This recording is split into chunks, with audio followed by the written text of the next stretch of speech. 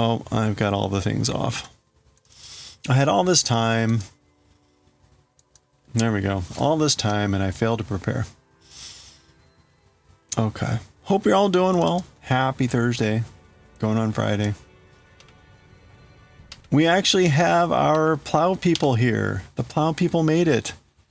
I might actually be able to leave my place safely and in my vehicle. All right. Hope you're having a good one. Oops. Let's get Q out here. All right. How's it going, everyone? Daioh, good to see you. Congrats on your phone not being busted.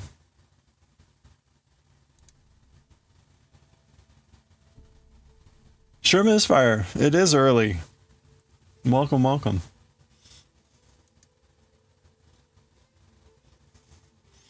Yeah, we've been without a plow this whole time. Like, our driveway is just pure ice. Finally, like, everyone called. Like, where the hell are you? And they came with shovels. And there's like, it's like 3 inches of ice that they need to hack through. But anyway. Well, I'm glad you can make it. How is the good luck with everything?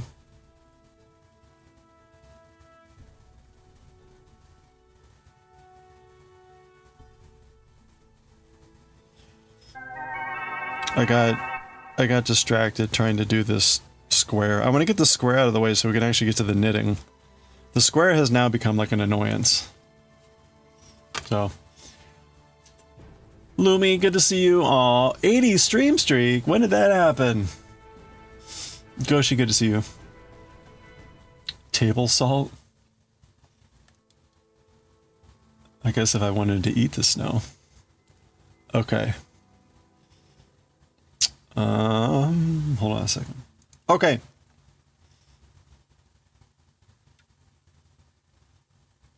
Oh. The streakers are broken. Nothing's working. Hold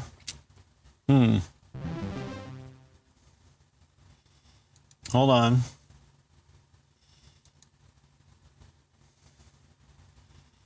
Oh, I know what happened.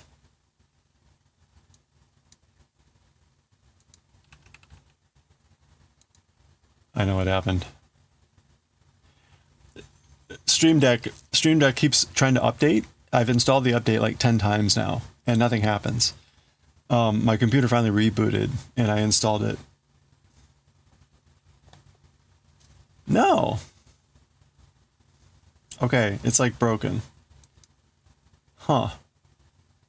Mix It Up is not running. Stream Deck thinks Mix It Up is not running. Okay, so...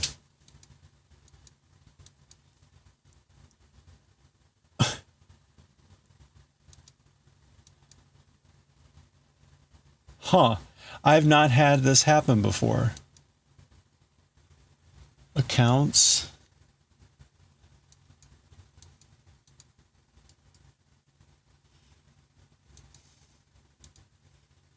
Profile plugins.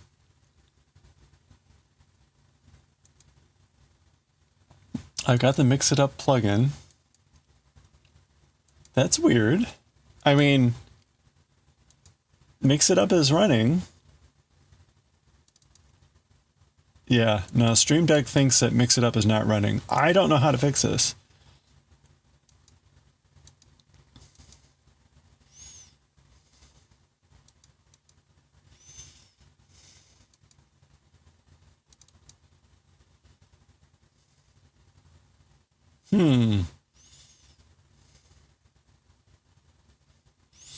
Reset. I mean, I've reset Stream Deck. I've reset Stream Deck like 5 times now. That's not doing anything.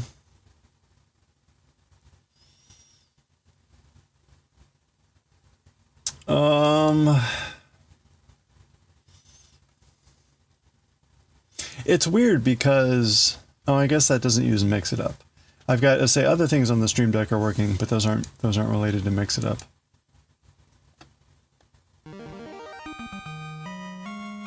Okay, so that works, right? So sounds work, but not triggering. I can't trigger mix it up.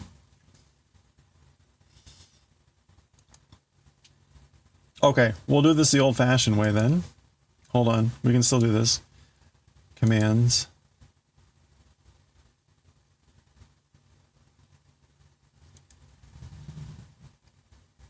Okay.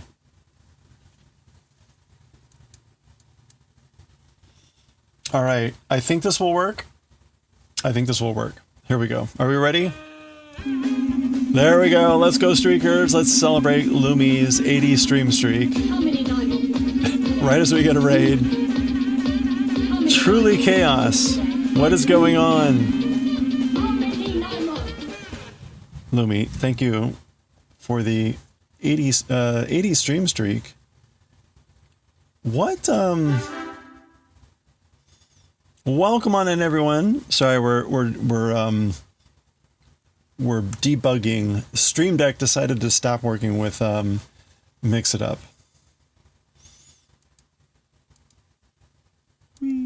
And one to grow. All right. Sorry about the weirdness, but we got there. Although there were no specials there, so you got rigged. You got rigged. Yeah, that was perfect timing. Welcome on in, everyone. How was Control? You've been playing Control for a while. How are you not done with it yet? How was Control?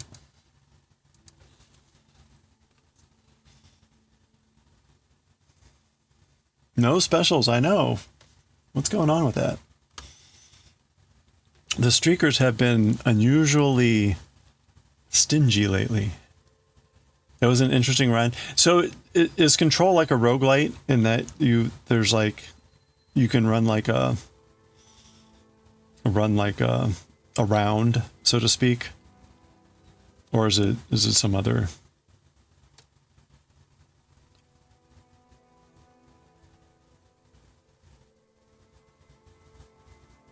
Well, thank you again for the raid. Welcome in, everyone. Amu, hope you're doing well. Who else did I miss that came in there?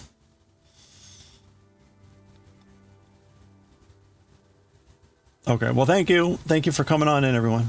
We're gonna be crocheting here.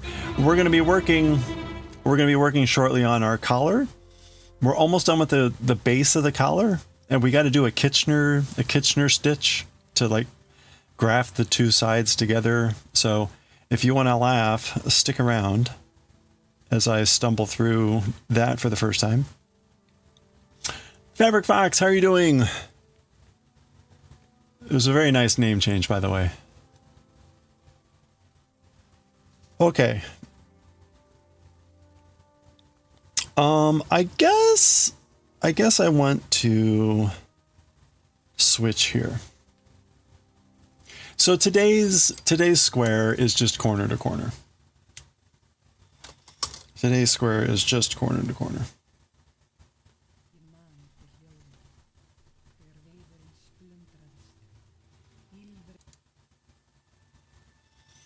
The soundtrack. You were trying to find Lucky Cat statues. Okay. What do those get you? Extra lives?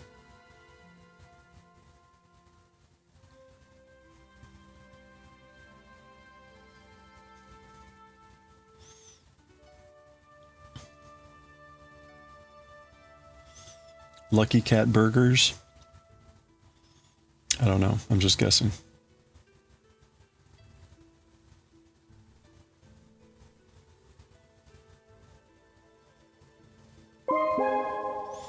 You'll notice from the pattern here, they're like, you change colors like 8 times. Like, no, thank you. No, thank you, pattern. I'm just going to change color 3 times. That's fine. Oh, Rebecca, how are you doing? It's good to see you. I hope you're doing well. You want to be more obvious that you work with fabrics. Okay, that is more obvious. So you got rid of the socks, kept the fox. Hey, it's pretty good that that name is available.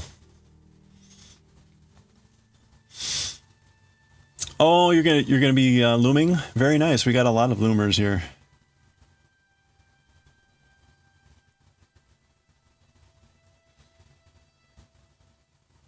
Oh, you just get a trophy, of course.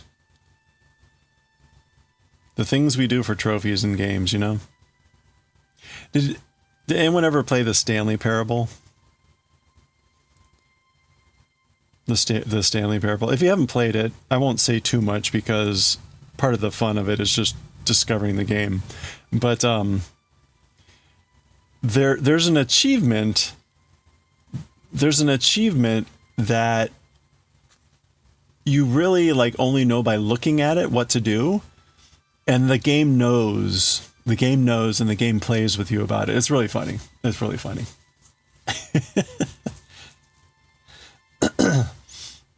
Is there music? There is music. It is just really quiet.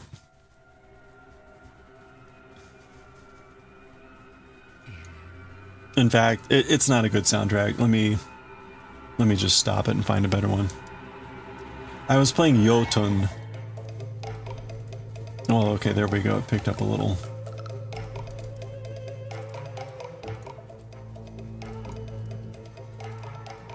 Jotun, which is like a Nordic-inspired game, but it's a very chill, literally soundtrack.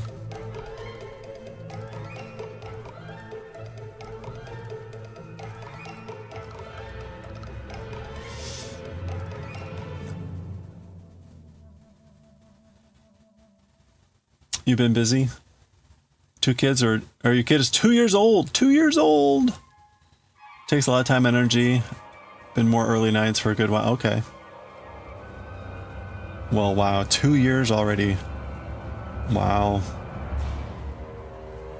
Oh, I remember when you had to, like, go to the hospital, and there were some really scary moments there in the beginning. I take it that means she's running around and being way too energetic. You just have this narrator that just talks to you and whatnot. Wait, are you talking about Control? Because that's also Stanley Parable.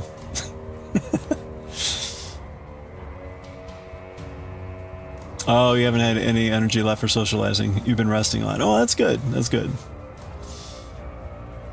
You saw a 3D printable loom the other day and went to see if a friend will print it for you. Ooh, nice. How big of a loom? Like kind of desktop style loom, or?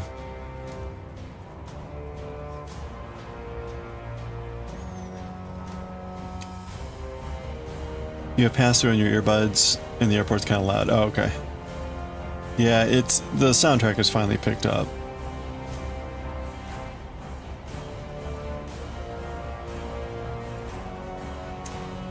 No, it's almost... Now I'm gonna have to turn it down again.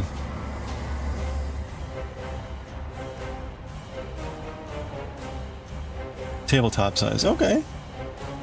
Have you done much looming, weaving? We have again a number of people that have done a lot of weaving and looming here.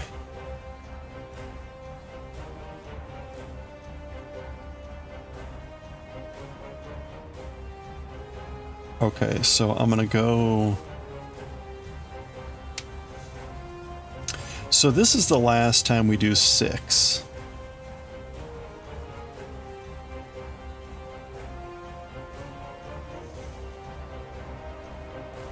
Full size loom would be cool, but it costs too much. Looms are hella expensive. It's a lot of yarn, or a lot of thread too, right?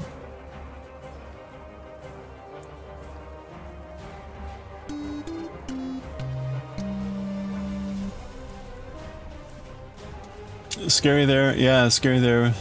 They're gonna operate. But yeah, that's right. She wasn't even 3 months old. Runner, climber, provoker, very cuddly and helpful with stuff you do. Oh, that's great. I'm so glad to hear that. How quickly did she grow out of that dragon suit that you crocheted? That thing was adorable. Those pictures are in Discord somewhere. Rebecca had made this cute little dragon dragon weave jumper for her daughter. Hey Frank, looming over, yeah. Lots of looming going on here today. Looming of all the types.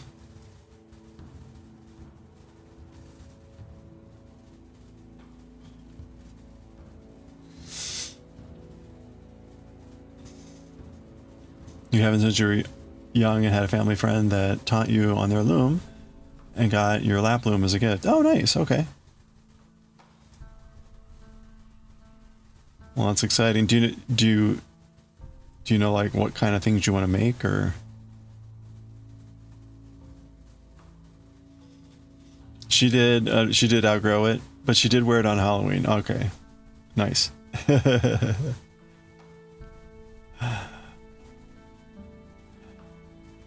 Yeah, the one downside, I guess, for making things for kids is quickly outgrow them.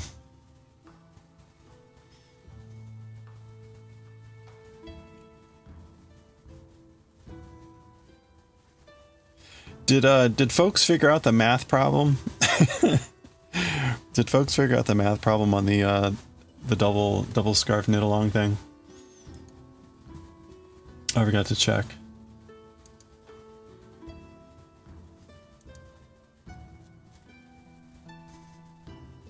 Nobody else posted, so I guess no. The answer is no. Everyone's still confused. You want to try a scarf for a refresher, but beyond that, no idea. Okay, well, that'd be good. Very nice. You think you're fine? Okay. Do you, Amu, though, do you really have like 600 rows left?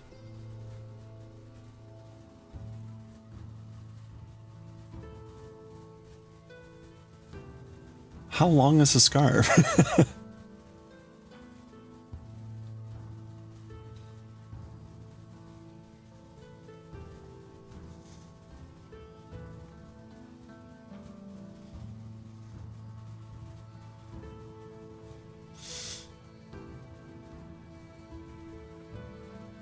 Spread out over time, it sounds about right. Okay.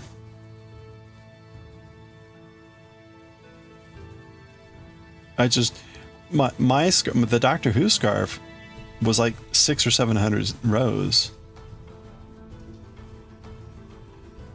Okay, it's a little under 600, but you've already knit like a third of it, right? So you should really only need to do like 2 rows per day. I mean, you're going to do probably more than that, but... Oh, unless if you were calculating like the number of days you were gonna actually work on it. Like if you're only working on it 2 days a week or 3 days a week or something. Oh, okay, so you do have a little, oh, you have a little under 600 left, not total. Oh, okay, so it is a long scarf. Okay. Oh, I missed it. You're knitting a sweater for her right now. Yeah, right? You have to be fast. She'll outgrow it before it's done. Yeah, they just really stretch it. Stretch it. Just keep blocking it. And block it bigger and bigger. You look into the butterfly sweater? Butterfly sweater you keep seeing everywhere? What is this sweater? You've accidentally made 2 really long scarves that were supposed to be shawls. Oh no. Well, you know, at least you found a good use for them. Yeah, that is 400 per day. I'm just surprised. You've done so much.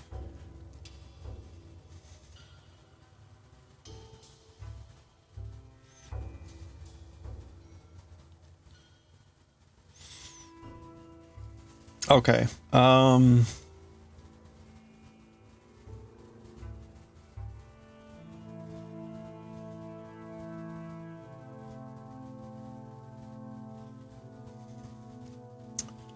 So, okay, it's a little goofy now.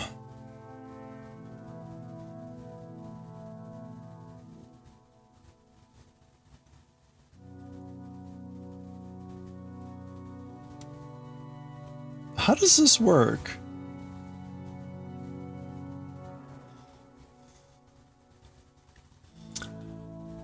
You don't know how long Mario's is? It's the same person, right? I think it seems like they tended to make their scarves all the same. The sweater's brioche, very flexy, but it might get too short quickly. She's slender and tall. Oh, okay.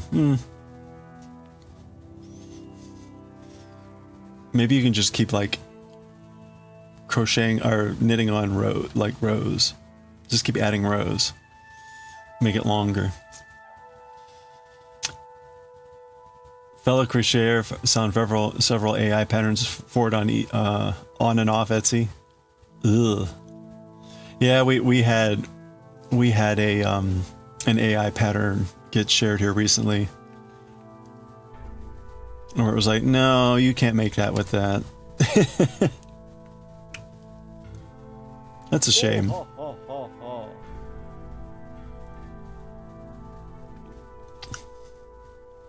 One of those was a second attempt too. Need to work off patterns and not just by feels. Oh yeah. I don't know that I could do the feels thing. Same designer, he has to do at least 2 extra rows per day. It doesn't sound like a lot, but it is over time. Oh yeah. Well, too, I mean, how wide are your scarves? They tend to be like, it's like 40 stitches? 40, like 80 total, but like 40 front and 40 back. Which itself is 50 front and back. So it's 50 wide. Which is a lot. And if you're switching colors, it's not that it's just that much slower. It's just that much slower to switch the colors. So even though that might not be a lot normally, it's like a lot. Like you say, it adds up too. You put a picture on Discord. Okay, let's check this out.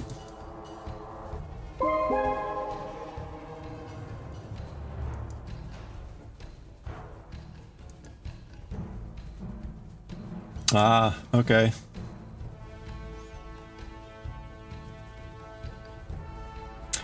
I mean,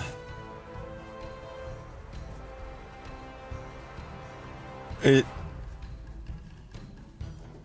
honestly, like it doesn't look like it would be that difficult. So, but I could see there being a lot of fake patterns.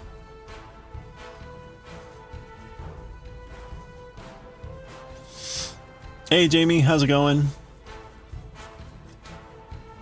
67 by 2 for you. Okay, yeah, so yours is even wider.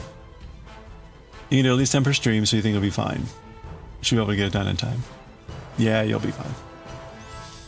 You saw that there are many different patterns of the same thing. Yeah, be careful. Times 2 because it's double knit. Yeah. Yeah, so it's 67 wide, but you do twice as many stitches. Hard to add more rows in a neat way, but it gives you a reason to buy new yarn and start a new project. Okay, well there you go. That's even better. You posted a pitch in the AI channel.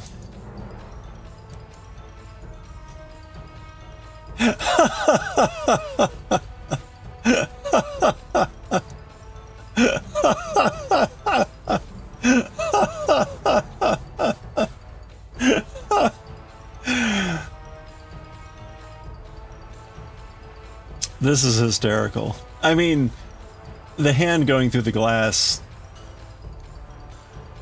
cabinet, sure. But also, I mean, if you look at the stitching, you can tell it's incoherent.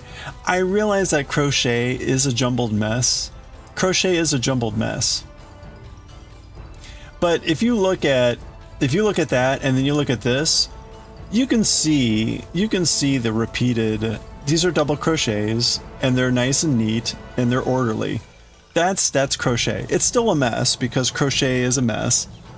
But it's not, I mean, the other one, even if the hand wasn't going through the cabinet, like this is just, you can kind of see a coherence here. But like this is a mess. So that's right. It's the hand is going through the glass, so you can't see the 20 fingers on it.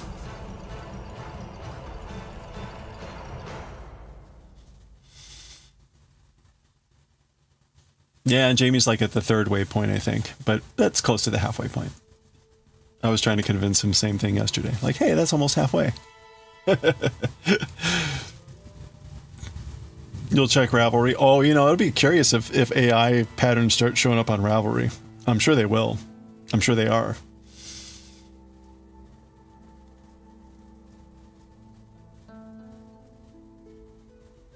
Looks like a net. Yeah, that was my point. You can tell it's not crochet. And you can also tell it's not the resolution of the picture because you can kind of see other things with a finer detail. People really don't, yeah.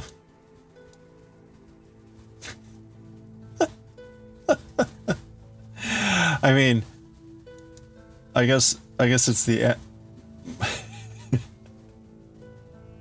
it's the added benefit. By the way, while I've got you all here, we've got our voting for the next manga after Akira underway. Please go vote. Take a look at the list.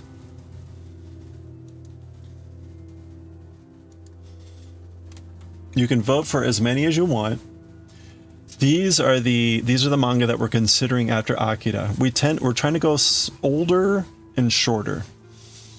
So we've got Astro Boy, Devilman, Fist of the North Star, Parasite, Magic Knight Ray Earth, Gundam the Origin, Great Teacher Onizuka, and Gegege no Kitaro. So.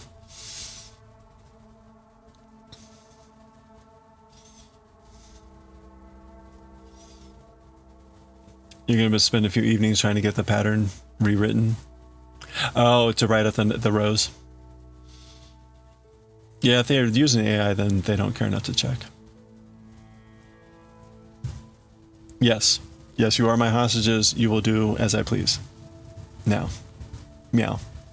Right, meow. Meow.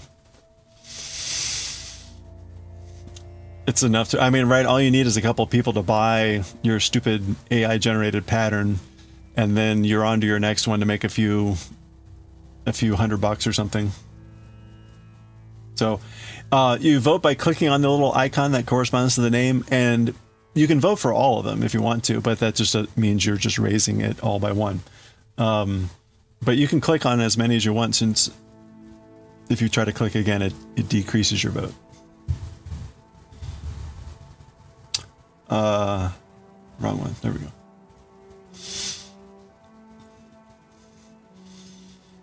Fist of the North Star, yeah, Fist of the North Star is there. That is the Omae wa mo shinderu. Kitaro, yeah, Kitaro's on there. I was just watching some sumo stuff, and they had the weirdest bit where one of the sumo wrestlers was dressed up as Gegege. And I was like, oh, that'd be a good one. Yeah.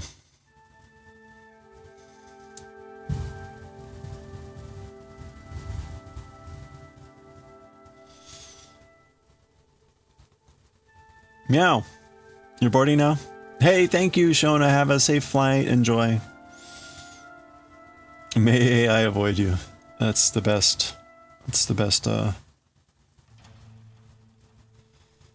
blessing.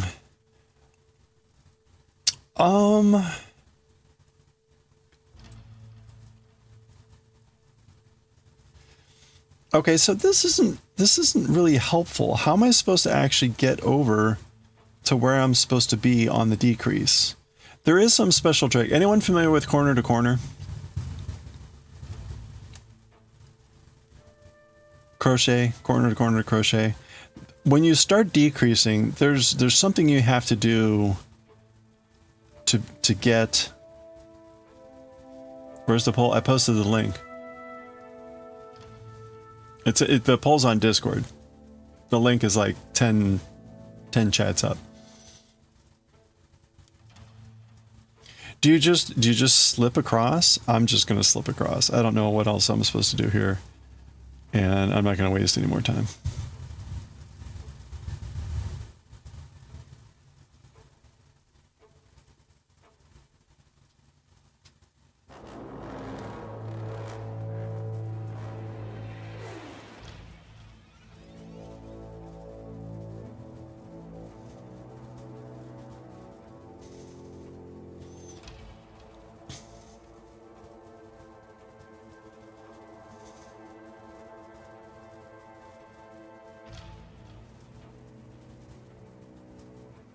Is this right?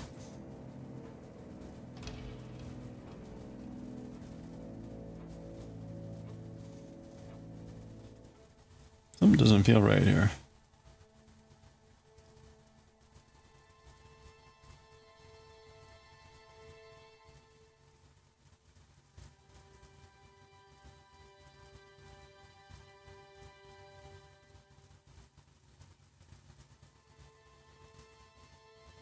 Hello there. Oh, Tadakishi-san.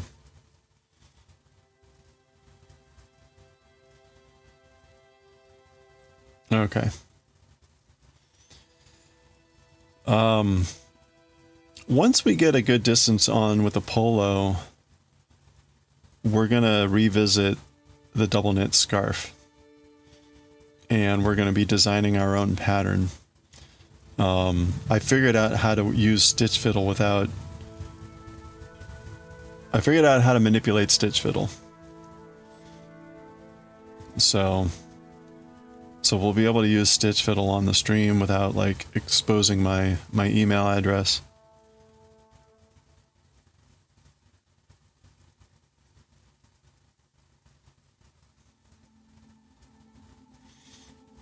Well, it'll still expose my email address. It'll just expose one I don't care about.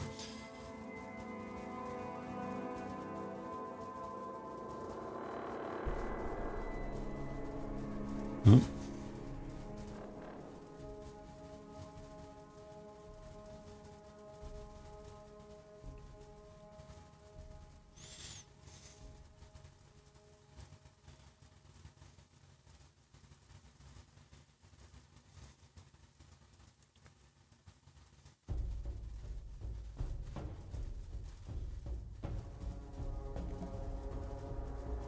Wait a minute. I don't know about this. Something seems goofy here.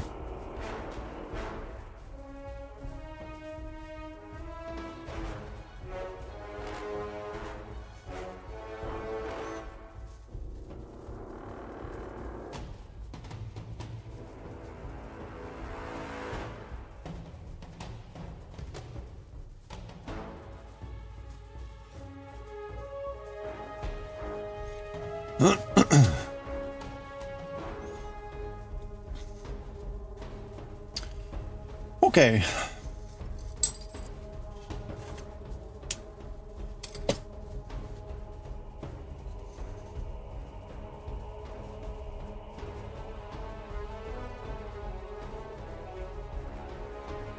One, two, three.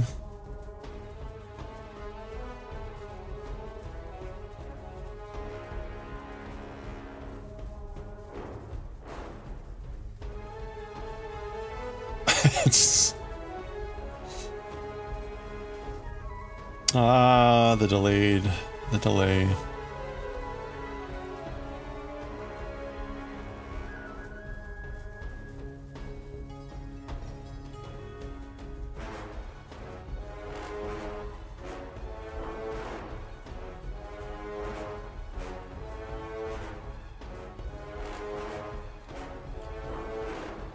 You got it figured out. Excellent.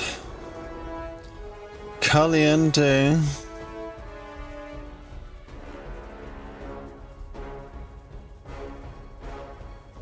But do do do do do do.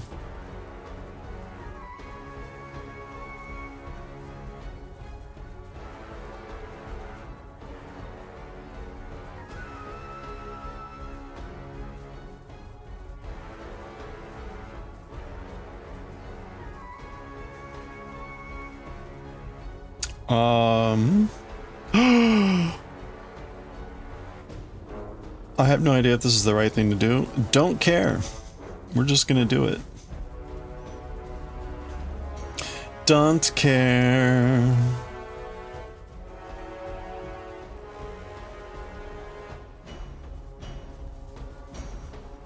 Don't care.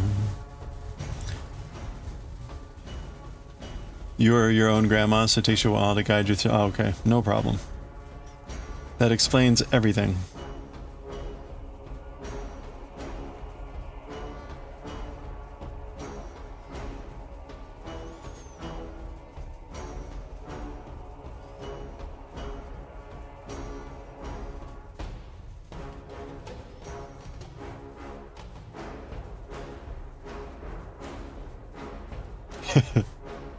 That reminds me, we were talking about Red Dwarf the other day. That ends up being one of the things about one of the characters. He discovers at some point that he's his own father.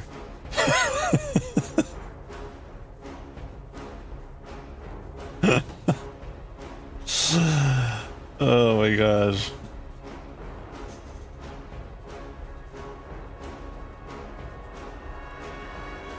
Good times. Sometimes you need it. You do need your grandson, aka husband, to take you to help you out sometimes. Okay.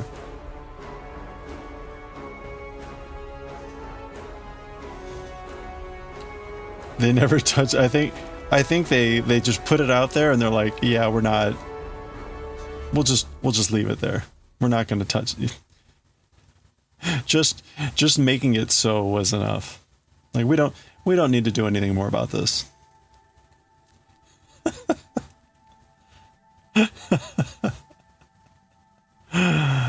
Yeah. Red Dwarf is very much a like, oh, continuity? Whatever. Yeah, like, yeah, whatever. Just, it's a comedy.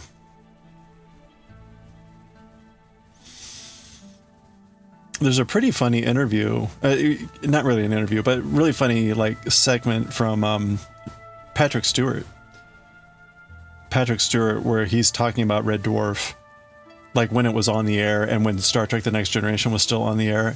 And he said when he first saw it, you should find this discussion with him. He's like, my first instinct was to call my agent and complain or do something, you know, say like, hey, we got a legal situation here. And then he basically says, but then I paused and I laughed. And because he was watching the show. And anyway, so then he goes into the like really what made it special. And it's just kind of funny. Because at the time, right, it was kind of a blatant Star Trek joke. But also not at all.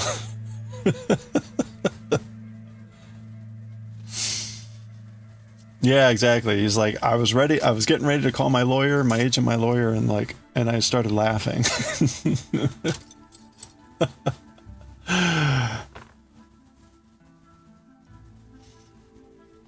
Okay, there we go. We finished our corner to corner square. That looks quite nice.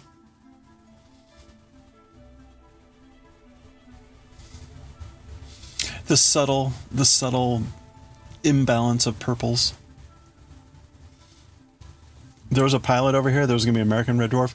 I do recall hearing that, which is pretty crazy.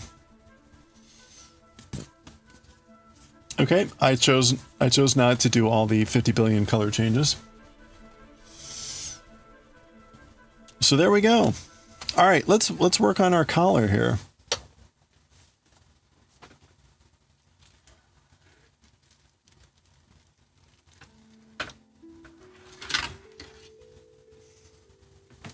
All right. So, can you imagine an American Red Dwarf?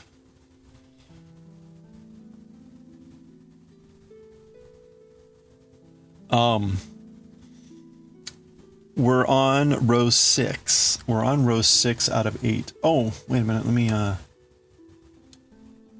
we're still not fixed. What do you think? What do you think I need to do to fix Stream Deck?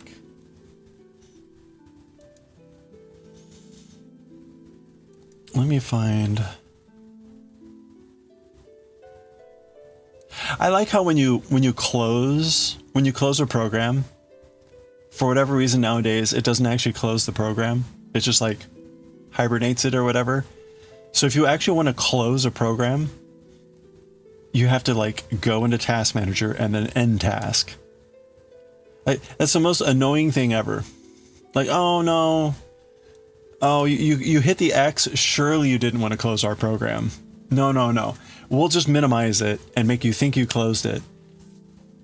So when you're actually trying to reboot the program because you need to reboot the program because their program fucking sucks, it doesn't actually reboot the program. It just pulls it back out of a hybrid sleep, whatever.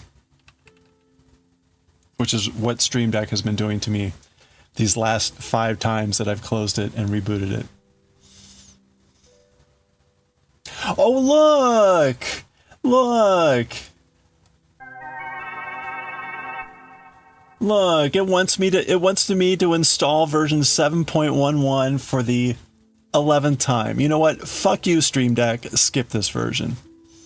I'm tired of fucking installing this thing over and over. Fix your shit. And they're working. Oh, look at that. Look at that, Stream Deck. Fuck you, man. How obnoxious. You blacked out of reality for a moment. Are you sure? Are you sure? Maybe this is your blackout. I mean, it's kind of nightmarish, right? There's a strange old man in a boar hat cursing angrily at something that doesn't really exist. You hate technology. Hey, Geese Goose, how are you doing? Hey, thank you. We're on the collar. We're on the collar. So let's get collaring. We're supposed to do 8 rounds of knit. 8 rounds of knit, and we're currently on round 6.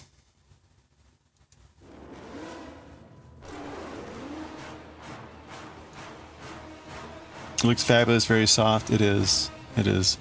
We'll see. It'll probably be too small. If anything, this is going to be too small. How you doing, Goose? Also, I noticed, like, I kept wondering, like, can I pull this out? The answer is no. Don't do that. It has you remove the provisional cast later.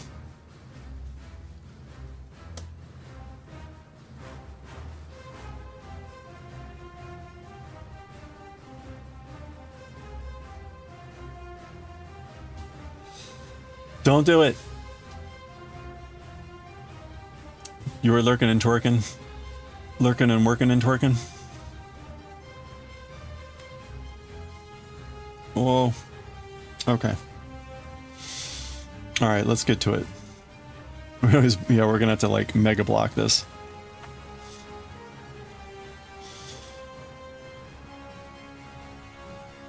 I'm trying a new vegetarian potato curry recipe. Ooh.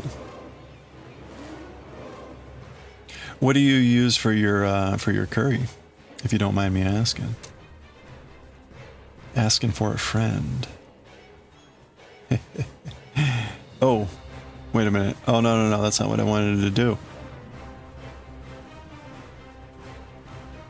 Okay.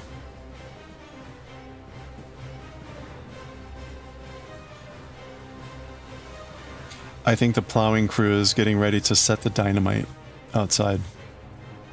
I can hear them making loud crunching noises. They're gonna blow things up pretty soon. Hopefully you don't mess it up too bad. Turmeric, coconut milk, garam masala, hopefully that you have, and tomatoes. Okay, so you're doing sort of classic Indian style curry. Sounds delish.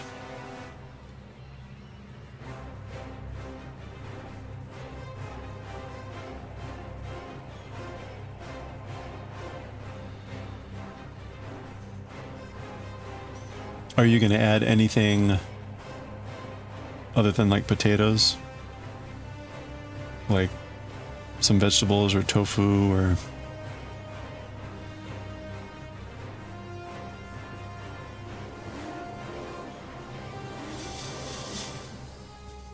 your classic Indian recipes usually turn out like a white lady made them, which is accurate.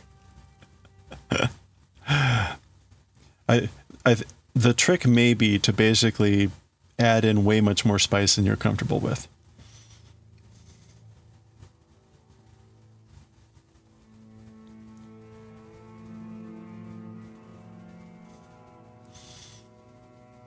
Peas and onions, and you're going to attempt a naan recipe. Okay. You agree? You're going to take the advice. Okay, well, good luck. I mean, I know there's a fine line, but I will also say I've never made Indian curry. I've made Japanese curry, which is very different. Similar but different. So unfortunately, I have no standing point from which to talk. Other than knowing my parents do not appreciate Indian food, which is always makes me sad. My neighbors growing up were Indian, and you could smell the spice cooking over there frequently, right? And after I moved away, their kids, who were roughly my age, got married, and they invited my parents to the weddings, where they made their food, and I was like, and my parents were like, oh, we didn't like the food. I was like, yeah, I know you didn't. That's a shame. It's a shame. My parents they have very Midwestern taste buds.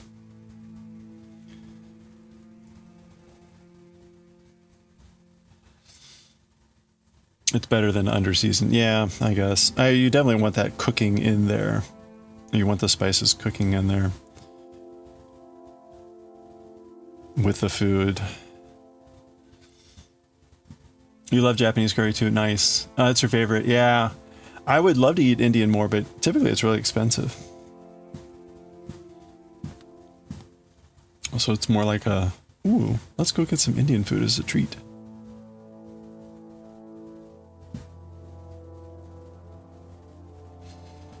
Begging for an invite. I know. I was like, oh, come on.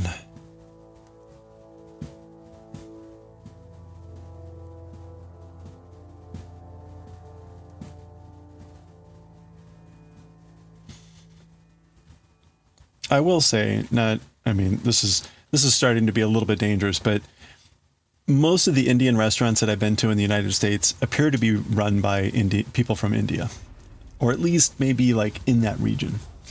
As opposed to if you go to a Japanese restaurant and they're often not Japanese. I'll just say it that way. I've told my story previously about going to a Japanese restaurant and very quickly determining that the staff was Chinese.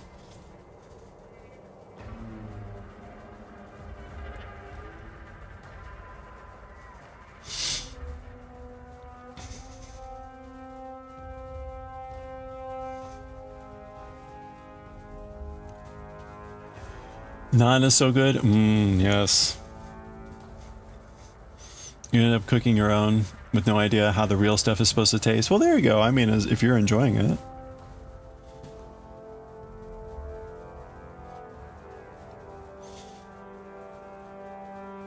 Indian food's a rather ill-defined term because their cuisine is very varied.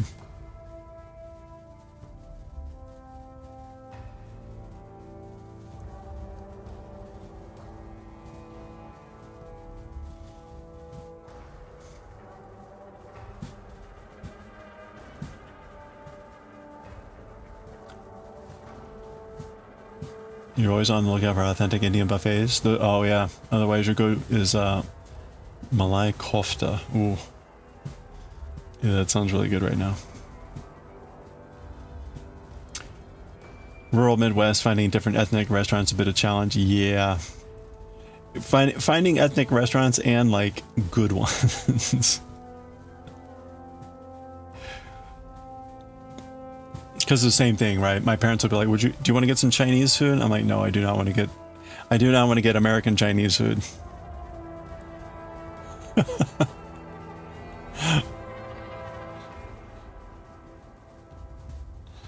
I'm not in the mood right now for that.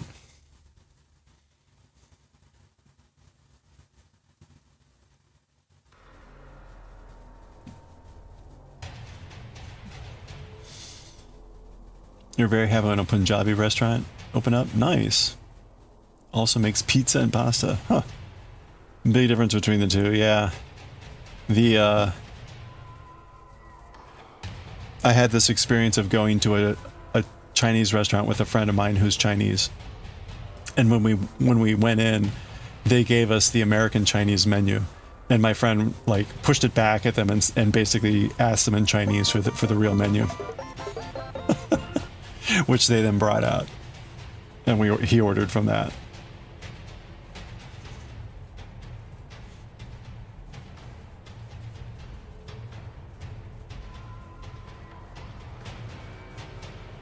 You made friends with them, Indian people? Nice.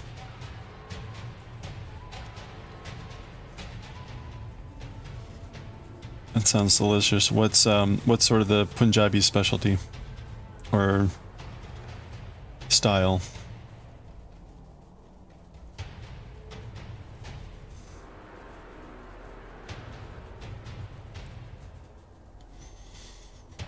Oh, this is getting really wide. That one's really bad. Holy crap. Oh, did I do that right?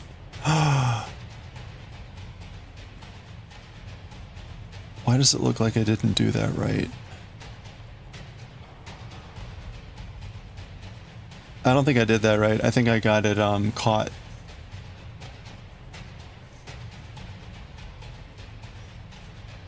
There's no way for me to undo that, is there? I think I need to go back.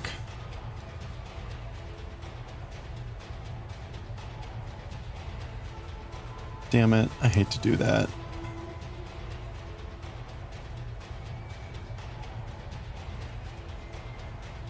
Oh boy. Vindaloo, biryani, chili paneer.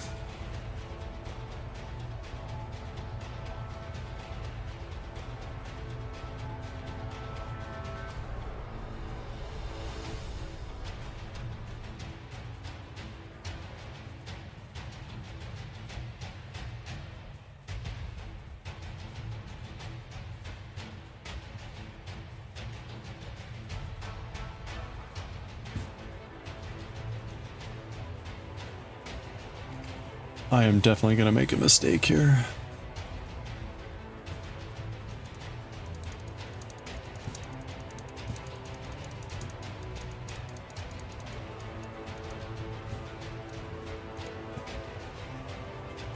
Why is it doing that?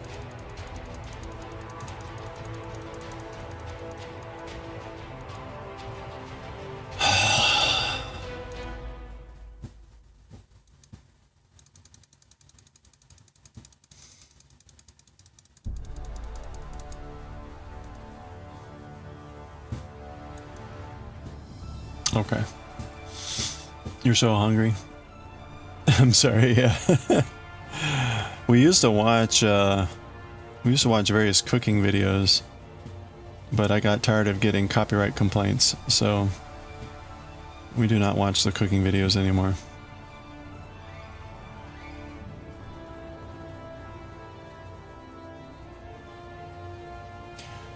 At some point, I guess I will finish watching through Julia Child and grabbing audio files.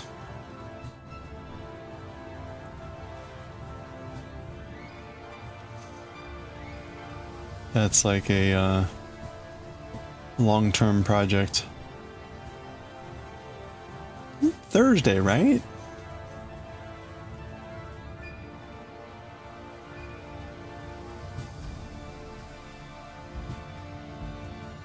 Oh.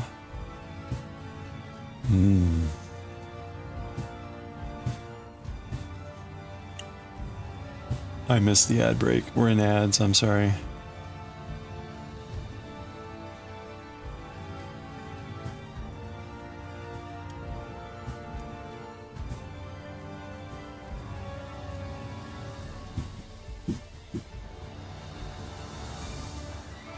If you hear that thumping, that's the plowing crew breaking the ice on the sidewalks. And the driveway, probably.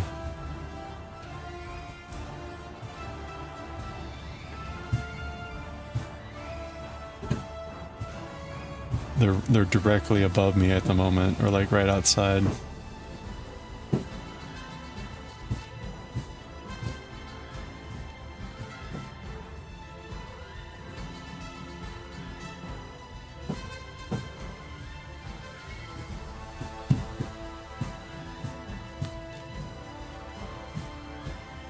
Oh, it would have been nice if had I paid attention.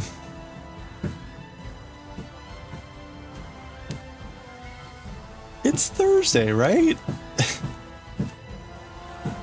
Oh, well.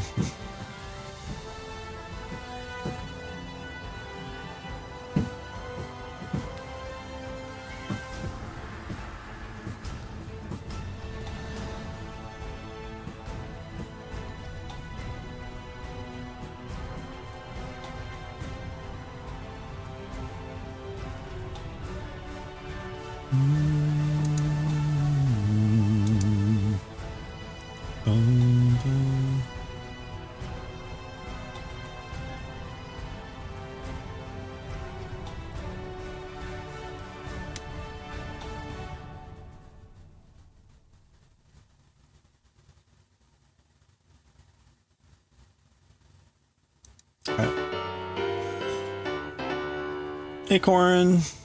How are you? Happy whatever. This is Thursday. I keep saying this is Thursday, right?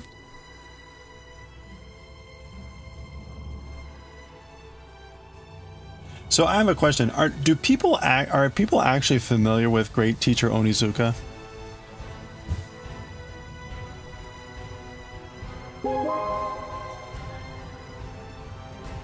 Still yes. What's that? No.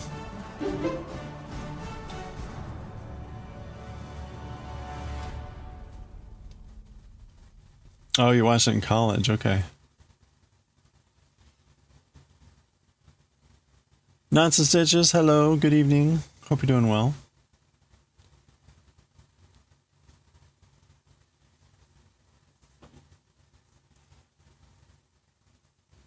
You also watched in college? Okay.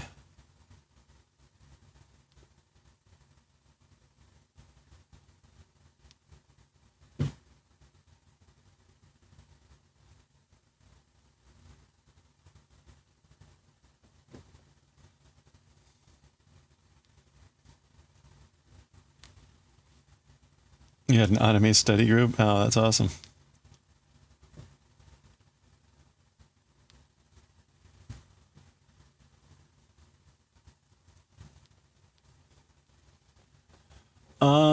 Let me find a new soundtrack to listen to.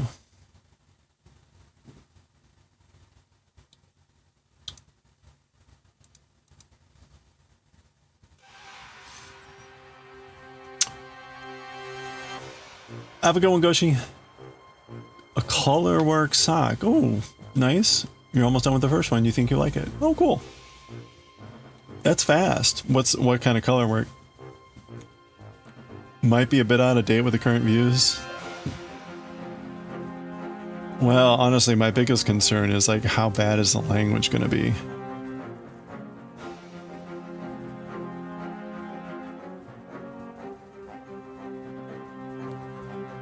Like, what is the actual audience for GTO? It wasn't shonen, right? It was more like seinen.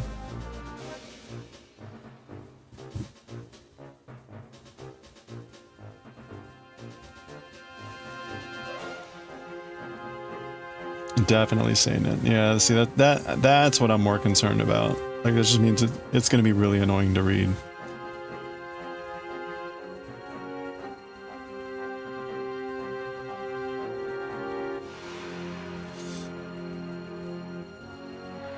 Well, hey, Rebecca. Have a good night, Rebecca.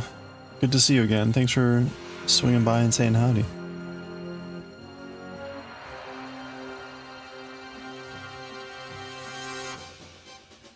I do have veto power. Yeah, well, we'll see.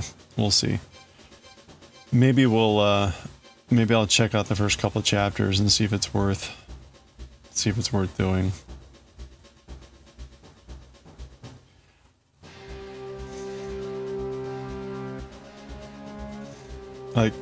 Like Hellsing was seinen. Hellsing was seinen, and that was 10 volumes, and it nearly killed me. Like, if I'm gonna have to deal with some former Yakuza trying to be a cougar hunter, that does not sound enjoyable.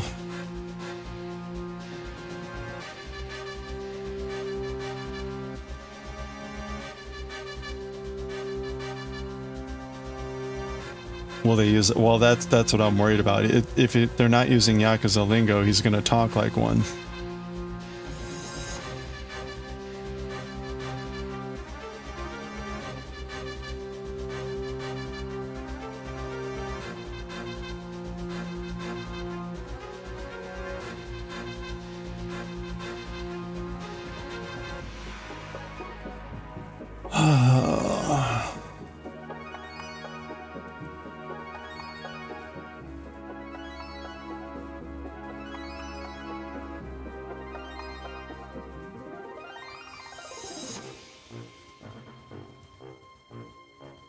Yeah, I can read a couple samples.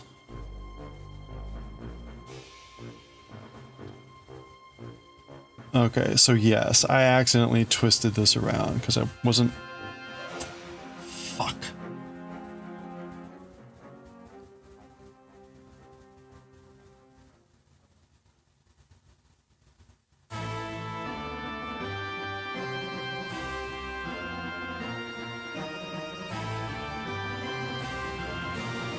God, motherfucker!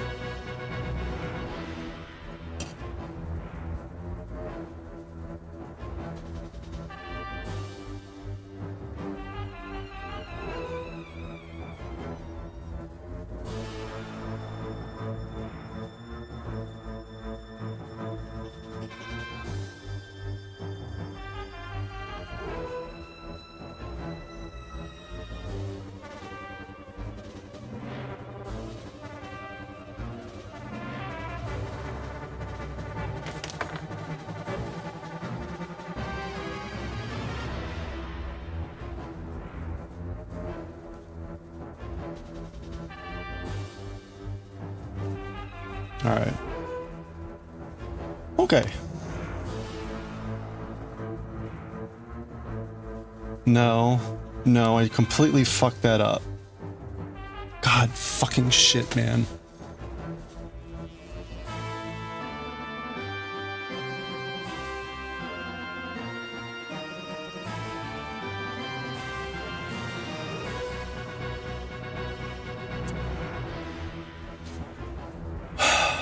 All right. Great. Okay, so how do I fix this? I can't tell what the fuck is going on because it's on the turn. I appear to have dropped a stitch or not realigned it correctly, but I have no idea how to fix it. I think maybe that needs to get knitted.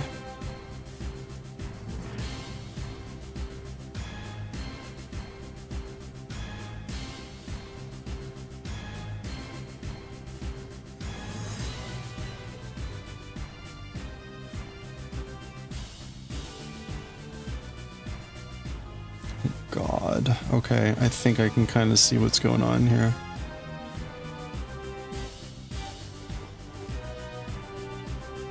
What the hell happened?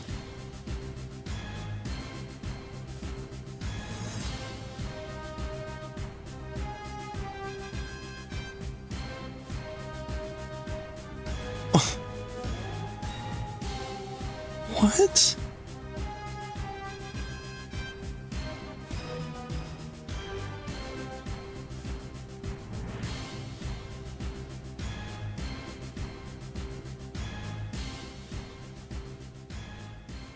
Okay. All right, so we're going to knit.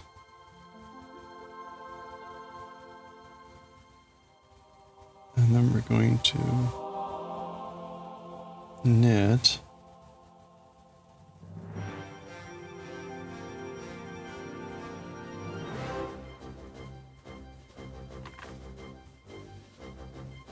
Okay.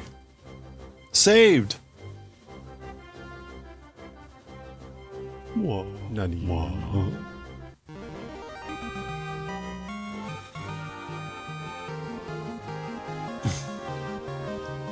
But no one cares. Okay. Hey. Okay. Color work is simple. Red hearts on a pink background. Oh, that's nice. Like big hearts. I'm sorry, I was a little distracted. Okay. All right, so basically, I just undid the last 45 minutes of work.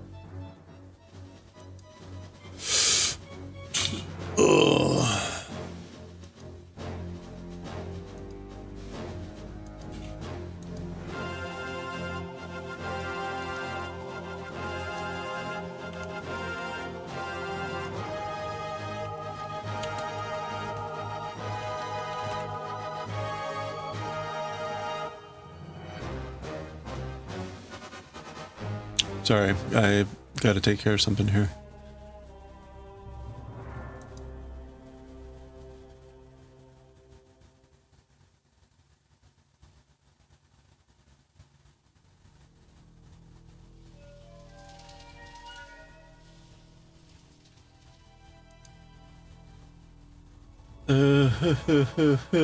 What the hell is this?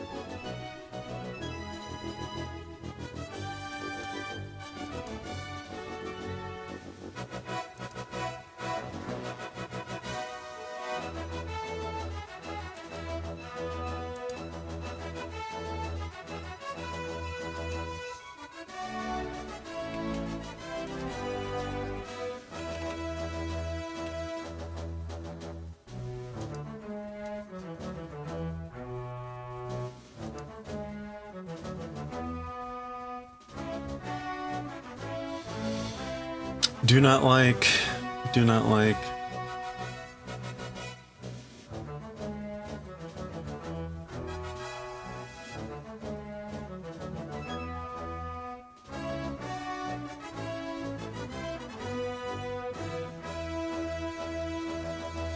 Okay, sorry.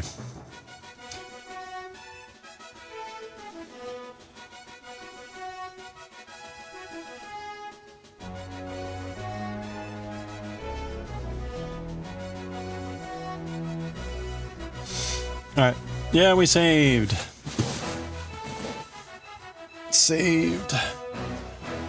Correct way, you'd slip 3 to 4 from the... oh no, I'm good, but thank you.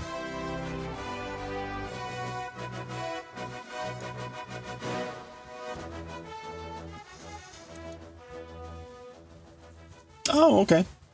Very nice. Some color work, hearts. Nice contrast yarn, or the nice dark red with the kind of pink with the purple splashes. Very cool. Purdy. What kind of heel is? What kind of heel is that one? Okay, take 2.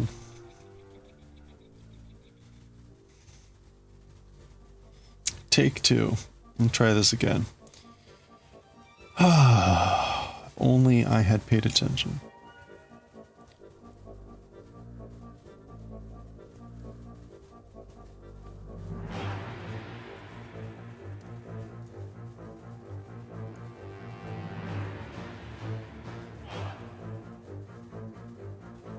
A short row heel. Okay.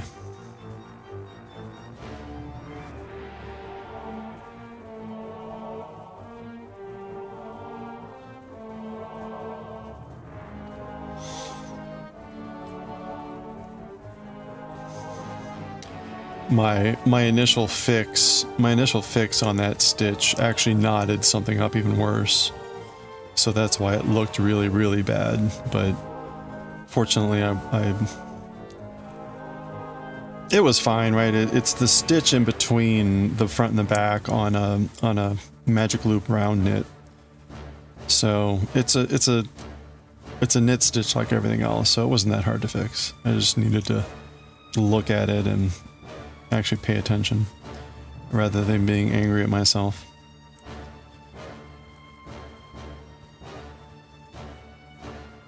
Don't remember the name of the specific one. We can call it Fred.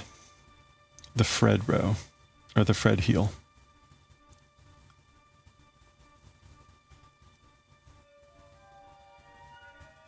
The hammering seems to have stopped. Are we free? Am I free? I wonder if they like freed my car. I'm gonna go up there and they're gonna have like buried my car in even more.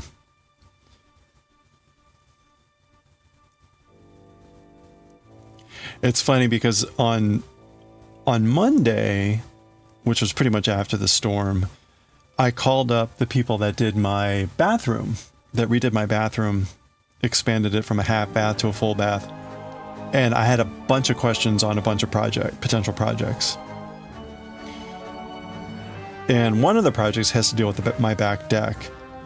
And she sent me an email yesterday or something saying like, hey, don't forget to send me pictures of blah, blah, blah.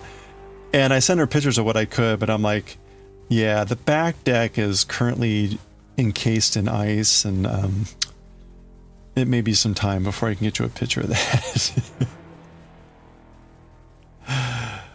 It is literally just a block of ice back there. And the gate is frozen. I mean, there's a snowdrift 2 feet high, and it's ice.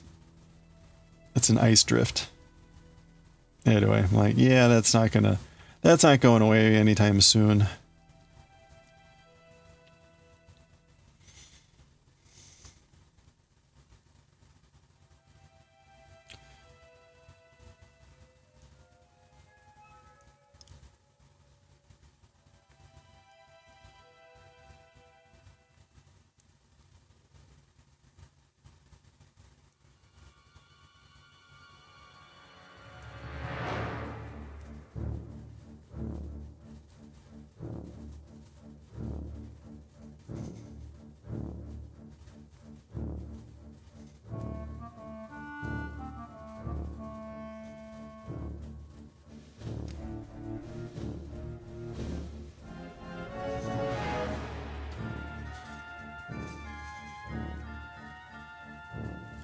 Okay, we're back in the game.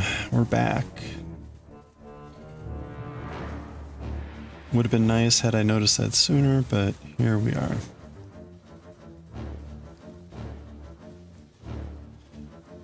You need a nap or coffee or both? How about both?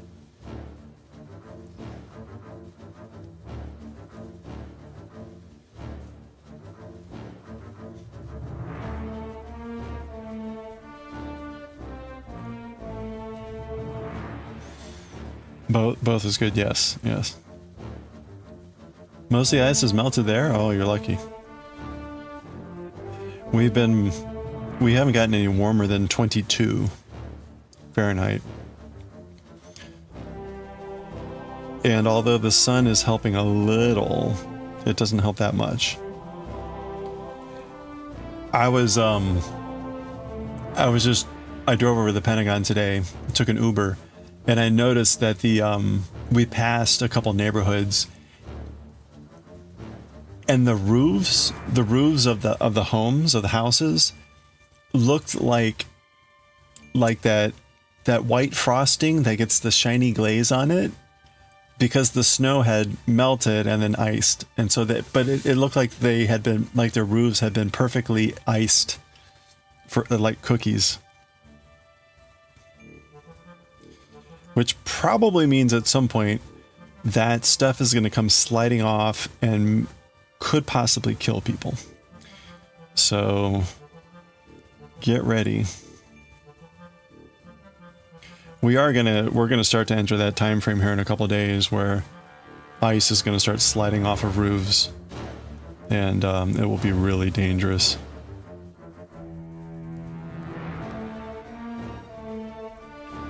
Fortunately, though, at this point on my route into work, when I walk, 95% of everything is clear.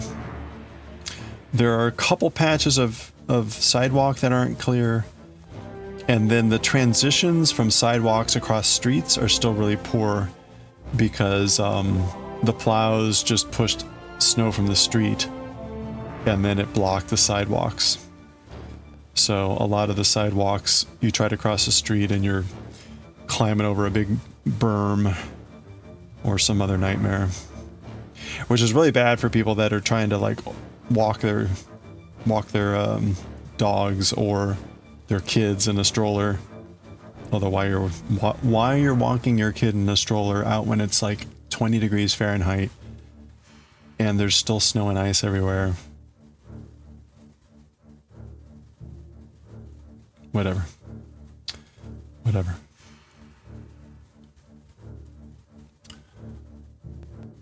The deadly snow ice. Deadly but pretty.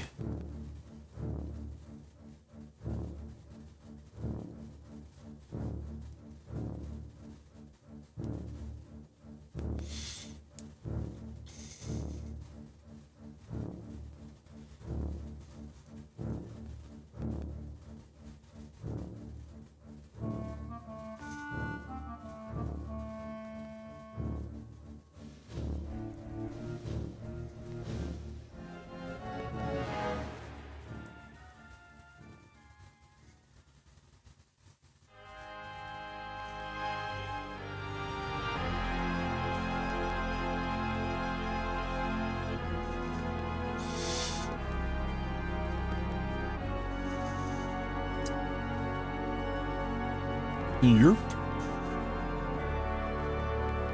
Well, on the good side, we finished an extra row yesterday of the collar.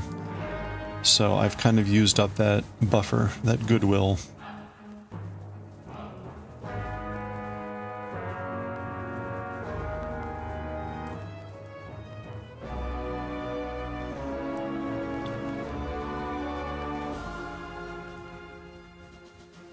You got a coffee? Dark mocha. Ooh, sounds good right now, but hot drinks make you more sleepy? Oh no.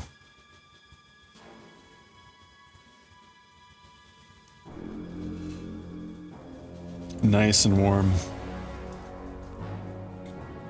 I'm drinking a hot tea that I called knitting by the fire.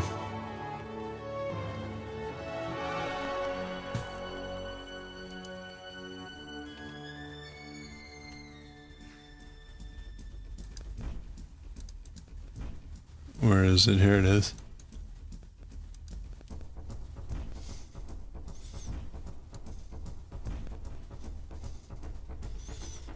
I am drinking Knitting by the Fire.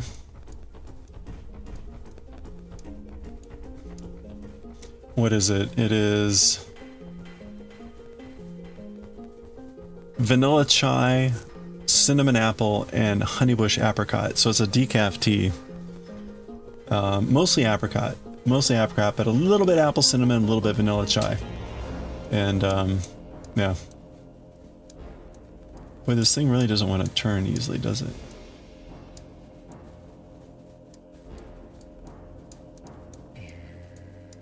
Anyway, Knitting by the Fire.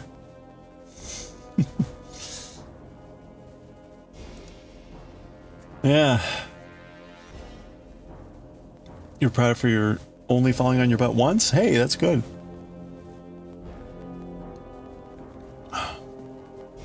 It's a nice comfy tea. You can really taste the apricot, but it's got a very deep foundation to it. So it's not overly fruity. Like, it's got a strong apricot, but it's not like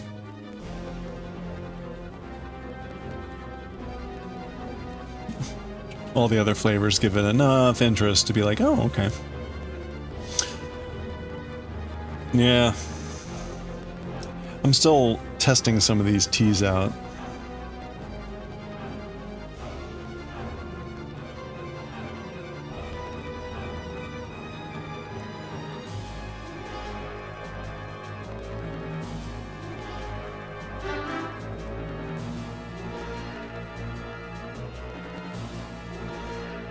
I think the mango one has come out pretty good. We got one called Mango Time, which is kind of a joke on Manga Time. So whenever it was time to read manga, we said it was Mango Time. It originally looked like this. It was Goku holding two mangoes. I modified it a little bit. It's a little bit more detailed. It's got Krillin and Goku on it now, but kind of funny.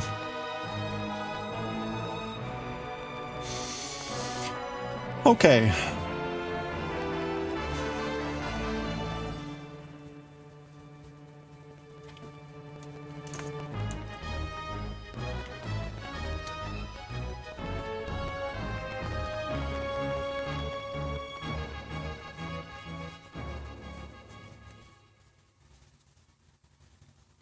You like fruity, earthy herbals and sweet florals? Nice. Yeah, it's kind of in that area. I've got another one that's like vanilla pu'er, which just gives it like an earthy and all that good stuff. Used to make a pomegranate tea with vanilla cream. Ooh, that sounds good too. What did you use for the pomegranate? Oops.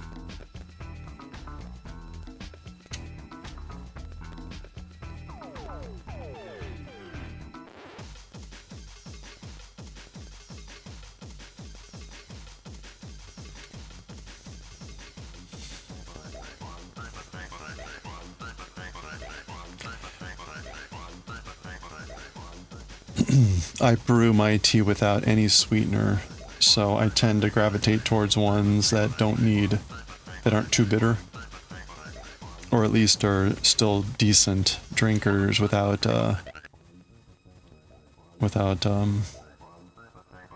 lots of sweetener.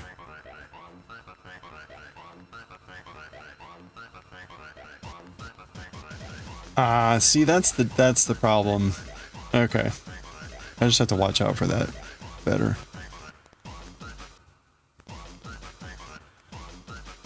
Random pomegranate tea from Walmart. Okay.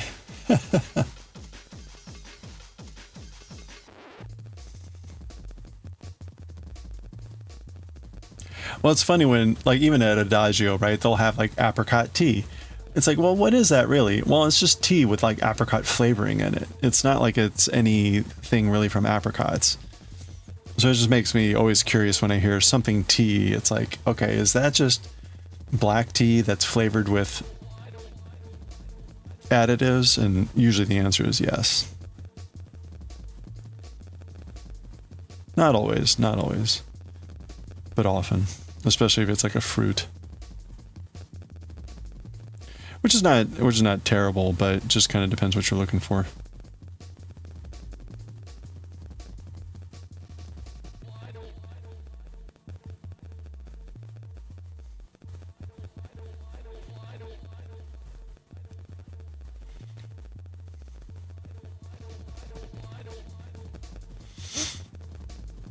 I've been experimenting here at home making a cinnamon tea, and it's pretty good. It's pretty good right now, and I really got to like Harney and Sons spicy cinnamon tea, but I admit I like the tea that I'm making better because you can actually taste the black tea. With the Harney and Sons, it's largely just cinnamon, like cinnamon spice.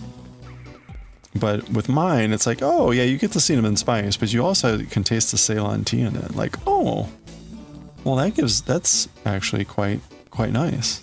So I'm gonna play with it a little bit more. I'm thinking about pairing that. Like a year or so ago, I was more into making incense. So I was thinking about like doing a pairing of cinnamon tea with cinnamon incense. And seeing whether that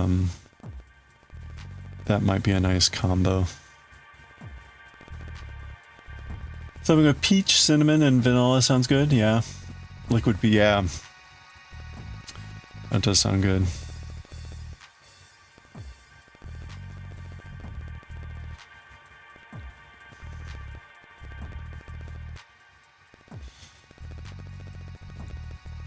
That's a little bit what I was trying to do. I've got the one tea called Dream Buns. It's all decaf tea, but it's like orange and cream and vanilla and cinnamon. So it's kind of like a cinnamon roll, orange cinnamon roll.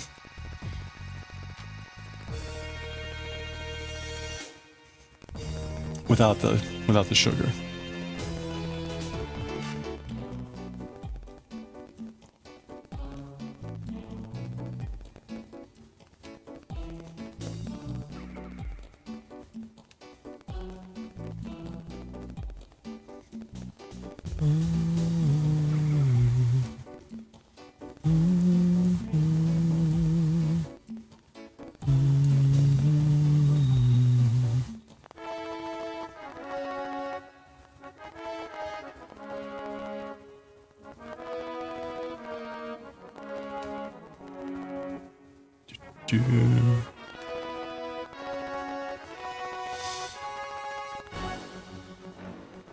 You know, like black tea with the tannins. Oh, yeah.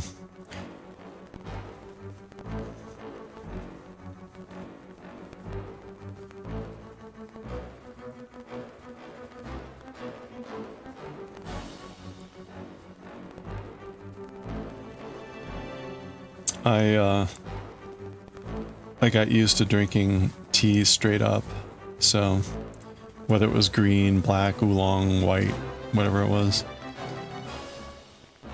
Laura Elizabeth, how's it going? We're making a polo t-shirt. You see a picture of the shirt over there. We're currently on the collar.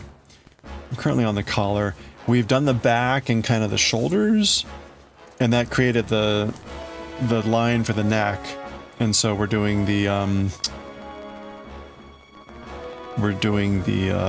collar on the neck now, which has been very involved.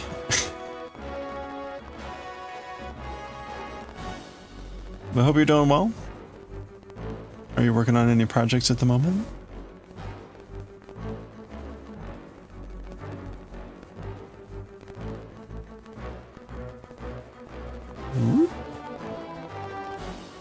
Yeah, the YUME Polo.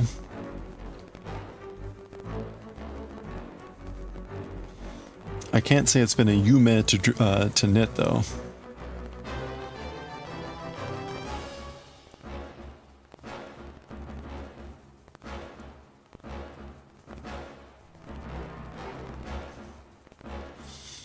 Yume. Yume means dream. Dream in Japanese.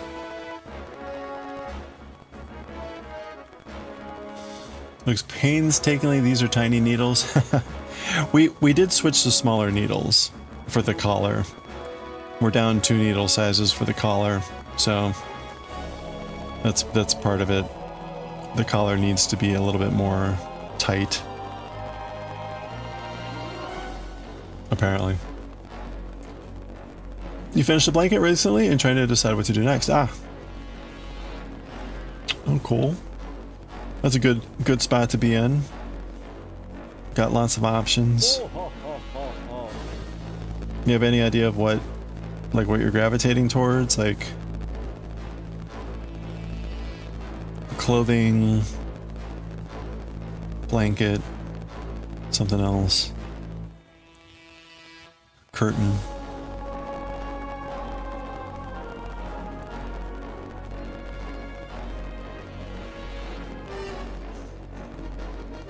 A cute animal.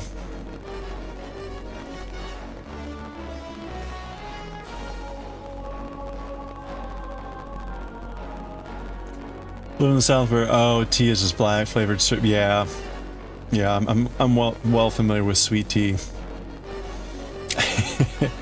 Your preference is typically water or no drink at all if it's tea with being offered. Yeah, I've had the like sweet tea. Like, oh no, thank you. Too much sugar. One of the main reasons I drink tea is so that I have a drink that doesn't have any sugar in it. Or cream or anything like that. So part of that for me is like drinking good tea. Like I would not just, I'm gonna be a big tea snob when I say this, so I apologize for nothing. But like I can't just drink Lipton.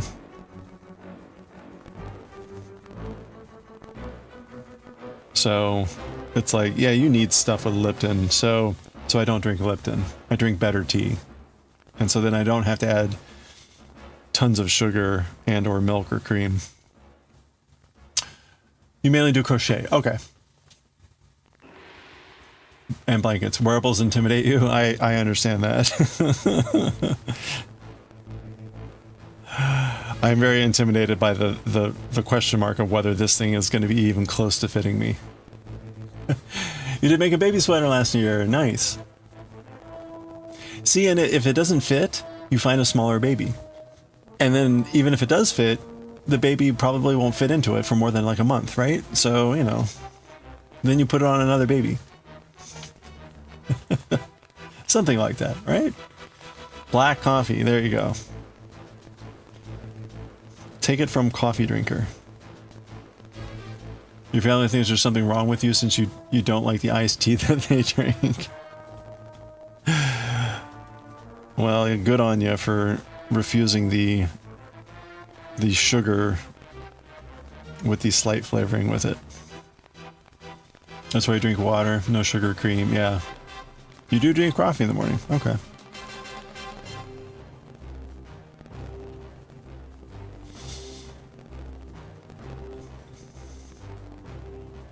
Well, that's the thing, right? Like, again, I do like tea, but I don't want it to be adding all the calories and stuff. So, which is why I don't add that. And so that means the tea has to be good tea alone, which means you can't just be buying your typical mass market tea bag tea.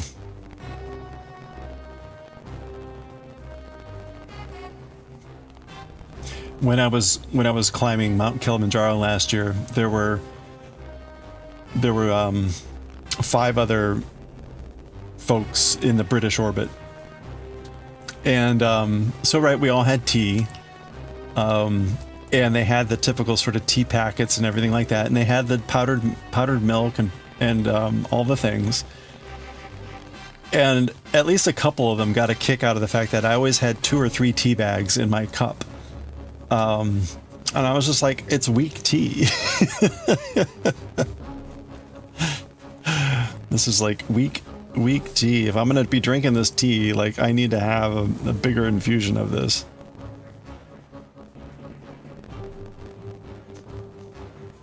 The teas. This tea dust. This tea dust has barely any tea in it. It's mostly dust. You're also a coffee snob because you refuse to drink the coffee at work from the machines. Do you brew your own coffee there at work?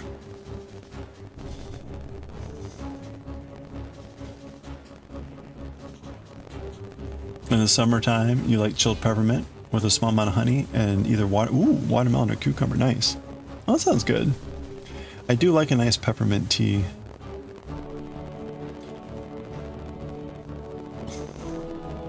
Now, peppermint is something that, you know, you can have that chopped up. It's fine. As long as it's not too old. And even then, cooling with a little sugar. Yeah, there you go. You go to coffee bars outside the building for your fix. Wow.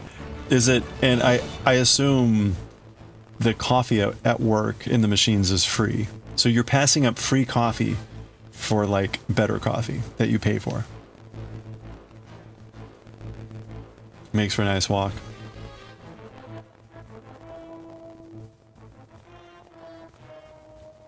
I'm curious, what the coffee machines at work, what do? Do they, like the coffee machines that we have at work, there's freshly roasted beans in a hopper and it grinds them fresh and then brews that.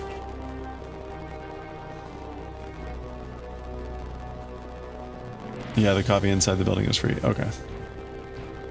So, but I just wanted to highlight you're passing up free coffee for better coffee.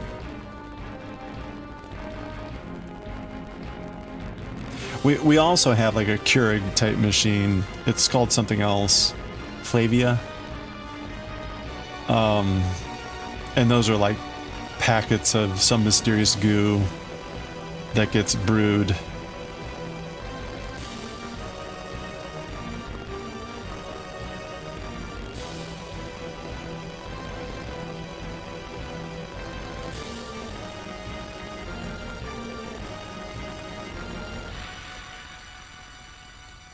It has a hopper too, but it's dog shit, greasy, oily coffee beans. Okay. I should ask the coffee snobs at work, like, what do they think of it? Of the stuff that we have. Because I don't know. I don't drink it. And I wouldn't be a good judge of the quality. Even if I did.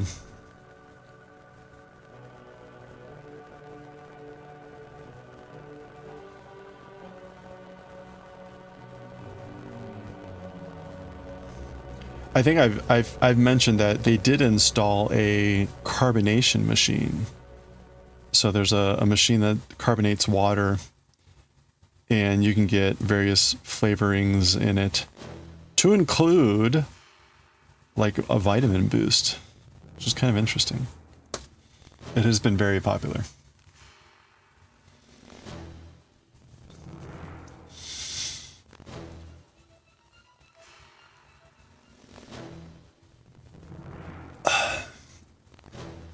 If you haven't stretched... Oh, I am really sore. Why am I this sore? Ow. You work from home? You brew your own coffee. There we go. You either buy Dunkin' or Starbucks peppermint flavored coffee. Ooh. Very nice. With the pepperiest of mints. Wait a minute.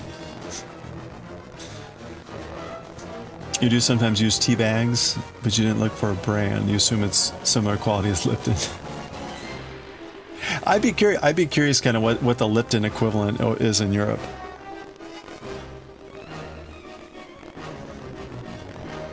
If you told me Lipton, I'd be like, oh dear Lord. What happened?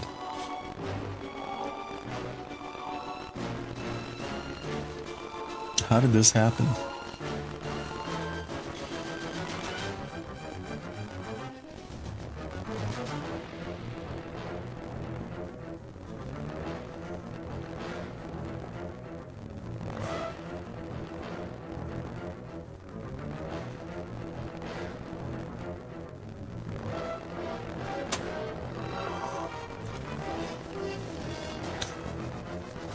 It's a seasonal product. Okay, so you have to like now is your time to stock up. Actually, how long do coffee beans like? Okay, so for tea, green tea, if it's like fresh green tea, which is a separate category, but if it's fresh green tea, you really need to drink it within a year. And depending on the type of tea, green tea that you have, and how you got it, which is usually if it's proper green tea, it's in a sealed bag. You really want to use it within a month of opening the bag. And again, it depends on the exact type of green tea or whatever. Oolong tea, you've got a little bit more flexibility, and there's ways to refresh oolong tea. And in fact, the more it's oxidized, the better it'll get as time goes on. So I've got some oolong tea from like 1990 or 1970. It's really quite wonderful. And then there's the pu'er tea and whatever, and black tea, which you can like, assuming you've stored it generally properly, you can let that get quite old, and it's you know, decades, and it's good. It gets better. So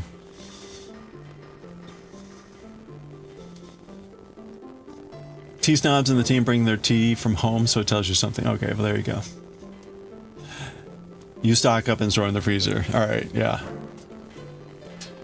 Coffee beans are best 3 weeks after roasting. Okay, but how long can you store the beans before you roast them? Or like what's the shelf life before roasting?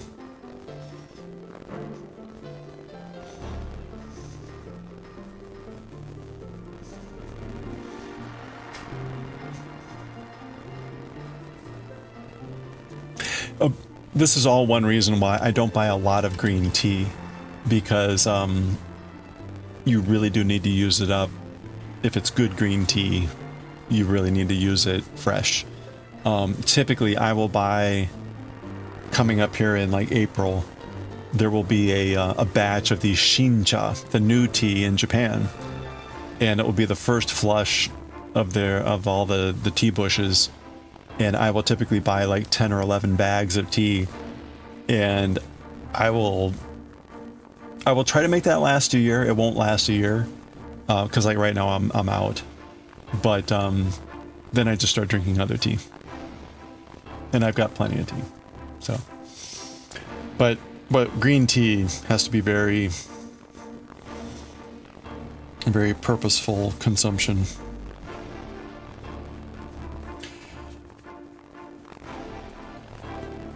When I first started drinking tea, I drank a lot more green tea and like Chinese green tea. But the problem there was I got too much of it. The tea would just start going bad. So kind of learned early on about it was fine to buy a bunch of pu'er tea. That stuff just got better, but green tea, no. Be much more careful about how much you buy and all that. Ooh, that's not good. Come on.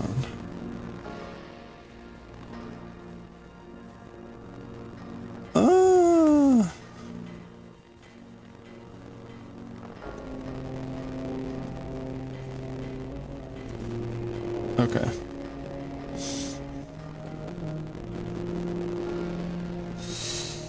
Okay, that was round 6. Unfortunately, I am going just ridiculously slowly. Is that really only round 6? Oh.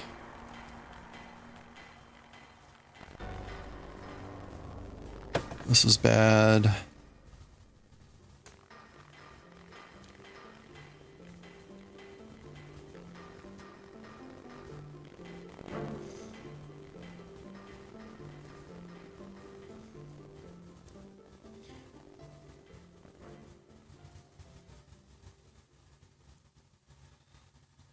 Oh, look at this. Look at this yarn.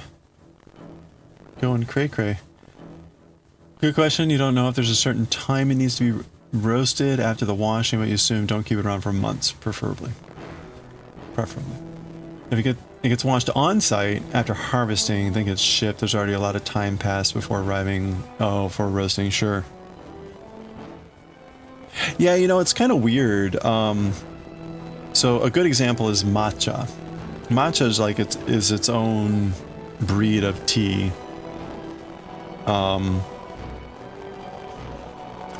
But they will, right, so first of all, matcha is the green tea in Japan that they will cover the tea usually a few weeks before harvesting.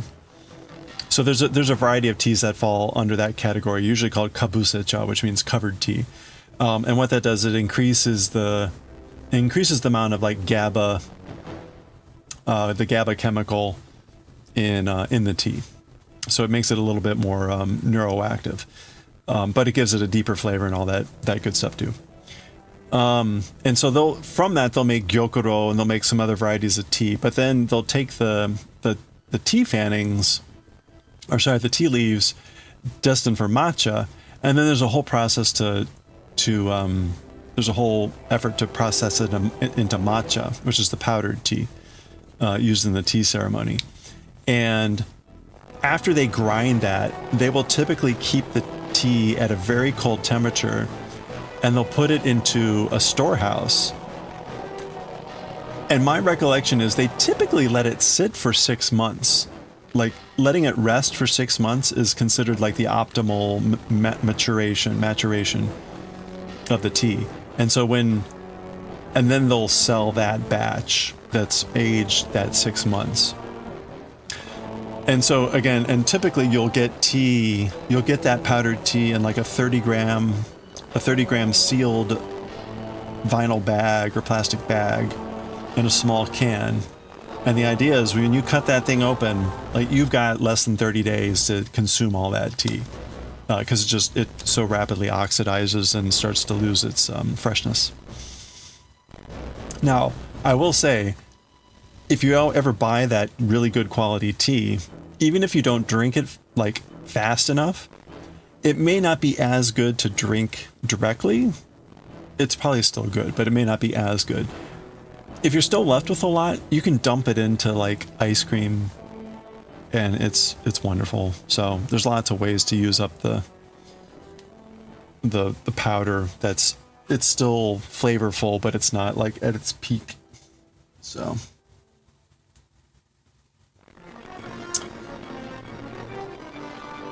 you're not normally a hot tea person? You live in Houston? Oh yeah, Houston. Most time of the year you want a cold drink, sure. You've got most of your caffeine from diet soda, where you decided to stop drinking, so you're 3 weeks off Diet Coke. Okay. You really want to explore beverages to fill the void. Teach me. Oh yeah. There are a variety of teas that are wonderful cold. Cold brewing tea is a thing.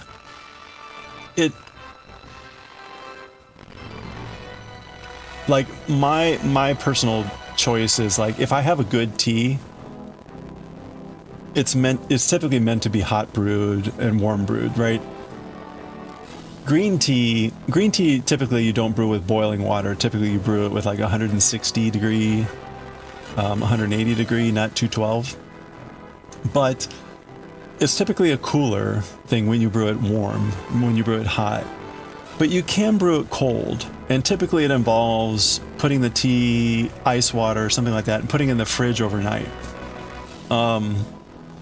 And it brings out different flavor profile, and it can be quite refreshing. So you could potentially look at kind of like cold brewing, things like that, green tea, black tea, and see how you like those. But I will say, kind of on our previous conversation, if you're not used to drinking tea without sugar, that can take some adjustment. And my best advice is, like, don't drink Lipton. Like, I think Lipton almost requires some sort of sweetener. Try to look into kind of higher quality teas. And for me, the higher quality teas were good enough that they didn't need sweetener. But either way, it's still an adjustment, especially if you're always used to drinking tea with sweetener.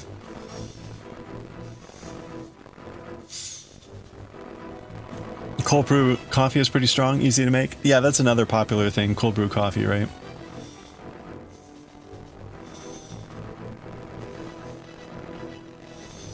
So I would recommend, and I'm sure you could find plenty of places online that give advice about like cold brew stuff. But again, my personal advice is, like, you don't want like your best tea, because typically your best tea was meant to be brewed hot. You want kind of like a decent tea that like tastes good hot, but would also be good cold. But you don't want really low quality tea, because that'll just taste like crap, and you'll want to add sugar to it. Unfortunately, I don't have anything that right now that I could say, here's a good thing to go grab. And I assume you want the caffeine. So you'll want to be using black or green tea, as opposed to like an herbal, like peppermint or something. Okay, so this should be round 7.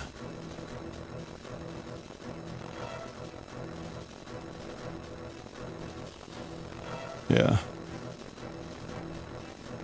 I don't know. I hope that's slightly helpful.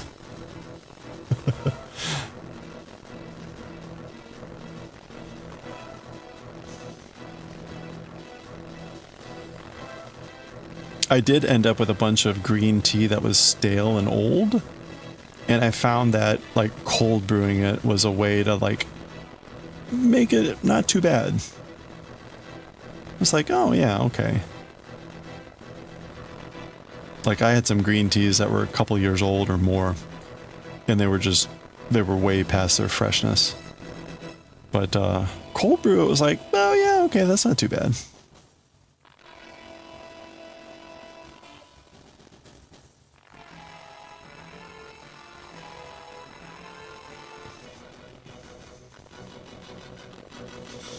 Oops. All right, we got an ad break coming up in about a minute.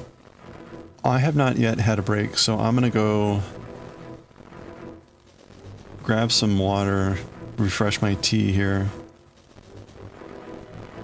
when the ads hit. It'll be a 3-minute chunk of ads, so it's a good time to grab a refresh.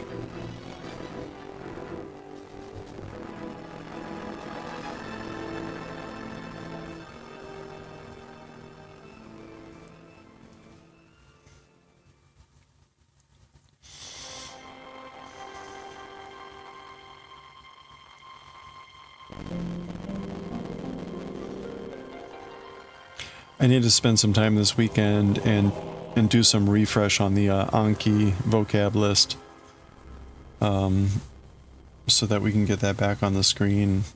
And the one file that I had was just really short, so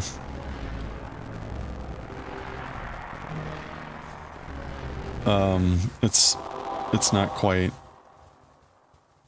I don't have anything nice and handy for Anki. I kind of remember when we were first looking at Anki of trying to find like a vocab file for N3 or something like that, and for whatever reason it was like really hard to find something. Oh, results in a few hours. Oh, you can check online? Nice. Are you gonna stay up, or are you just gonna wait till tomorrow?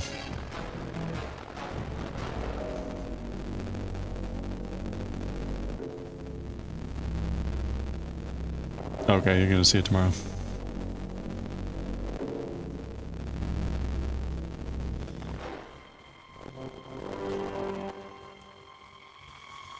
Oh, alright, there's the ad break. Let's take a pause. We'll continue here in a second. Grab a stretch. Good time to get a refill of whatever you got, and I'll be right back. What?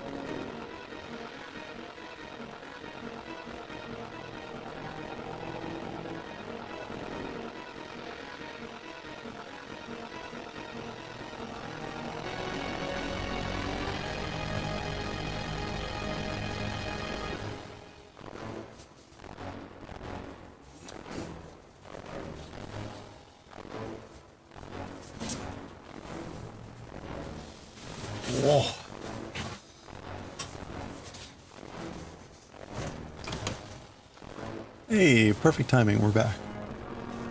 You have work tomorrow? It feels like a bad idea to stay awake till 3 a.m. and see you failed. Oh. Fair enough.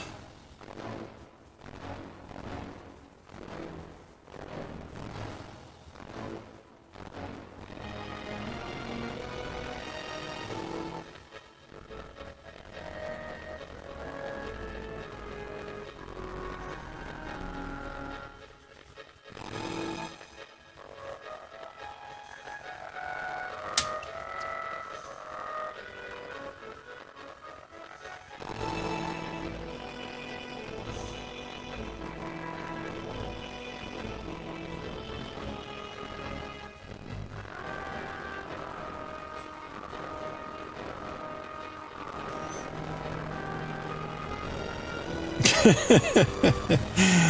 long as you don't look, you have hope. There we go.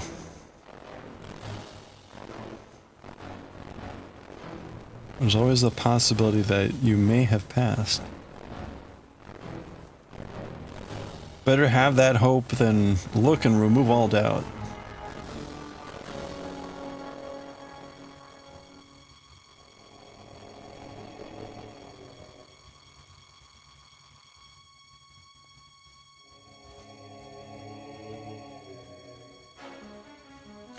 That apricot tea was getting really good, even cold.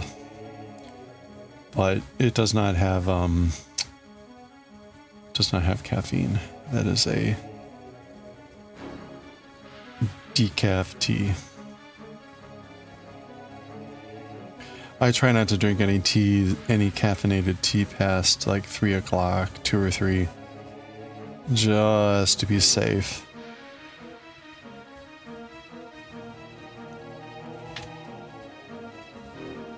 There are some teas, it's not just the caffeine, there's other components in the teas that can be very stimulating.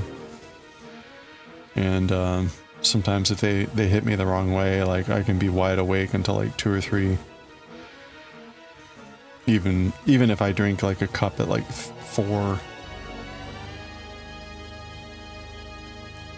p.m. like it'll impact me in 10 hours.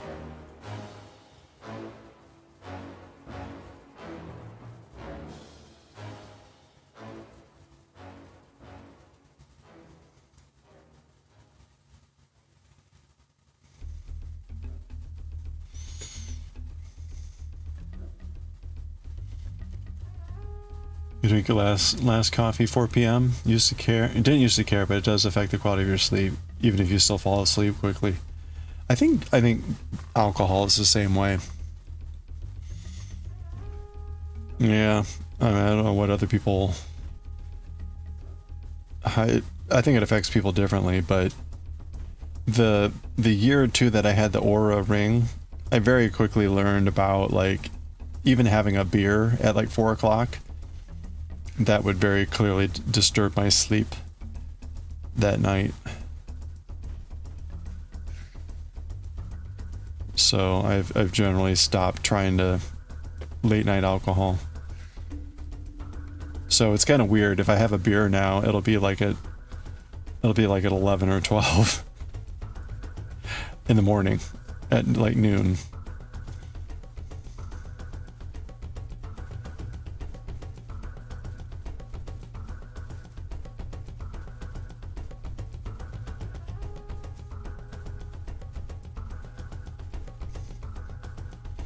Very strange.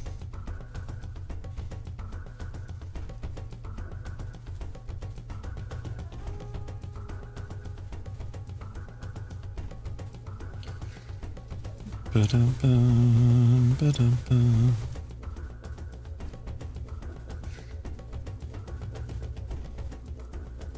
Ooh.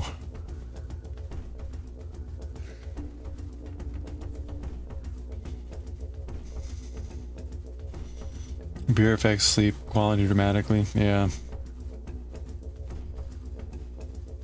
Yeah, it's funny. Like it doesn't feel like it. In other words, like getting to sleep was usually never a problem, but like the quality of the sleep was definitely affected. And even that might be hard to tell, but it was clear when looking at the statistics from the ring monitoring vitals, like a night with late alcohol and a night without. I was like, huh, yeah.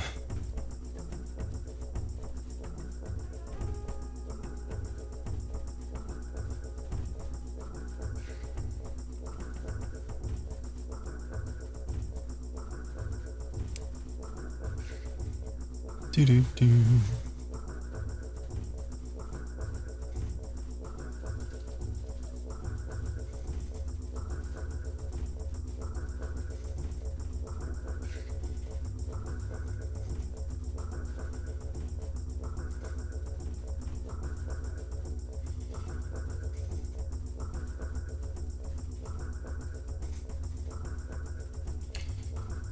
All right, we're getting close to the halfway point. Around 7.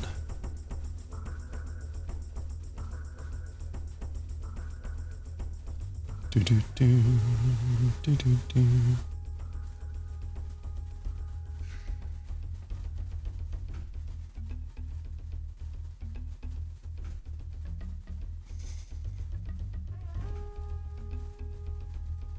Ba-da-ba.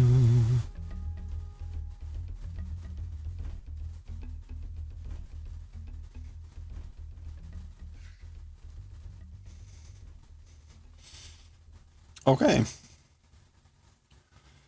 That is 7.5.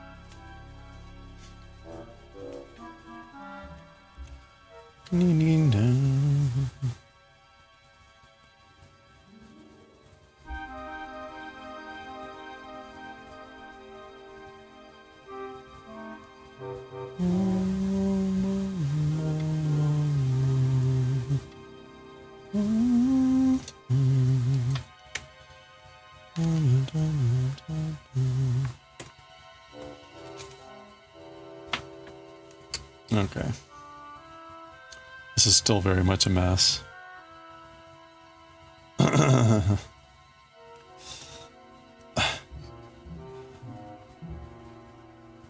Okay, but at least I've got the yarn on the right part here.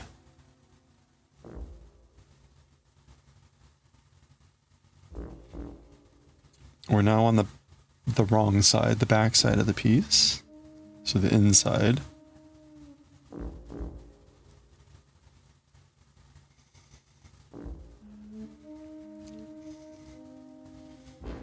All right.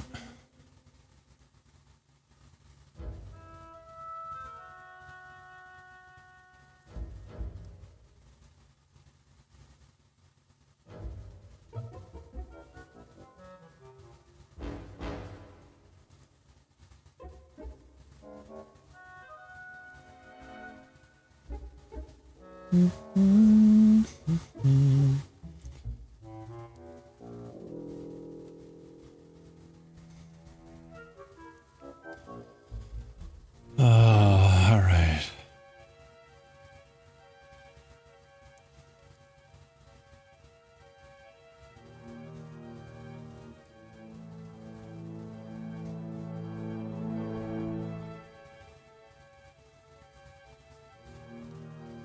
Oops. Oh.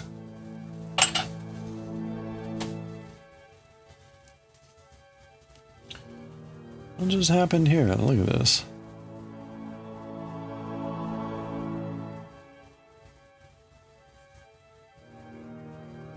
Huh.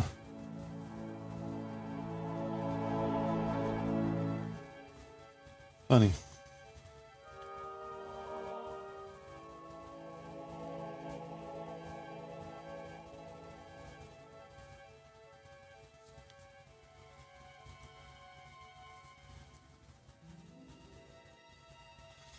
All right. Can we undo this with minimal fuss?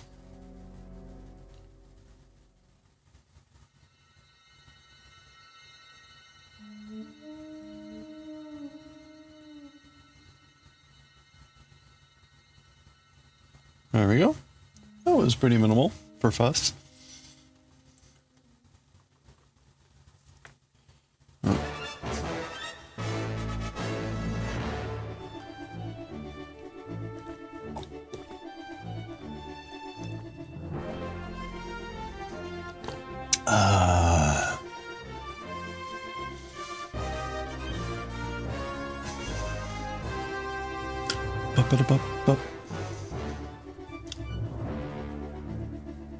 Okay.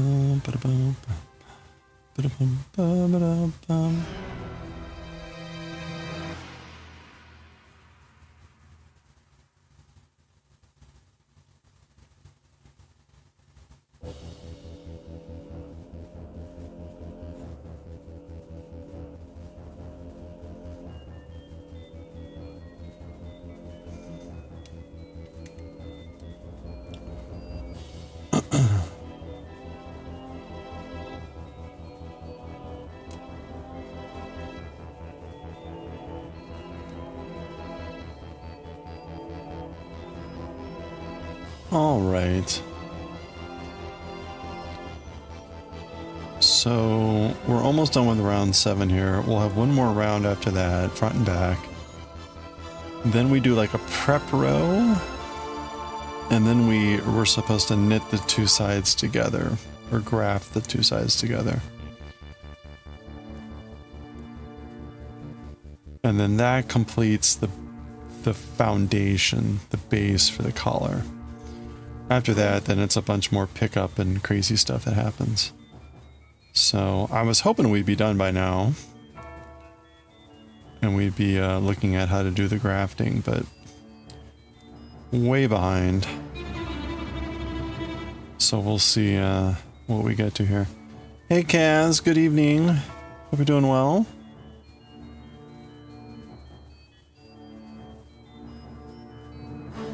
We got about like an hour and a half before we switch over to bleach.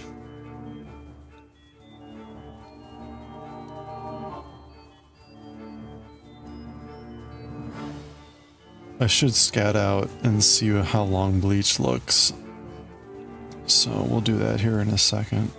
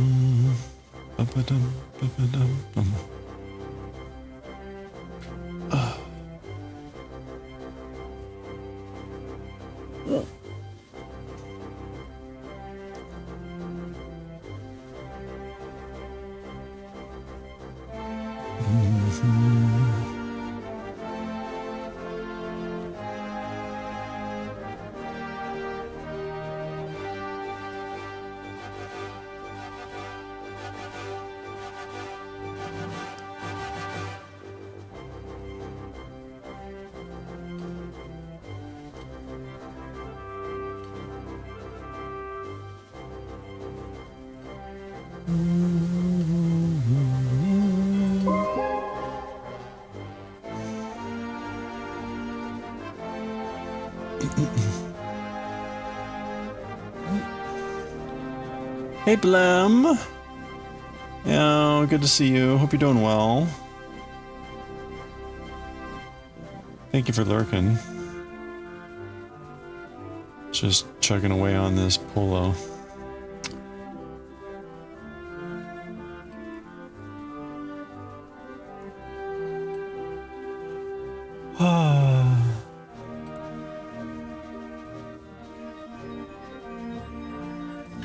How is it already 23 days left? Or 23 days in?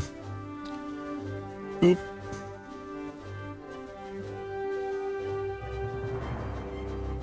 Oh.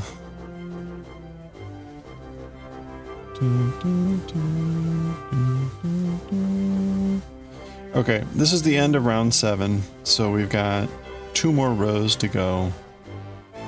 2 passes, 1 round.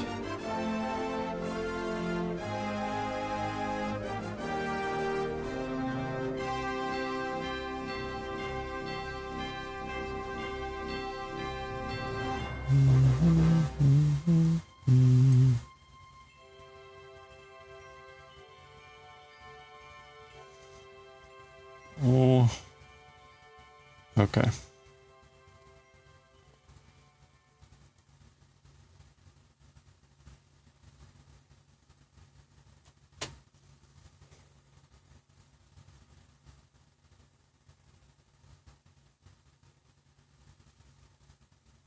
Oh, that was the end of the soundtrack.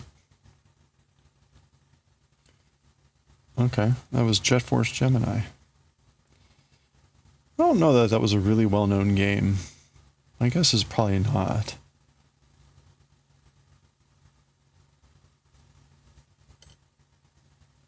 Probably not a lot of people familiar with that game. Okay, there we go. Ugh. That was round 7. So, we got 1 round left here. Let me get another soundtrack up and running here.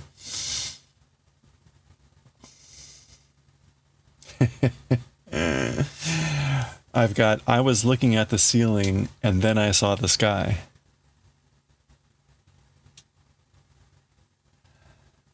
But I can't play that. If you're not familiar with that, that is a, I guess you would call it a musical. It's John Adams. And it's about the LA earthquake. Hence, I was looking at the ceiling and then I saw the sky. But I love the title because you hear it, it's like, what?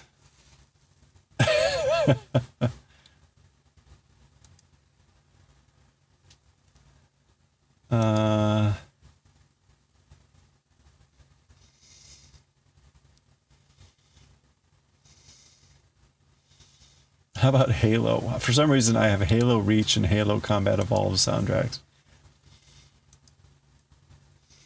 Never played Halo. I think the soundtracks were really cheap when I was buying some other ones. I'm like, sure, why not?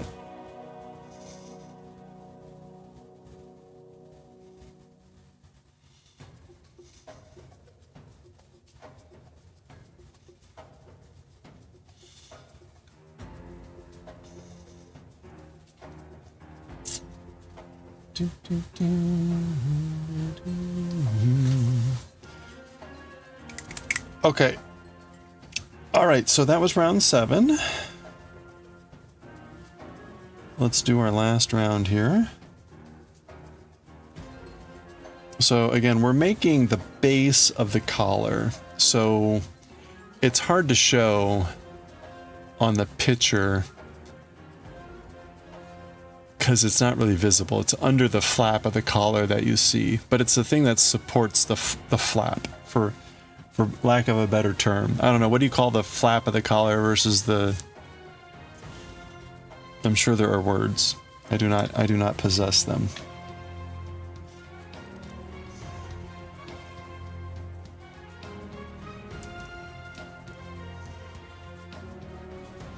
I think the pattern uses neckband. So the collar is the flap, but the neckband is the supporting part or whatever. I guess that works. Okay. Let's flip back over to the right side.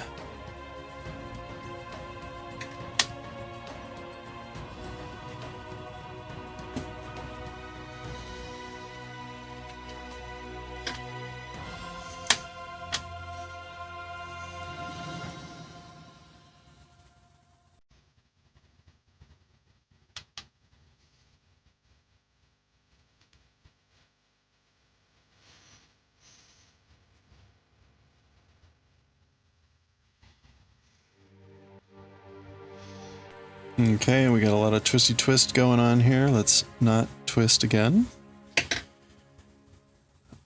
Lost myself a good half hour, if not more, from that simple error. Nope. No. Okay.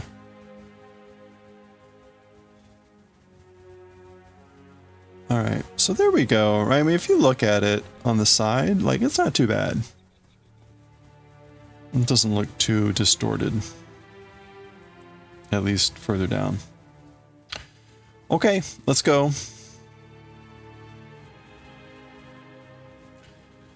We are on the final row. Well, the final, like, full round. I should count. I should count this. And by should, I mean I will. One.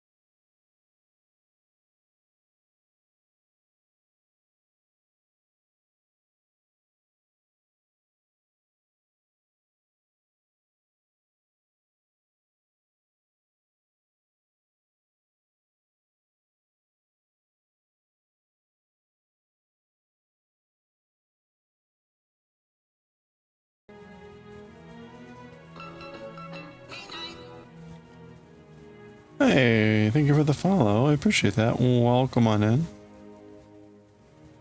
We've got anonymous follows here, so feel free to lurk or say howdy. Whatever you're comfortable with. We're just cracking away at this neckband for this shirt. And this is our last round before we move on. And I think I've hit 20.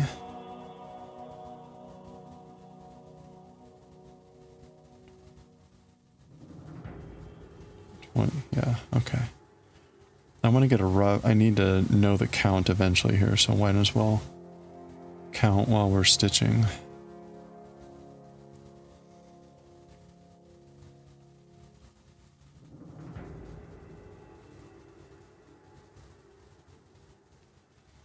Oh, I did mean to look at the manga. Oh well, we'll do that later. 6. And 8.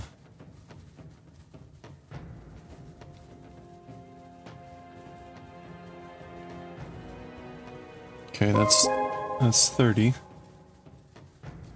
Hey Damara, how are you doing?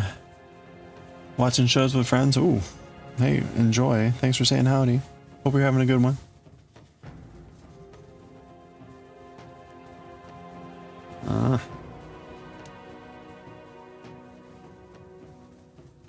Oof. Nah, pancake. Right on the face.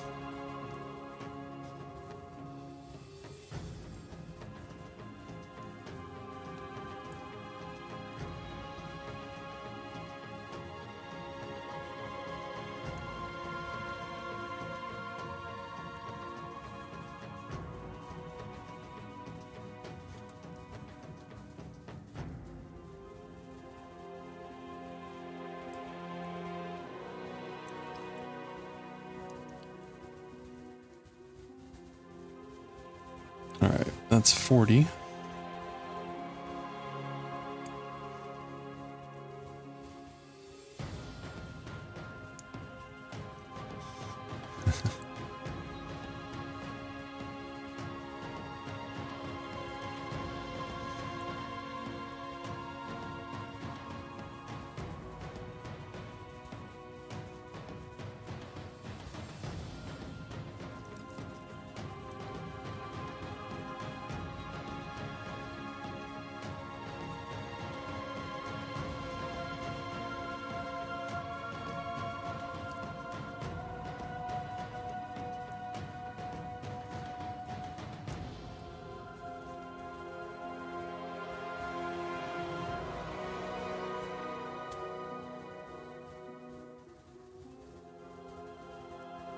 Okay, that's 50.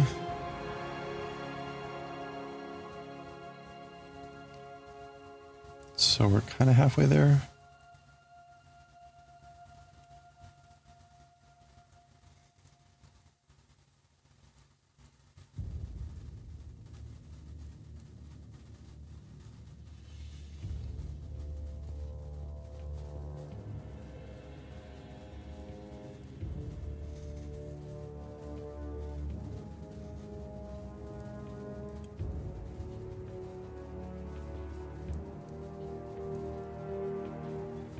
$60.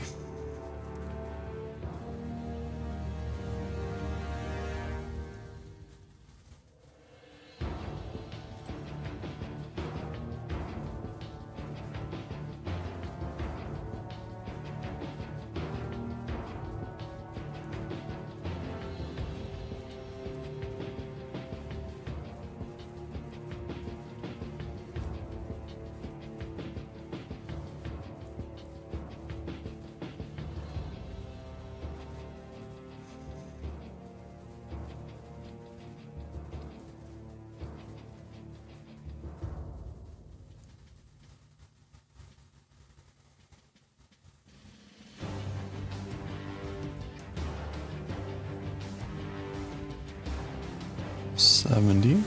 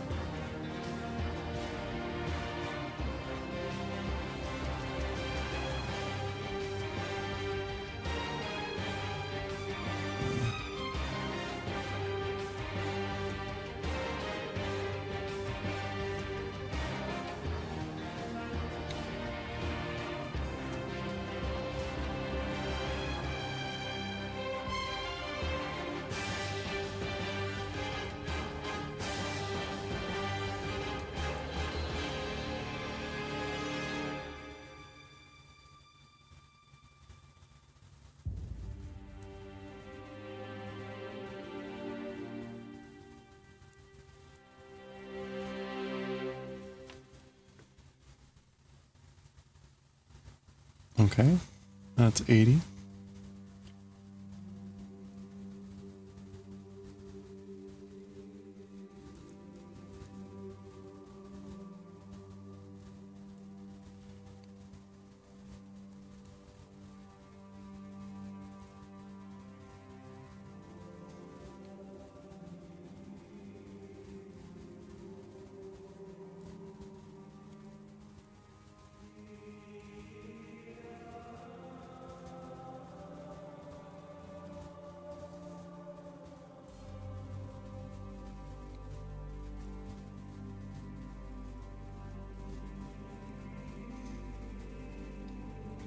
That's 90. 5, 6, 7, 8. Okay, that's 98. I think we're supposed to have 99.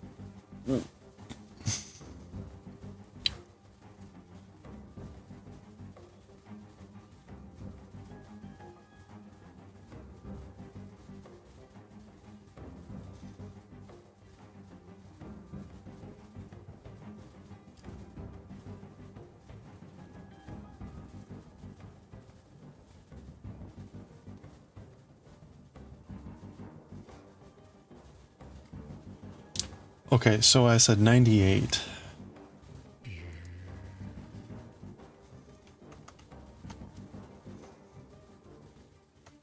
Have 98 on front.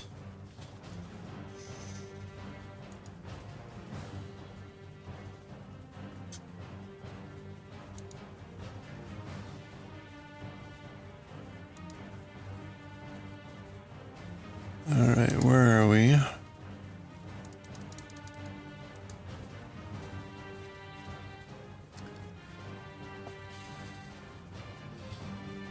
Oh, no, that is right. We are supposed to have 98. Oh. Okay, we're supposed to have 99 on the other side. That might be where I'm off by one.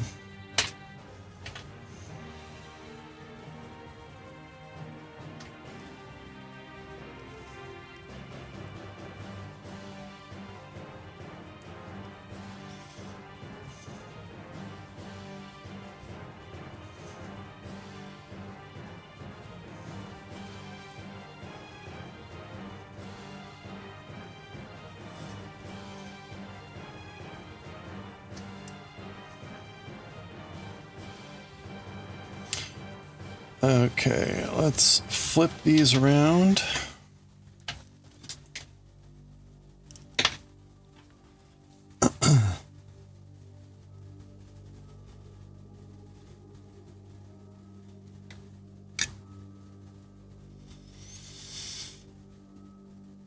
I was looking up some sumo stuff today, and I did not realize that Ao Nishiki is 21 years old. Holy crap. The recently promoted Ozeki and Ukrainian sumo won the championship for the last two Honbashos, and he's 21.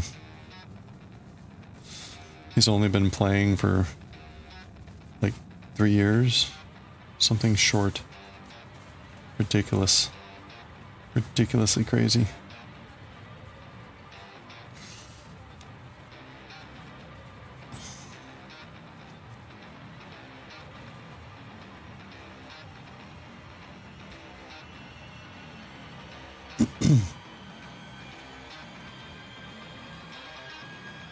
Okay.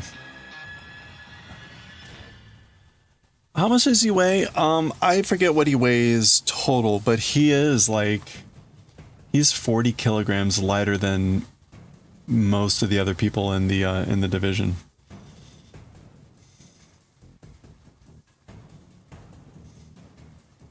But his technique is pretty remarkable. He's amazing to watch.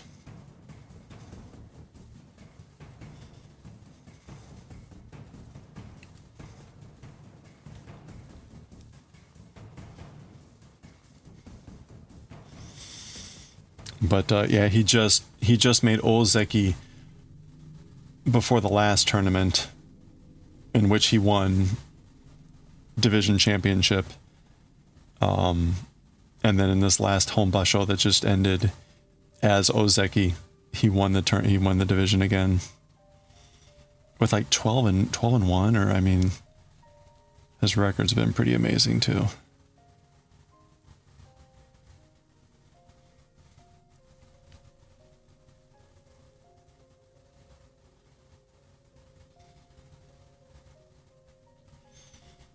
It's been fun to watch.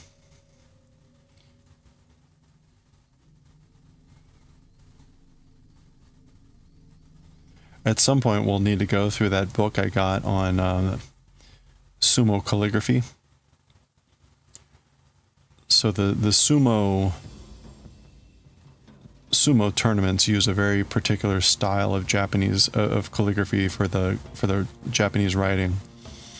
That's in essence called sumo moji, which is like sumo characters, but they're very, very thick, plump lines with minimal white space and gaps, which is kind of interesting. 1, 2,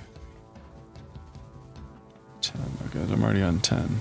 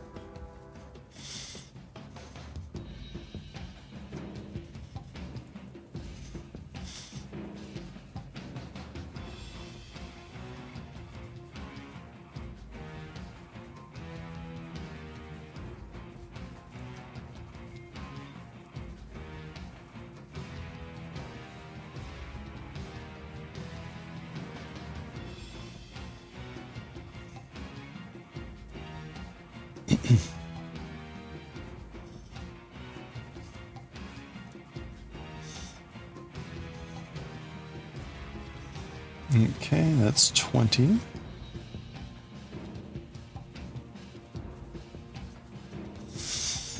Oh, nose is so itchy. I think my place is way too dusty. I was just looking at this sound box I had installed up on my mic, which is new as of like a month ago.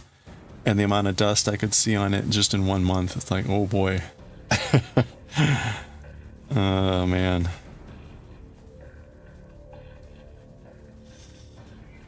I need to do some very focused cleaning at some point. For just dust, let alone clutter.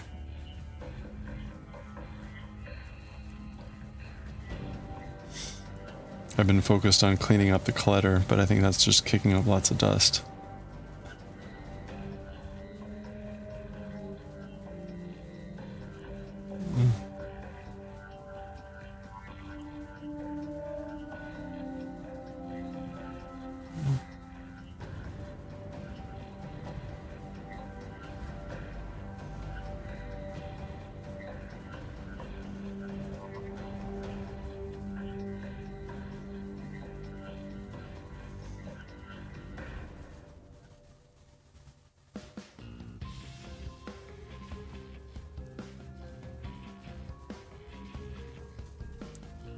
Oop.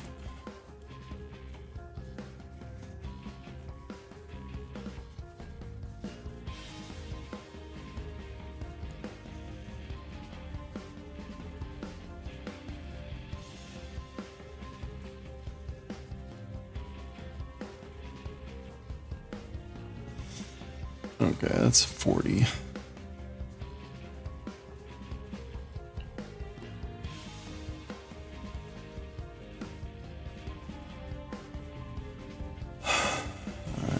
Almost halfway there.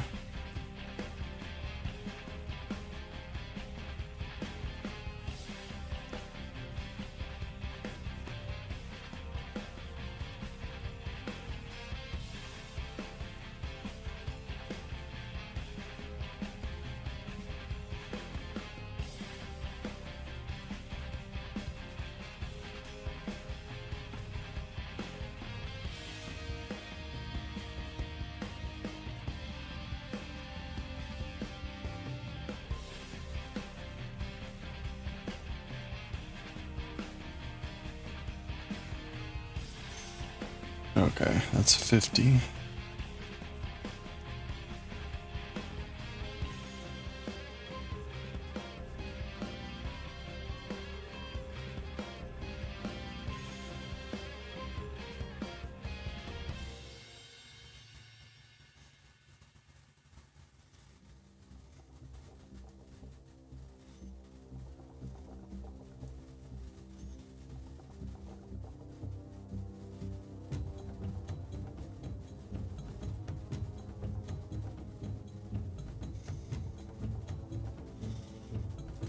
Okay, 60.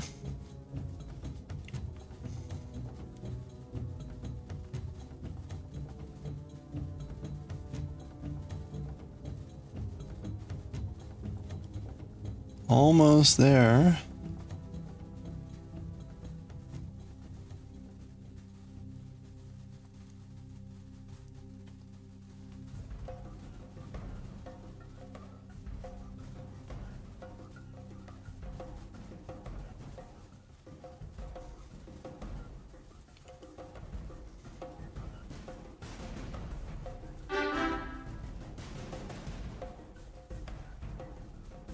Oh, ho, ho, ho, ho. Yeah, that's 70. Hey, Costas, how are you doing? Good to see you. Hope you're doing well.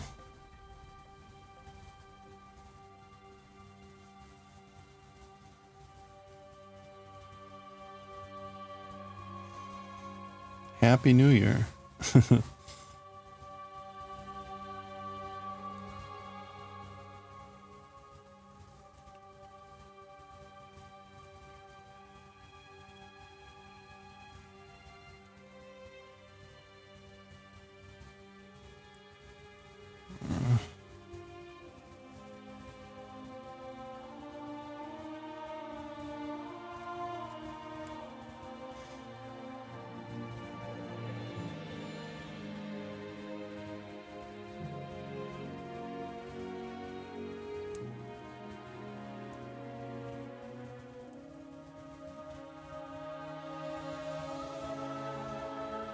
Okay, that's 80. You okay? Yeah, I'm doing pretty good, thank you. Yeah, I know. Haven't seen you since last year. It's been a year. Well, given the way that time is going so fast, like, ugh.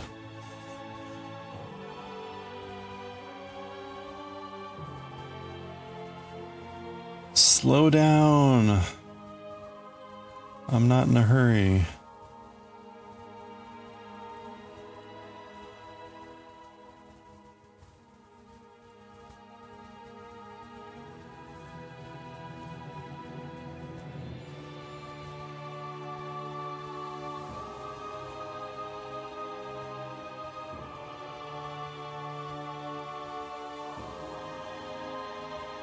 Okay, that's 90. 1, 2, 1, 2, 3, 4, 5, 6, 7, 8. Okay, so we only have 98 here, I think. And we're supposed to have 99. So we are short a stitch on the back side.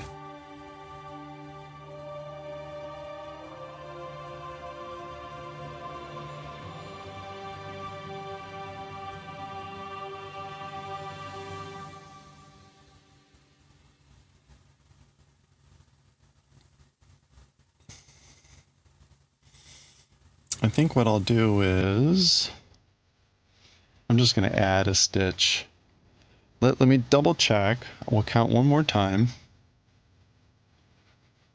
Oh boy. 1, 2, 3.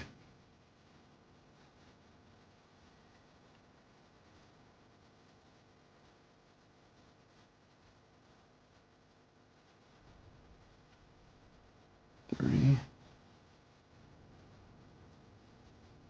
40. 50. 55, 60. 65. 70. 75. 80. Ooh, almost lost a stitch there.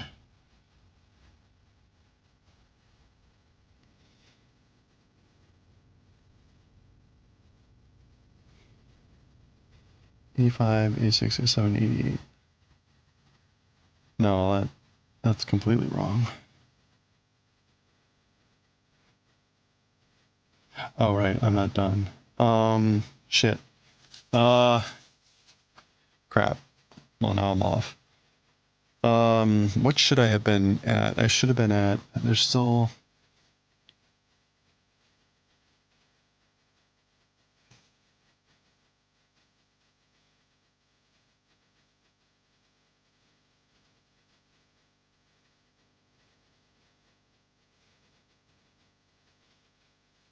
You know what? Let me do it. Woo! Before here, so one.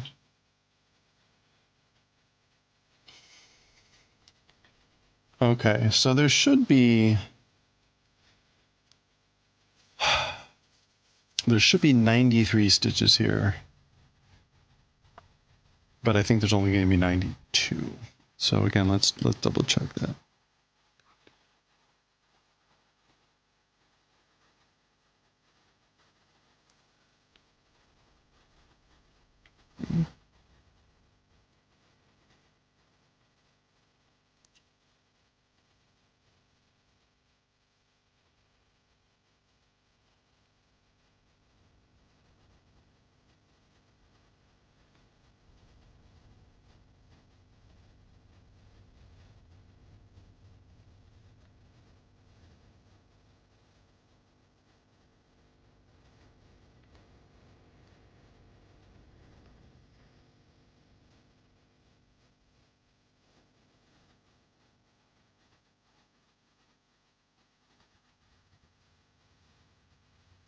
Ninety, 92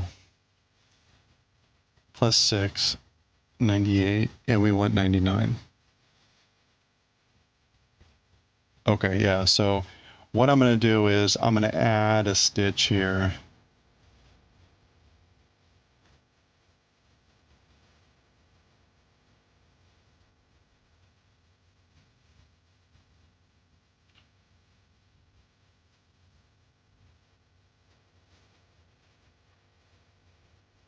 Oops. I probably should have done this on the back, or this, but it's not going to be visible anyway.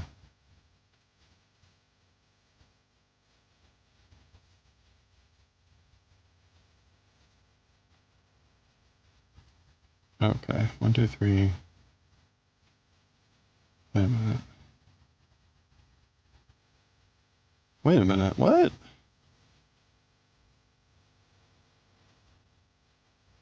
Wait, there's 7 stitches there? Damn it, hold on. I can't count tonight. 1, 2, 3, 4, 5, 10, 15, 20, 6.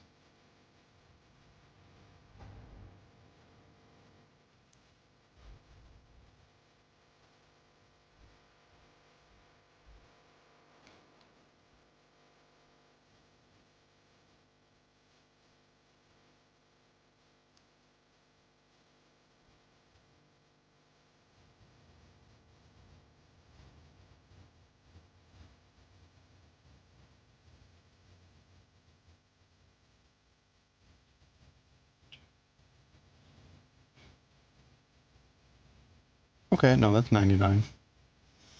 Alright, I don't know what. Whatever. We got 99.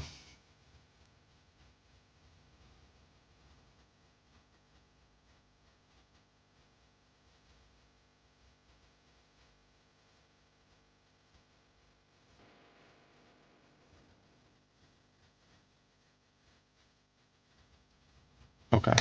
Alright, there we go. So that is the end of creating the neck band.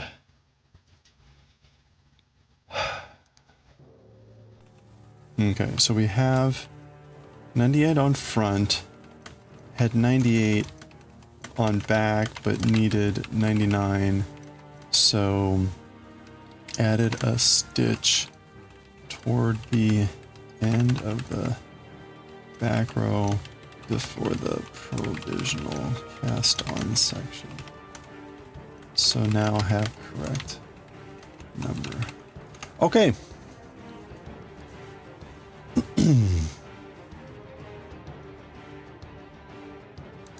Oh boy. Okay, we're gonna come up on ads here soon, I think. I think I need to go grab more water.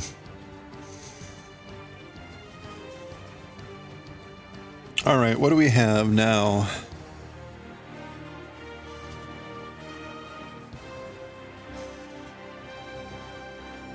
Work a preparation row only with stitches on the outer side. Knit 3 and then knit the next 92 together with a very thin contrast thread. I used unwaxed dental floss.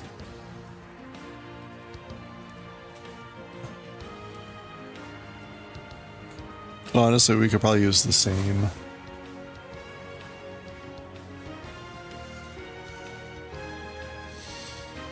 He says very thin.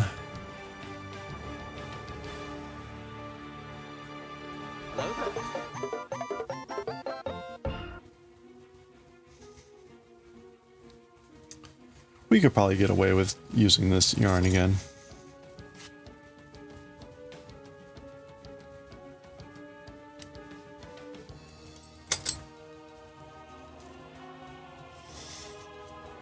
Okay, yeah, we got ads starting in a couple minutes. Let's go ahead and read. We're gonna knit a row on the other side again, skipping the first. Well, we'll knit the first 3 and the last 3 without the contrast, and then we graft the inside and outside using the Kitchener stitch. Okay, that's where we may have to pause. Is that whole... I'll probably look at the Kitchener stitch and then we'll do it tomorrow probably. I'd wanted to get to it tonight, but I don't think we will. Okay, let's flip this back over. There's our square for the day.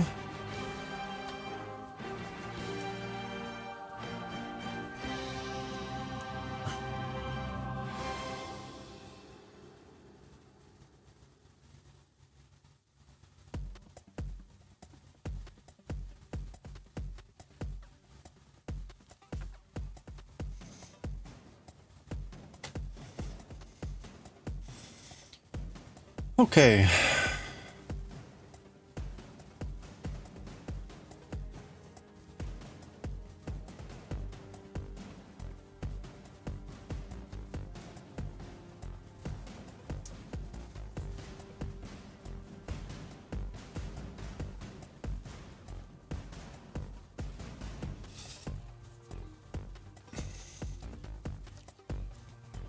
I guess we're just gonna knit like with this on there.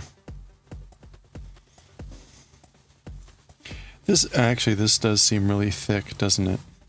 Can I get it? What would be a thinner? I don't have any unwaxed floss. What would be a thin thread? I guess I could use some like DMC floss.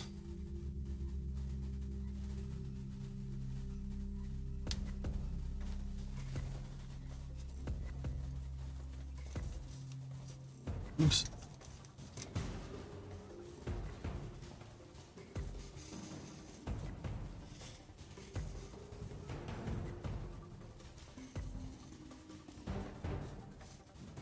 There we go. We'll use some DMC floss. Okay, we got ads coming up. 3 minutes of ads. I'm gonna grab some water. So another good chance to get another stretch break. And when we get back, we'll look at doing whatever it is we're supposed to be doing here.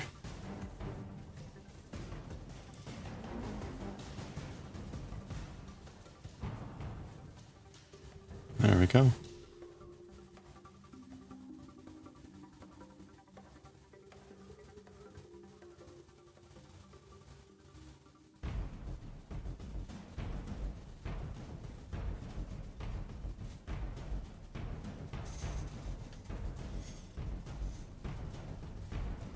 Okay. I'll be right back. Grab a stretch.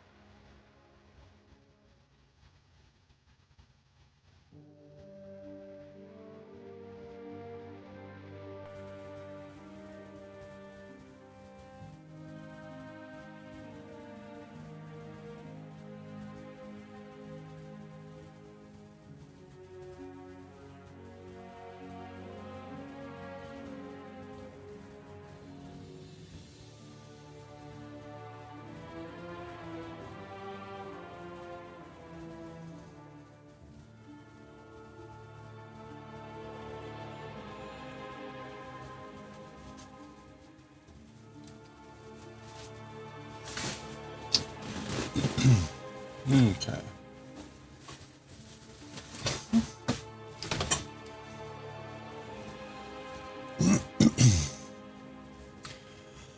All right, actually, while I'm breaking here, let's take a quick look. We got 30 minutes or so before we're going to read next Bleach. Okay, Kenpachi Noitara.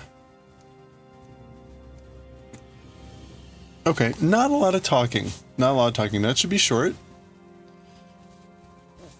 Azumanga is usually short. And we're reading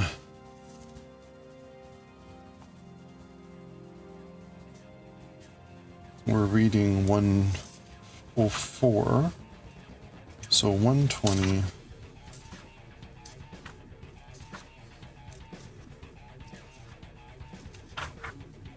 to 135. Okay.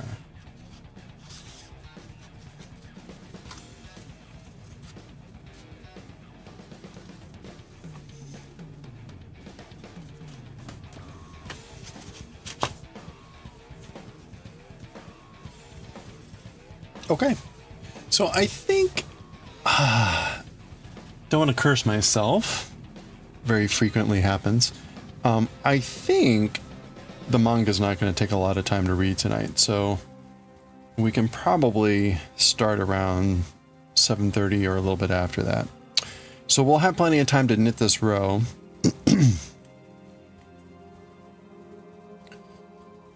And then we should have time also to look up a guide for the Kitchener stitch. So what we're doing here now is we're doing a prep row with only the right side, only the front side, where we are going to, we're preparing basically to knit these two sides together. We're going to be knitting the two sides together using that Kitchener stitch.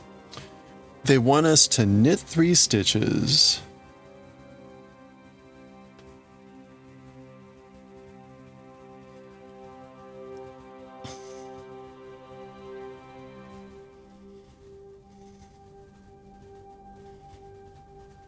Okay, so there's 1, 2, 3. And then knit 92, which is in essence all the way to the end minus 3, with a contrast yarn.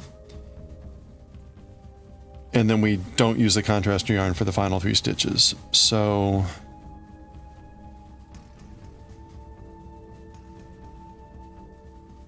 I don't know exactly how to make sure this works, but we'll try.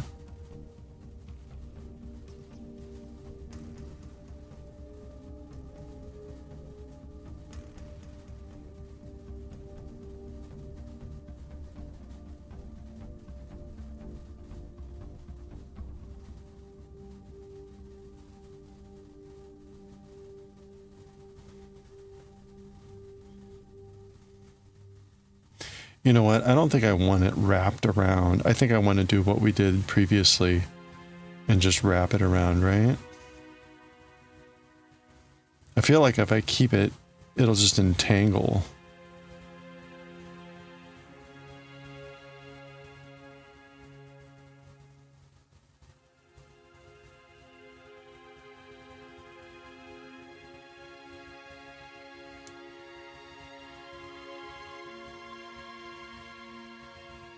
So instead,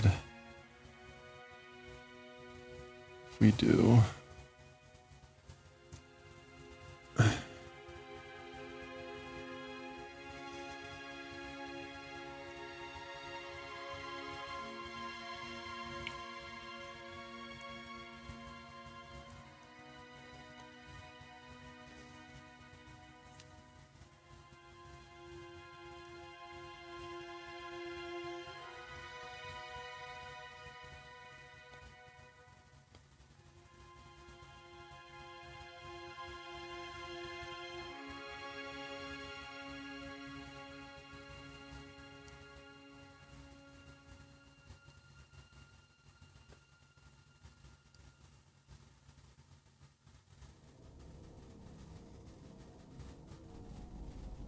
okay, well, so let's just do it this way. So we got 2. This is way slower.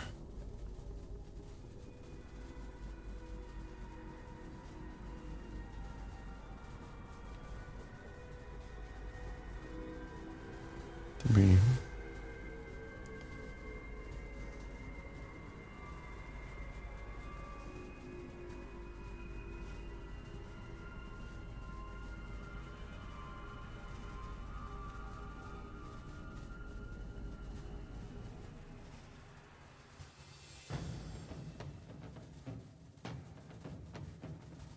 Or, oops, that didn't wrap around.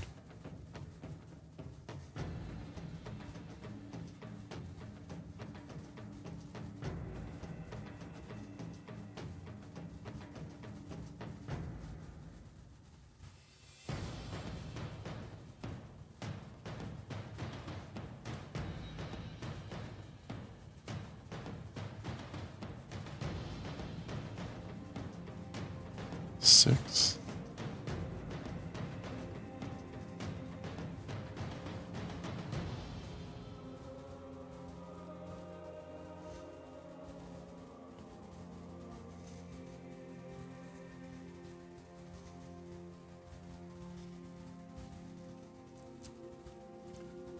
Seven.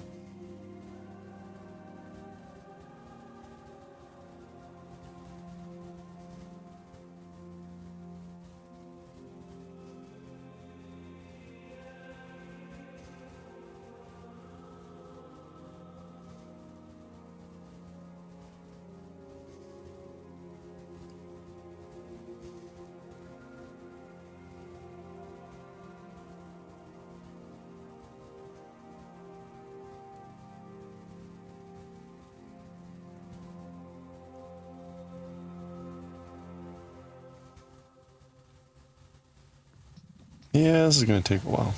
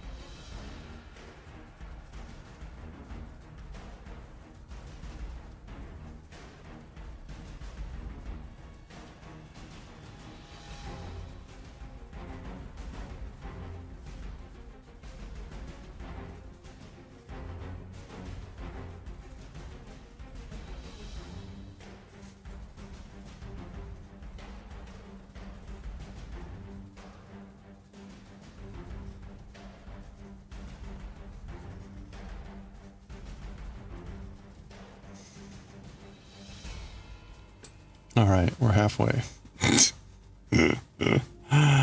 Oh, this is tedious. Maybe I should have just done it the other way and just dealt with it.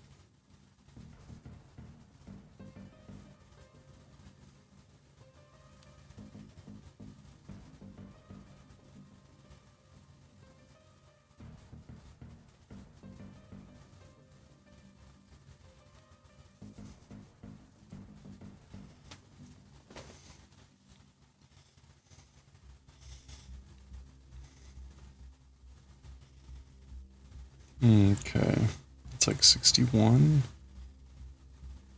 Got about 30 to go.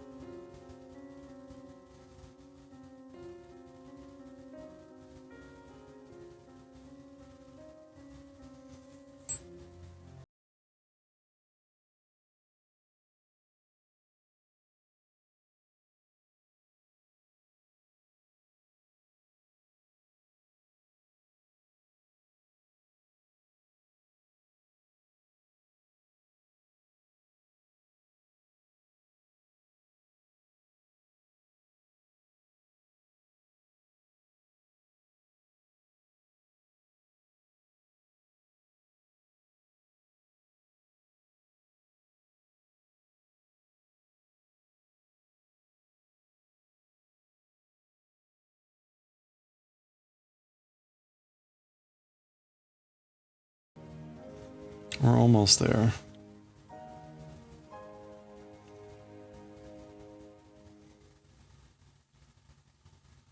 This should be 80, more or less.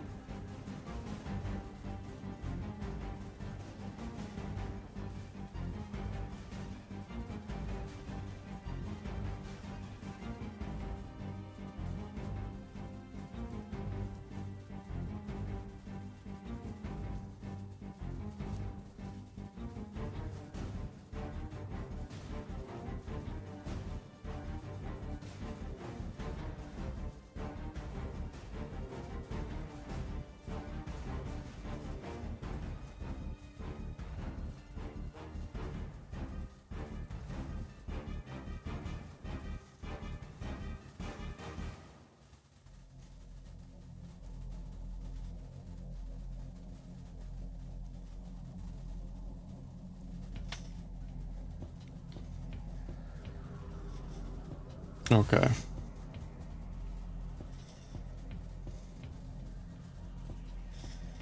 So. Oh crap. And I've already made a terrible error here.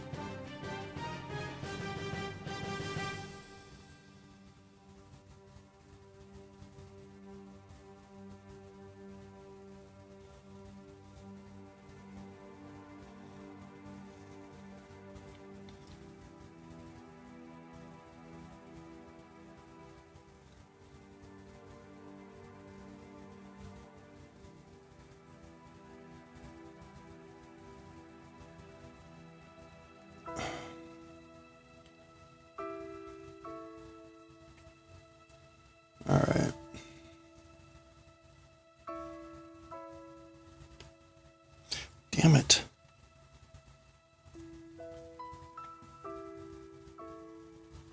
Okay. Maybe this will help.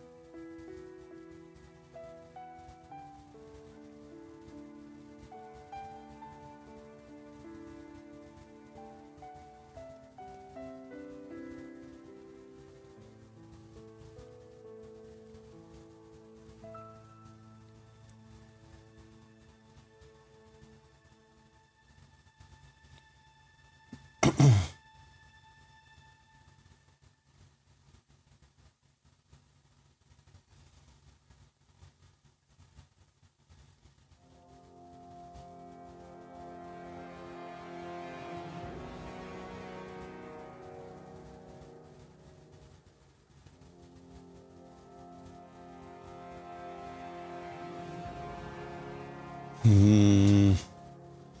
Hmm.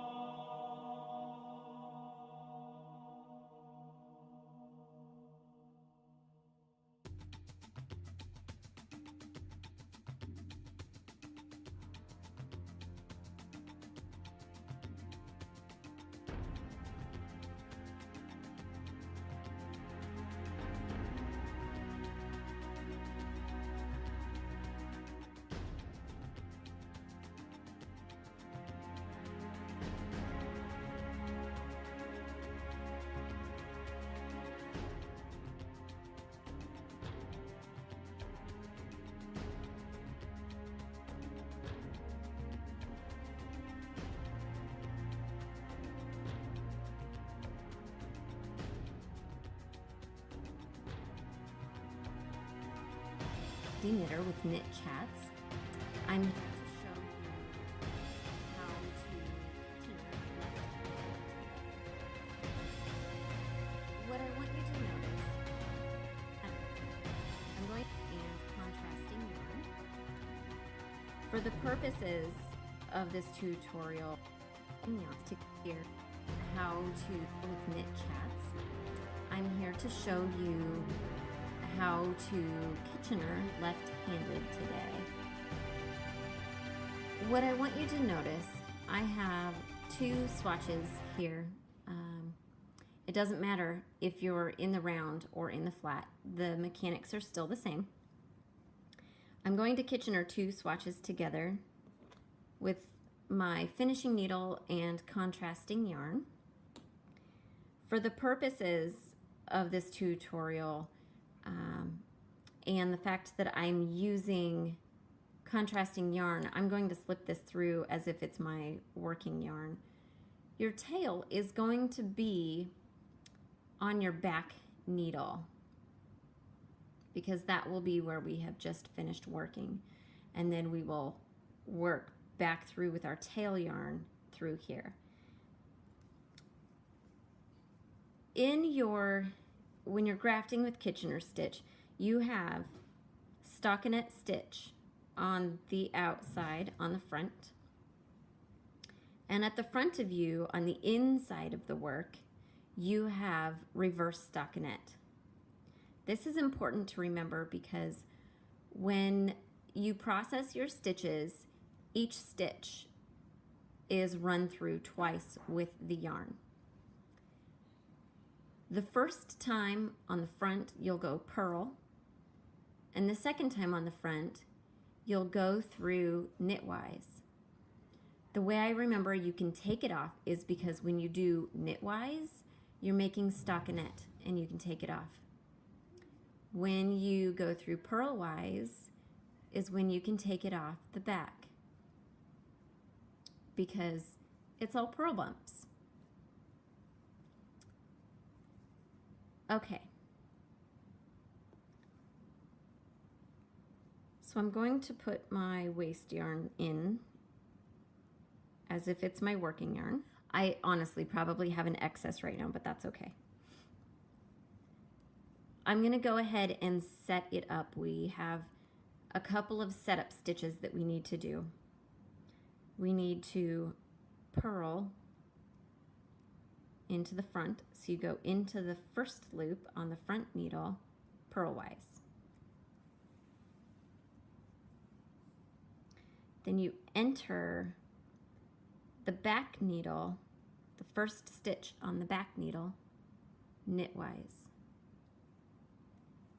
And you leave both of these on. We're securing them, we're anchoring them down. For the first stitch on the front needle, we enter knitwise, and we go ahead and we take it off. Then we enter the front purlwise to secure the next stitch. And we leave it on the needle because we've gone through purlwise. On the back needle then, we enter purlwise. And remember, we can take it off now because the fabric facing me is all purl bumps. And then we enter the next stitch, it's neighbor, knitwise,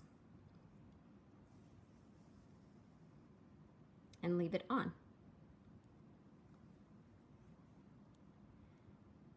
On the front, we do knitwise, and we take it off. The neighbor we secure purlwise and leave it on. Make sure you don't allow any of your working yarn, any of this waste yarn, you know, this, it'll be your working yarn, to go over the needles because then it'll completely mess up your Kitchener. On the back needle, purlwise, purl off, knitwise, in the neighbor stitch, on.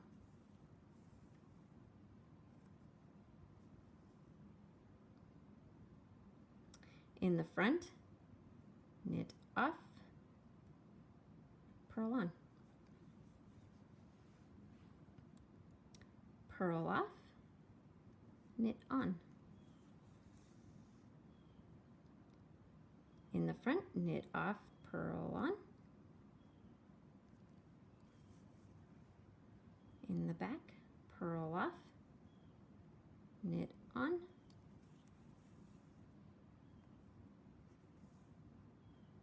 In the front, knit, oops, excuse me, knit off, purl on. In the back, purl off, knit on. In the front, knit off, purl on.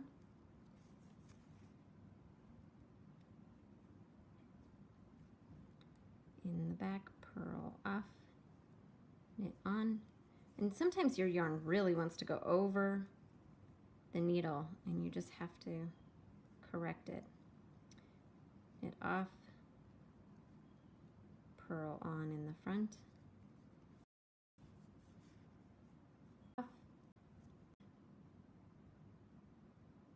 I hope this tutorial was helpful for you. If it is, or if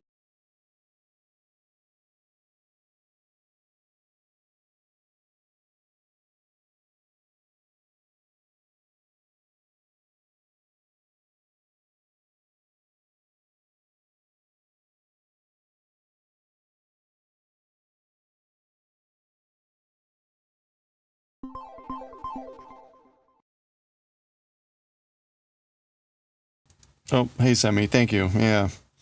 Yeah, I was just looking at this video on Kitchener Stitch. Okay. We're not going to do that now. I think it's relatively straightforward, but I need to verify the stitch count. And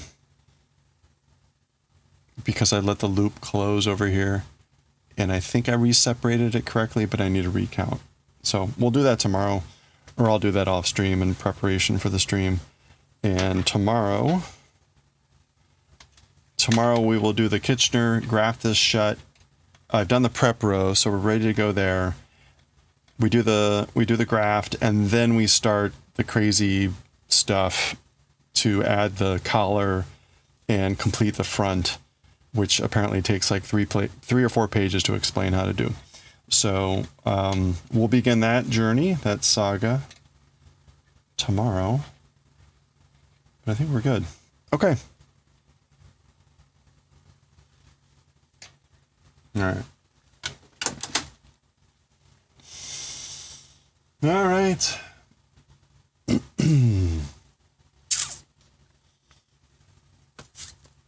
Well, let's go. We'll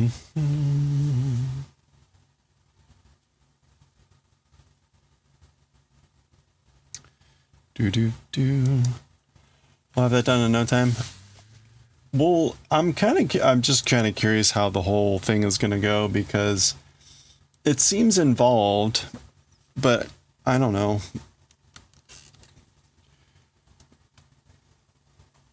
I don't know. We'll see how hard it ends up being. The last couple stuff wasn't necessarily difficult. It's just been taking longer than I thought, I guess. So, okay. Hopefully we can quickly get back to the part where we're just knitting the main body or the sleeves or whatever, and not having to like do very nitnoid detail stuff. Okay. On the plus side, this is all up front. It's all early in the pattern, so hopefully that will be smooth.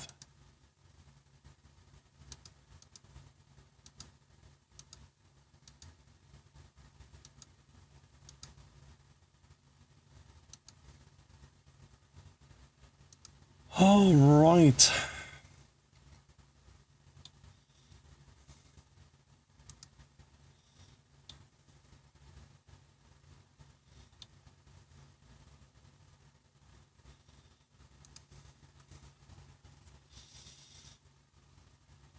When all of your crafters are playing games. Okay, let's read some Bleach. I guess in my case, I'll be reading manga. Let's see. We're reading Bleach. And we're on chapter 310? Yeah, volume 35, chapter 310.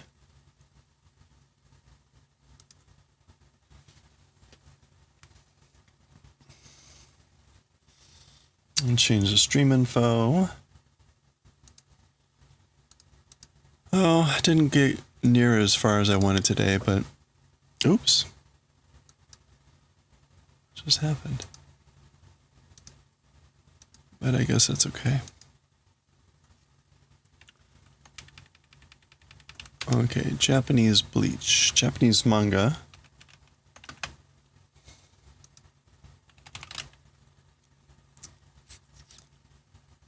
Call this Japanese manga translation.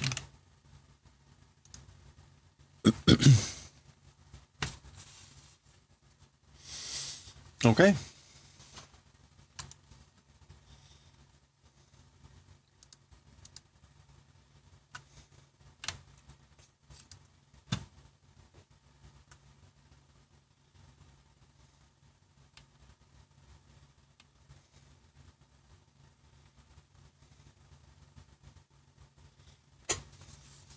Okay, here we go.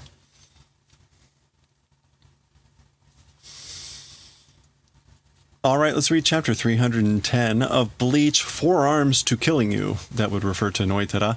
He has just slashed Kenpachi pretty severely. So that's Ichigo and Inoue reacting.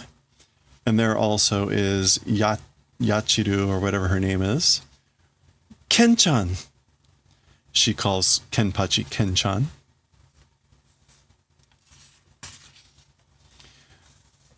Don. Okay, so there's Kenpachi. Pretty severe wound, laying on the ground. Oh.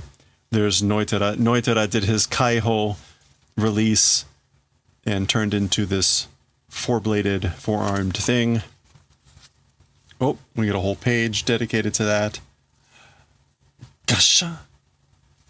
Oh. The gasha is probably the clanking of these poles or something like that.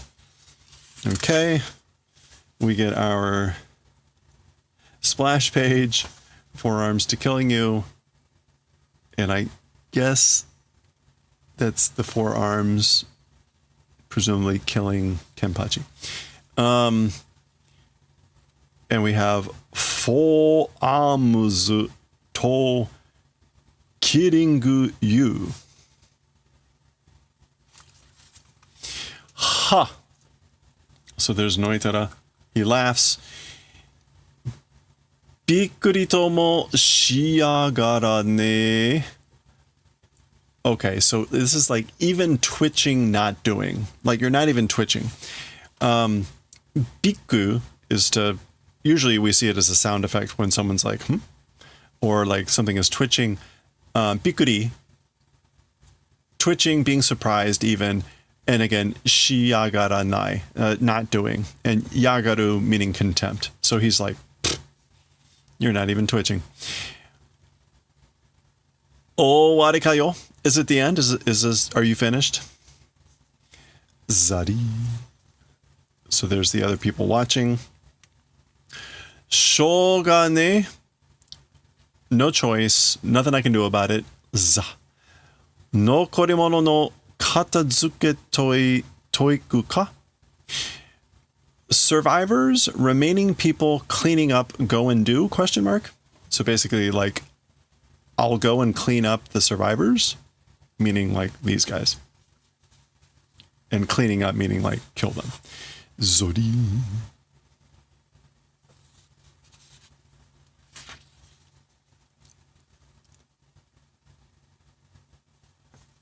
Zori. Da. Yachiru-chan. Okay, so I guess Yachiru is going to do something and Inoue is moving. Amate, Inoue. And Ichigo is yelling out, wait, Inoue. Gu. Bachin. I guess he's trying to go towards Inoue, but the healing shield is stopping him or something? Nanda. Imano. What is it just now? Hajiki kaesareta? Being repelled? Being reflected?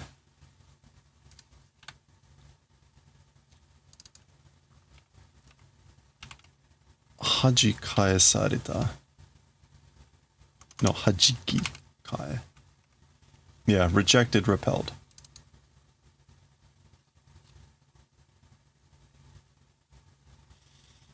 Oh, I didn't add the chapter to here. Let me do that. Bleach, volume 35, chapter 310. Okay, there we go.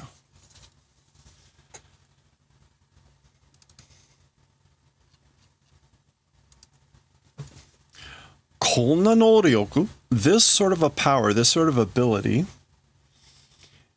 Inoue no Shunshun Rika ni Attaka? This sort of a ability, or this sort of a strength to the shield, flying shield 6 flowers of Inoue existed? So Ichigo's not realizing up, I guess, until now that her ability had this sort of power.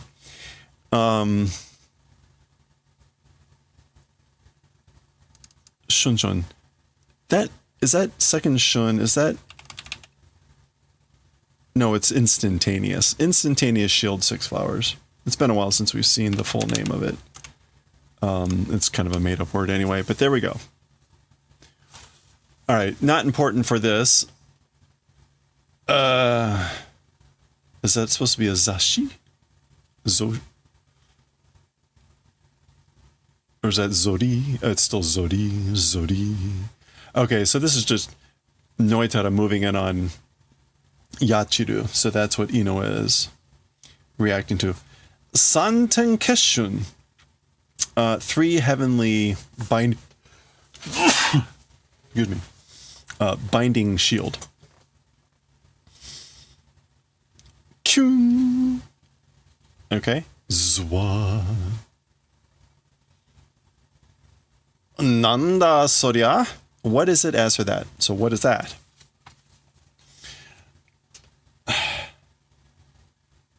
Is that a gua? Zori. Ushiro. So Yachiru is pointing. She says, Ushiro, behind. Mita hoga ii yo. Looked direction is good, meaning you should look. You should look behind you.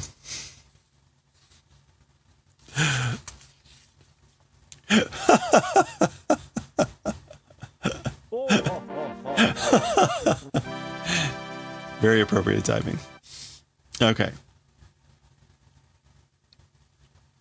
I guess that's just a Zol something. Alright, so this horrific thing is behind him. He turns around. There's another slicing, slashing motion.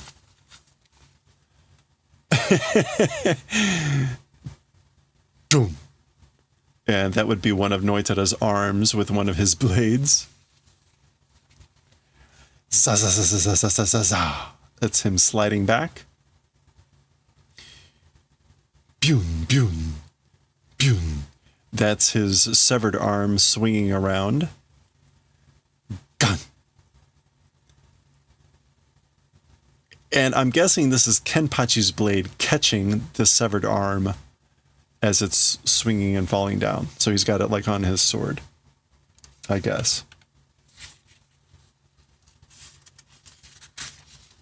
Yes. Goki?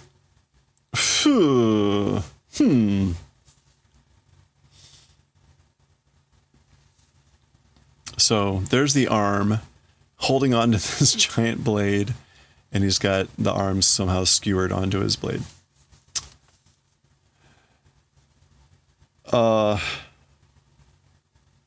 Boon.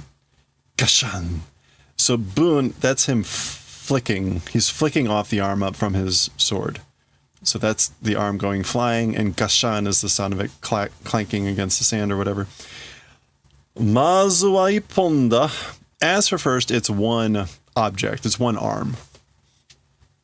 So basically, like, he's saying that that's one arm. Ippon, using counter of hon for long cylindrical objects, of which an arm could fit that description.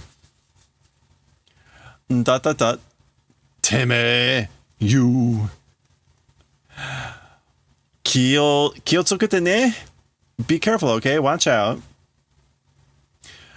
Atashi ni kokeki suru to Ken-chan okoru kara. To me, attack doing when, Ken-chan getting angry because. So Yachiru is basically just saying, watch out. She's talking to Noitara. Because Ken-chan gets angry when doing attacks to me. When someone tries to hurt me, attack me.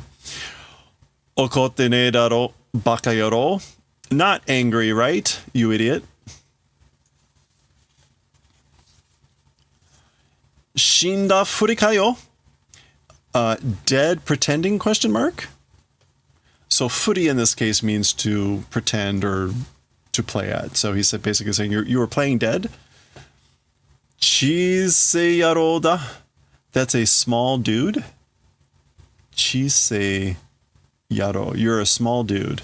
Presumably that means like, that doesn't sound like a flattering thing, right?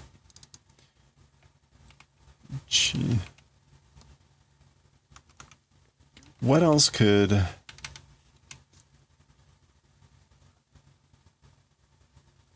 Chisei yaro da. Yeah, you're a small dude.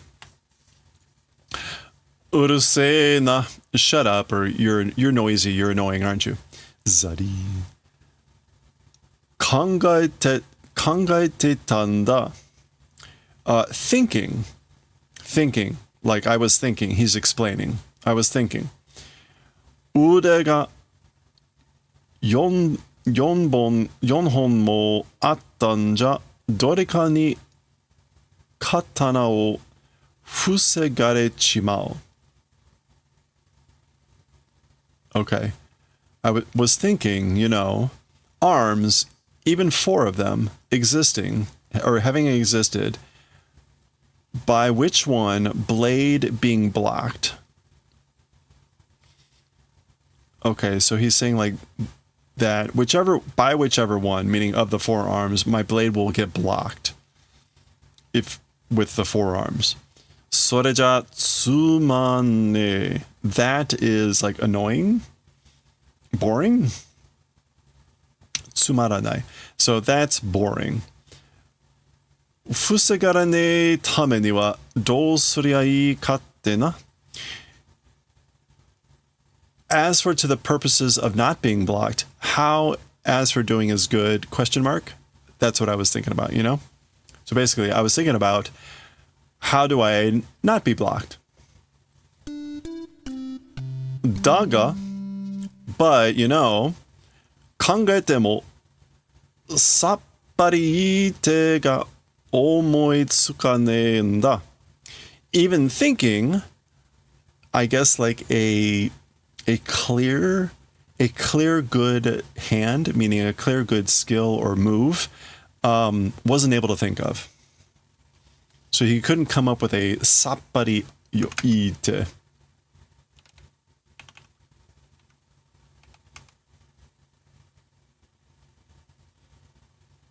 Yeah, this sappari is like feeling refreshed, neat and trimmed, plain and simple.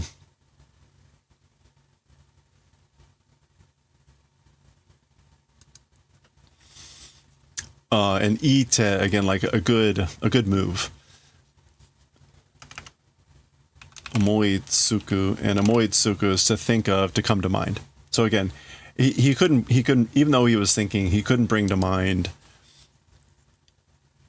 a plain and simple good attack. In other words, how to stop that. Dakara. So therefore, ippon zutsu zenbu kiri o tosu koto ni shita. So that's why I decided on the event of slicing off all parts like 1 arm at a time.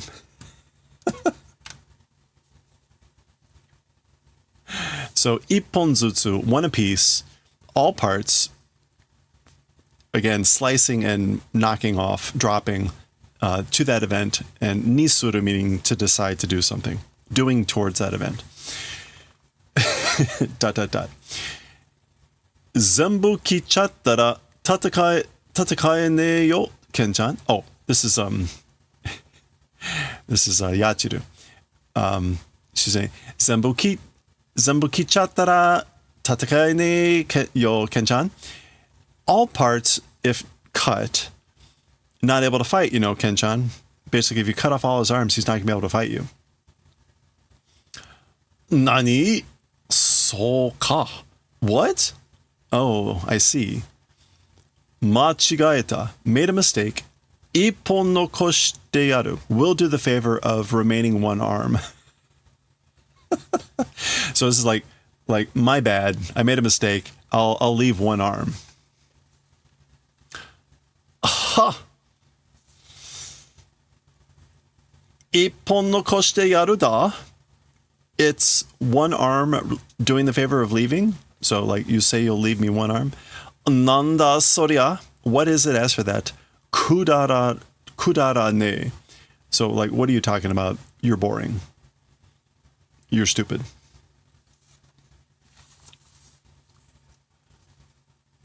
Kinisunayo. Kinisunayo. Kinisuru is to worry about, to have on your mind. So he's saying don't worry about it. Don't mind.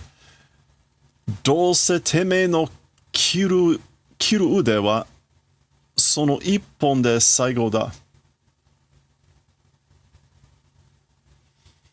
Okay, this is Noitada saying this, which is somehow or another, as for your cutting arm, or as for the arm that you cut, with that one arm, it's the final one. So he's basically, Noitada is saying that one arm that you cut, that's the last arm that you will cut, meaning you're not going to cut any more of my arms. Oh, and, いや、正確には, well, no, as for towards correctness, basically to put it more correctly, zoom, zurun, that's this new arm oozing out. てめえは一本の腕も切り落とすことなく? As for you, even one arm, cutting off, event not existing.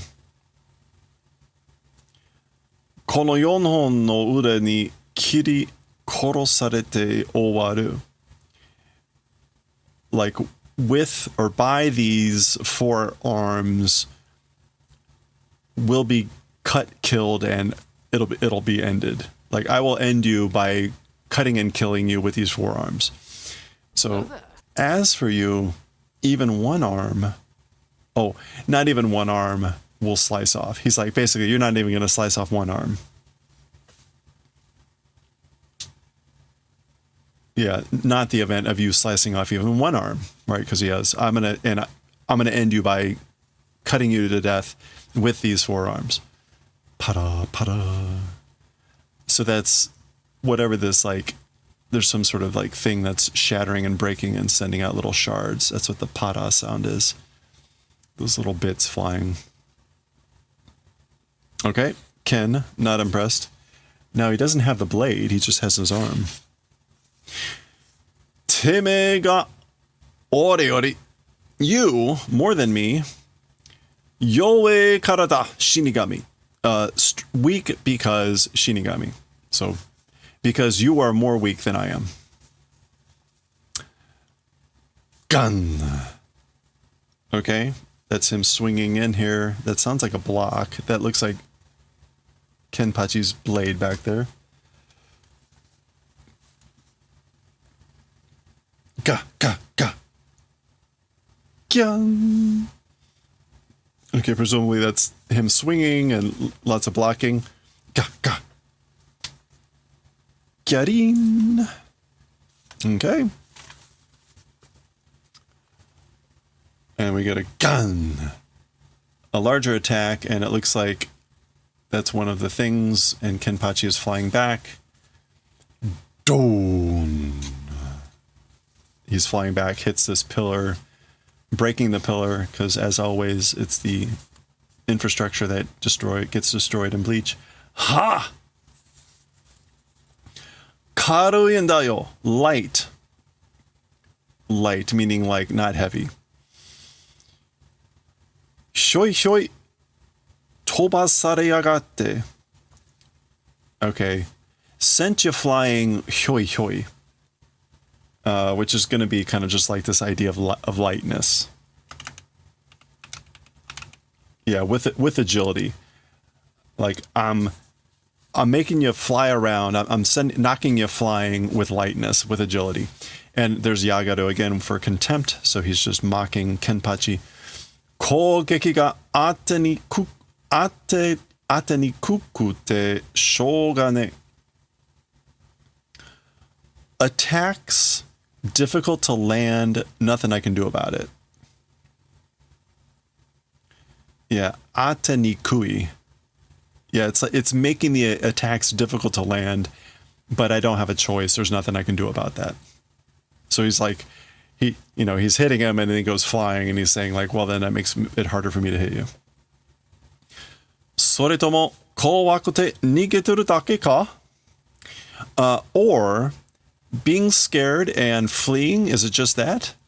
So now Noitada is further mocking him and basically saying, or are you just scared and running away? Ah, huh? And then he's surprised at something. There's a foot coming out. Goban. Goan. Okay. That's the foot coming out at Noitara. Gah. Now a hand. Zun. And that looks like Kenpachi slamming Noitara into the ground. Okay. Gun.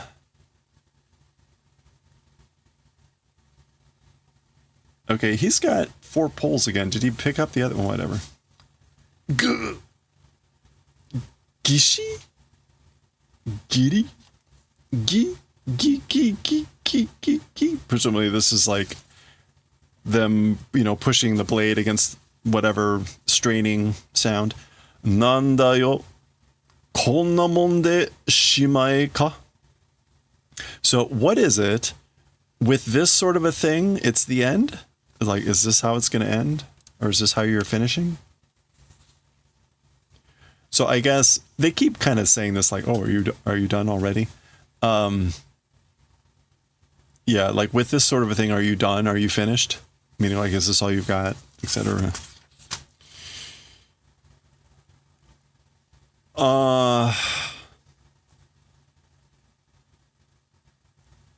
Okay, and then suddenly we get this do, which presumably that's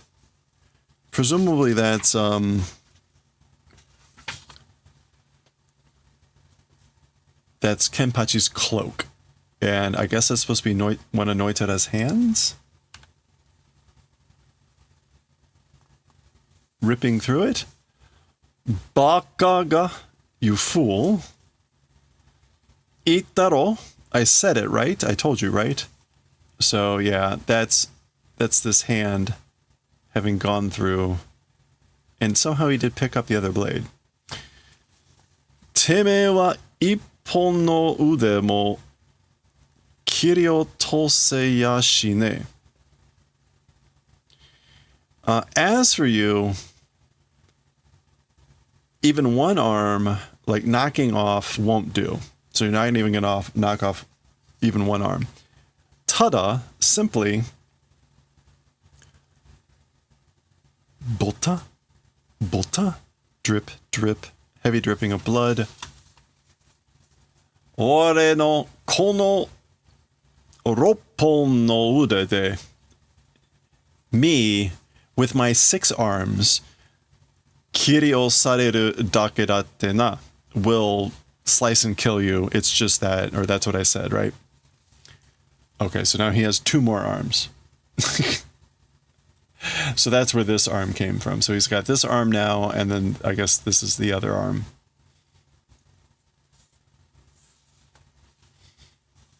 Gobo! Cough! And he's coughing up blood, Kenpachi. All right, there we go. That's the end of the chapter. There's Kenpachi. There's the many-bladed, many-armed Noitara. And there we go. That was 310. Next time, we'll continue. 311.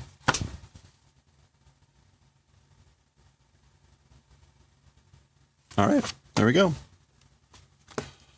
All right, on to Azumanga Daioh.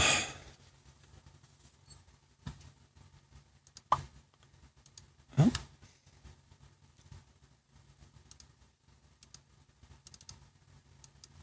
Volume 4, Chapter 1.2, and then going to be Part 1.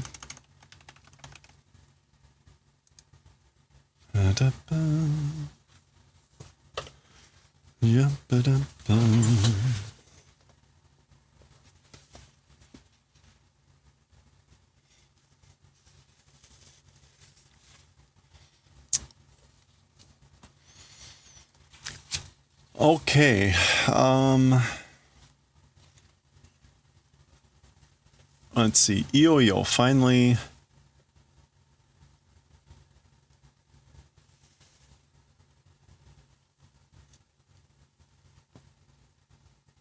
Heisei. Oh, that's just the year, probably. Daigaku Nyushiki Center Jiken Kaijo. Yeah, okay, so this is where they're taking the entrance exams. What is it? New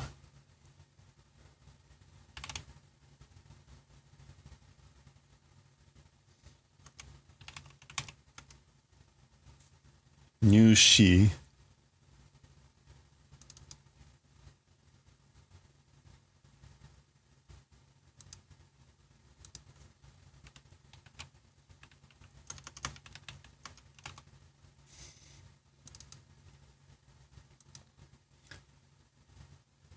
And then Shiken Kaijo.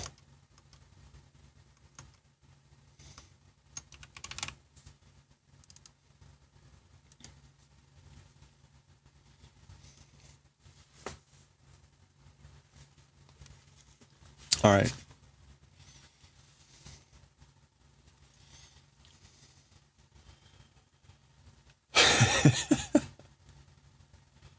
All right, here we go.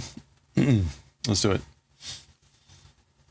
Okay, let's read part 2, chapter 1, volume 4. Again, we're volume 1 with chapter 1. We're actually towards the end of the book now. Only 3 chapters left. Iyo, finally. Oh, sorry. Fight. Finally, iyo. We see a sign here that says Daigaku Nyushi Center. This is the University Entrance Exams Center, and Shiken Kaijo, the examination assembly hall or meeting hall. Senta Shiken, the center exams or whatever. This is the entrance exams for university. There's Tomo.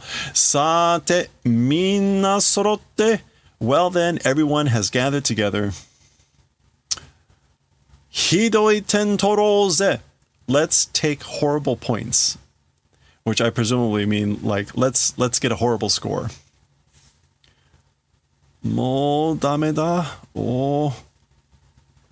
Yeah, it's no good. It's no longer any good.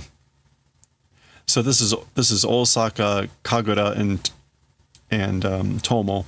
They're probably the least prepared. Oh yeah. So they're not looking forward to this.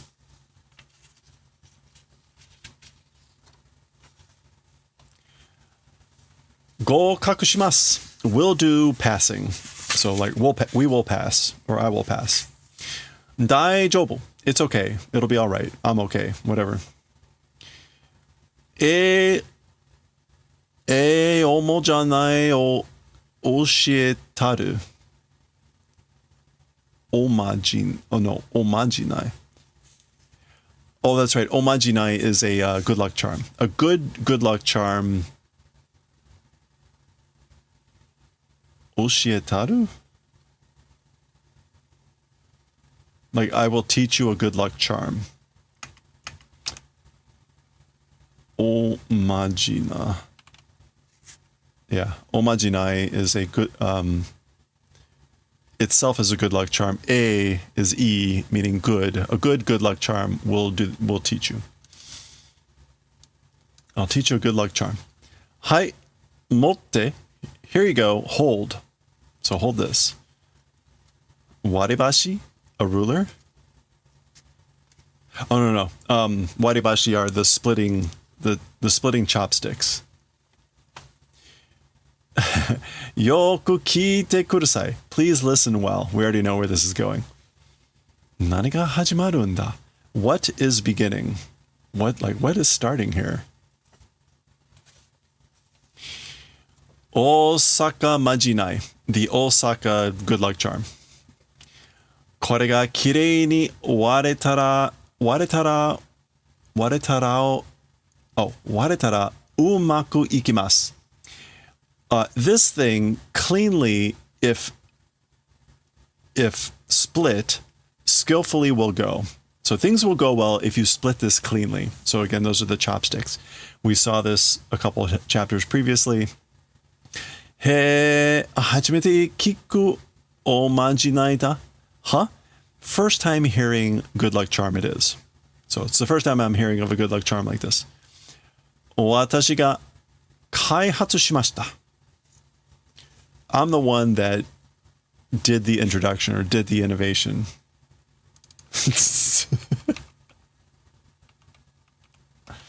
Yeah, I'm the one that did the development of the good luck charm. 大丈夫です。聞きます。It's okay. It's effective. 勝手に開発すんな。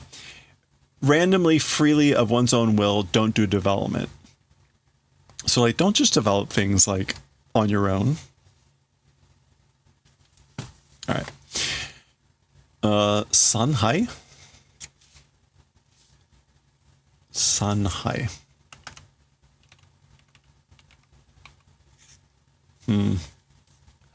This might be supposed to be like ichi ni sanhai, like 1, 2, 3, go.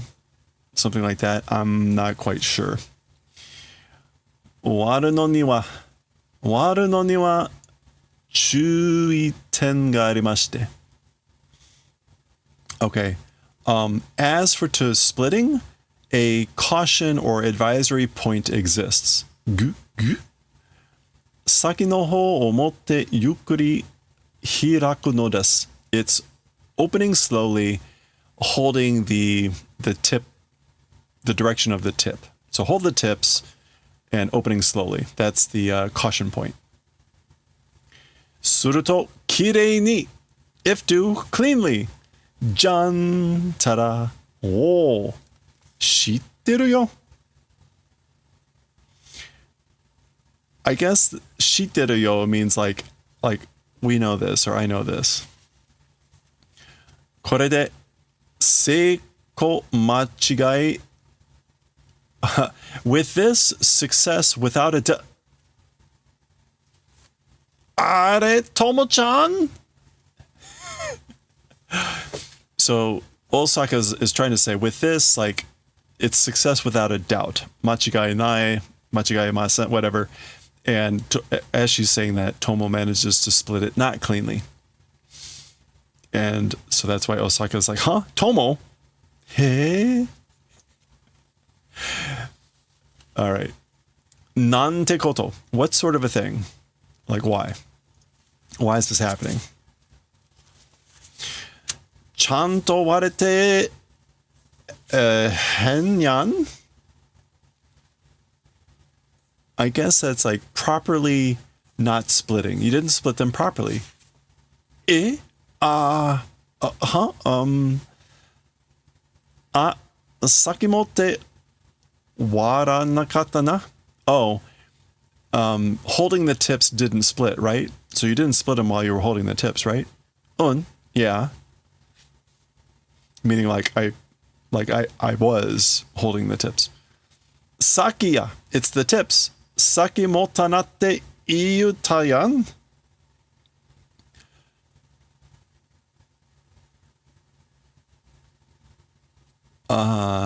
Saki motanatte iyutayan. Like I said,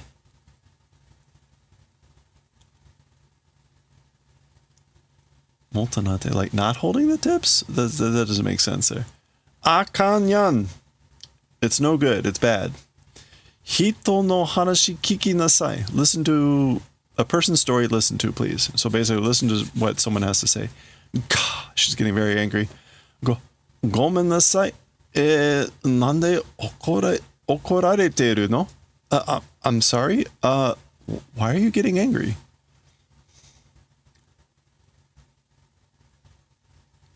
Oh, wait. Sakimotanate. Not holding the tips, saying, right?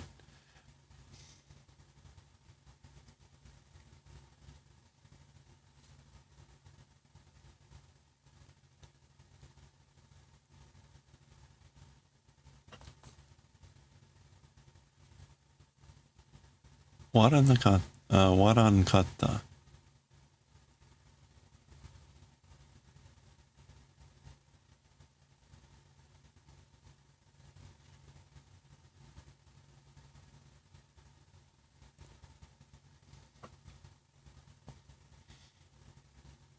Oh, okay. So like, you didn't split it. You didn't split it holding the tips. She's saying, yes, correct. I didn't hold the tips. It's the tips saying to hold the tips. It's, yeah. I said like not holding the tips is no good or something like that. Again, okay. So the rest works. All right. Chiyo Mamori. This is either like Chiyo, protecting Chiyo, or a Mamori can also be like a protecting charm. So Mamori, yeah, like an amulet, a charm. Akan mo tomo-chan akan wa. So this is like, it's no good, like you're done for. Already Tomo-chan, like you're done for. It's no good. Uso? Huh? You're kidding, right? It's a joke. It's a lie. Mama Osaka-san. Like, come on now, Ms. Osaka. Watashi mo minna ni omamori o yoi shite kimashita.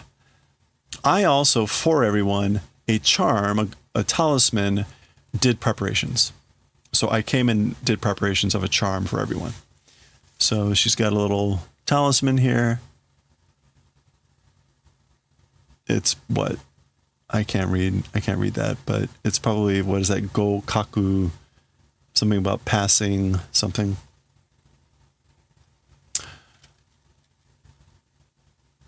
Jinja de kao tsumori datta n desu kedo, jibun de tsukuchaimashita. Okay, so it was the intent to buy at that shrine. So I intended to buy them at the shrine. On one's own made it, but I made them on my own. Minna ikko desu. So everyone one object apiece. Oh, zutsu. Ikko zutsu. Yeah, so one apiece. Oh. Kochi wa kikisou da. As for this direction, or as for this thing, it seems effective. Nanya? What? All right. Iza.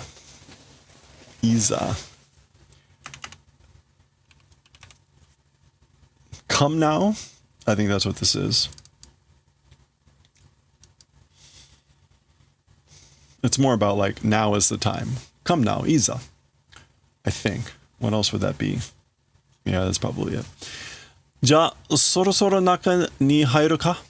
Well then, finally to the inside entering, question mark. So, shall we finally go inside? Yosh! All right. Ja, watashi wa minna umaku iku no o inori shite imasu. Okay. Well, as for me, everyone skillfully going, praying will do. So I'll be praying that everything goes skillfully for everyone. Everything goes well. Oh, is that Kolun? Which is just like luck, fortune. Yeah, luck, good fortune. Now remember, Chiyo has decided that she's going to go study overseas. And so she doesn't need to take the entrance exams because those are for people going to Japanese universities. B. Okay, so they all give the thumbs up. B. Ko-un, O. So fortune, and then O meaning as a direct object. So I will be praying for fortune. I will be giving fortune, whatever. Good luck to you. Okay, that is a halfway point. That is a halfway point for the chapter. So we'll see how the this whole thing goes and how it gets resolved next time. All right. All right. Oh, we're burning through everything. Let's go. Last one up is Akira. Let's go, let's go, let's go, let's go.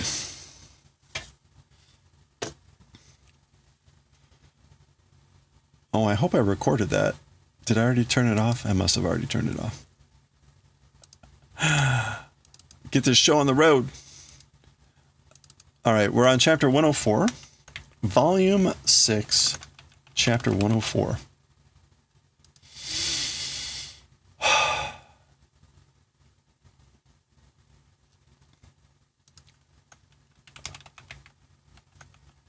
Oh, no, volume 6, yes. Chapter 104. Okay.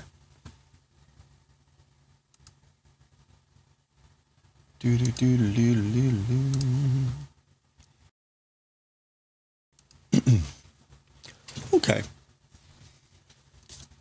This is going to be like 15 pages, I believe. So we're going to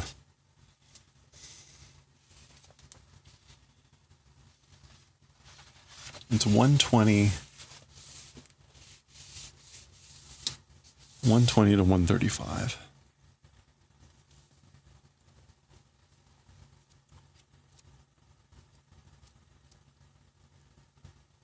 All right, here we go. Oh, let me get rid of that.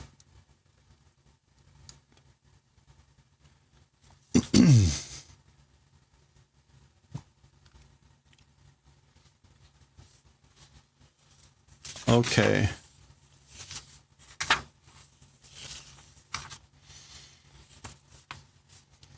All right, here we go. Nope, we'll wait for that to clear.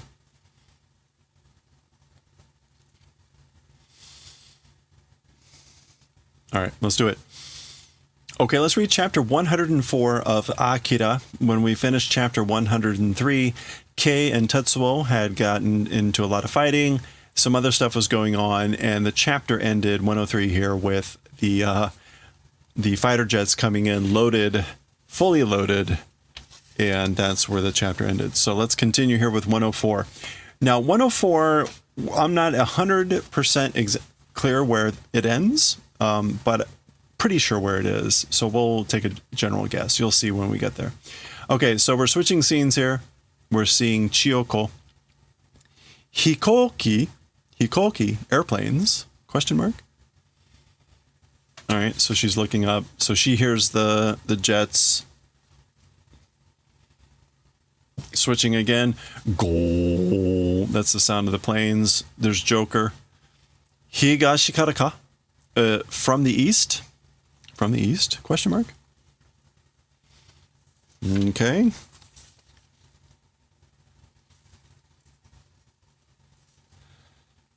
All right, there's the view from the planes coming in on Neo Tokyo. There's the refugee camps that were typically around Miyako's temple. Nanda? What is it? Kyuen Butsu Bushio Nananda Akajuji no Hikoki da. Okay, so this is relief supplies, whatever Red Cross airplane it is. Okay, so Kyuen Bushi, which is again relief supplies.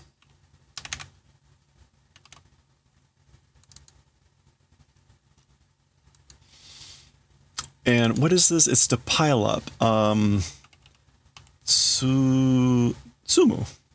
Tsunda. Tsunda. And then Akajuji. Is it Sekijuji?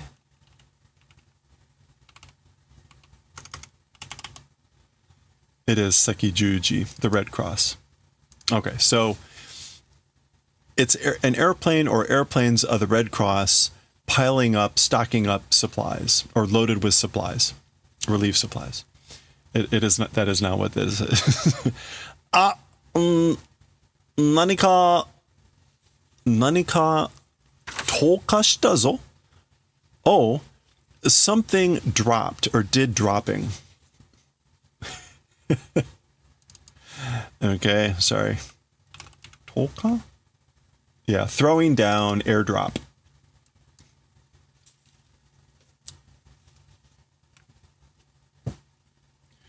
Why?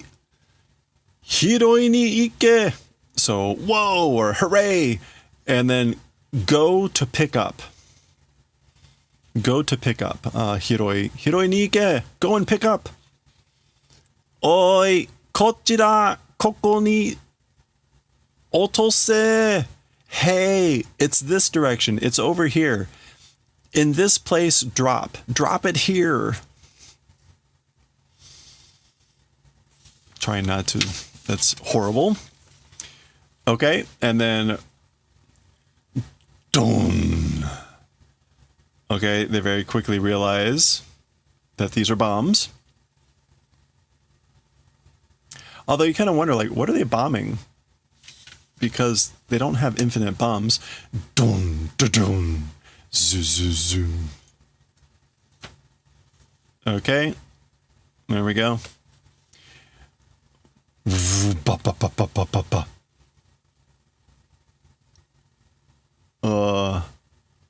There's a bunch of these like delivery systems are popping out these things. I don't think that's supposed to be guns.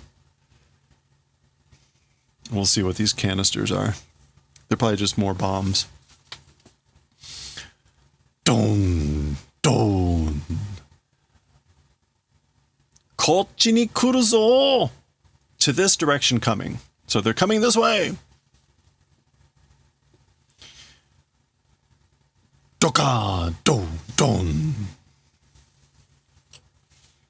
Do, do, dun, do. America gun to na. It's the American army, isn't it? Masani jutan bogeki. 無着別に攻撃しております. Okay, so まさに.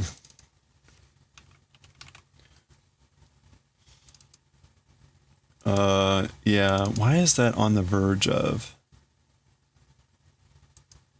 On the verge of? But it's more like they're in the middle of. They're just starting a juntan. No, sorry, jutan. Oh, carpet bombing. Oops. So jutan is carpet. And bakugeki, an explosive attack. So carpet bombing. So they're beginning on the verge of a carpet bombing. Judan bakugeki. Muchakubetsu? Or is that, no, musabetsu. Indiscriminately. Musabetsu ni koukeki shite orimasu. They're attacking indiscriminately.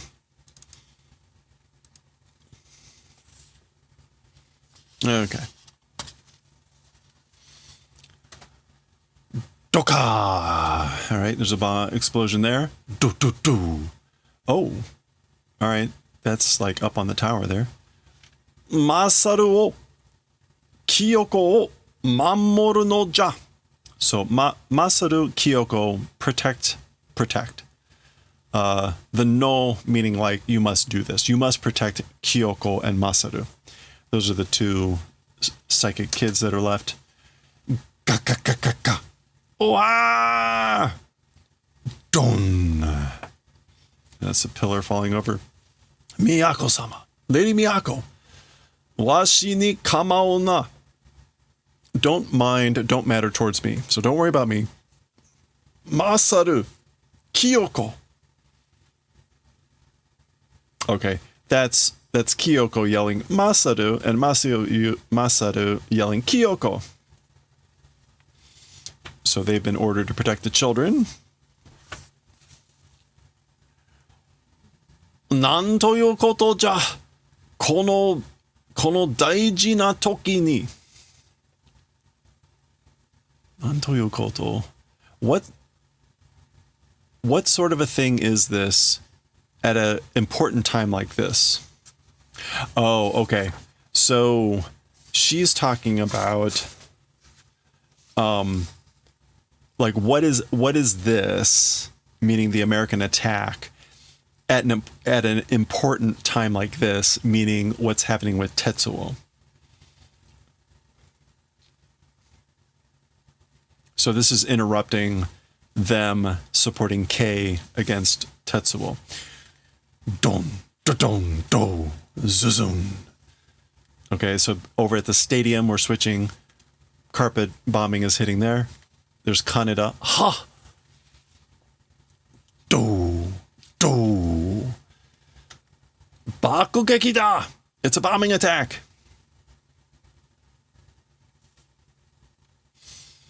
Those are the Empire people.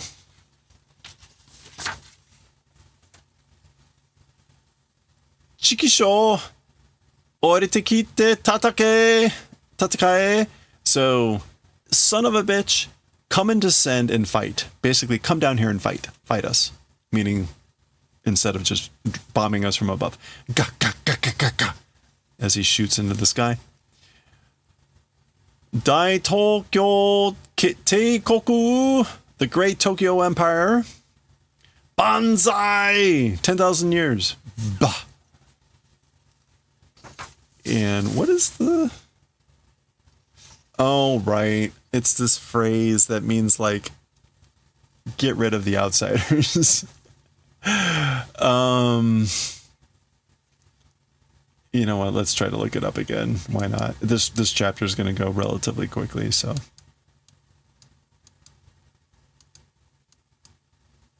I think it was something like this.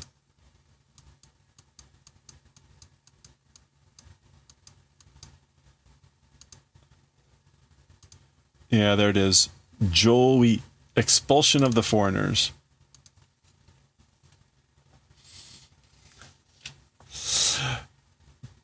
Doka! And then a bomb presumably hits that group of people, and that's them flying. And presumably that's the banner he had or something. Da, da, da, da, da, da, da. Oh, that's Kaneda running. That's just his feet. Dong! Wah! So one of the bombs barely misses him. Zazaza, sliding.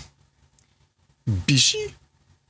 Oh, that's the cracking, the pavement here, whatever stone is cracking. Bishi. And then Gwa. Some big eruption happens. That does not look like a bomb. Okay, there's K. K! So maybe this was Tetsuo and K down there, and now they're being knocked up here from their fight. I don't know what the... Do. Zun. So that's K hitting the ground and sliding. What was the last we had seen of them? Of those two? Yeah, they were down there. K, like the ceiling had collapsed on Tetsuo, and he was not fazed by it. So presumably this is their attack, their fight coming back up to the surface from that underground area. Yeah. So there's Kaneda seeing Tetsuo emerge from the smoke. Huh? Dong. So he notices the attack going on.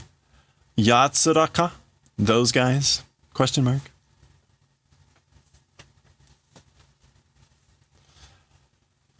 Zuibun to hare ni yatteru jane ka? Very much gaudily doing it, aren't they? Or flashily doing it. So he's seeing the destruction that they're doing. So he's saying they're like, they're making a mess. They're doing things really over the top, gaudy, flashy, aren't they?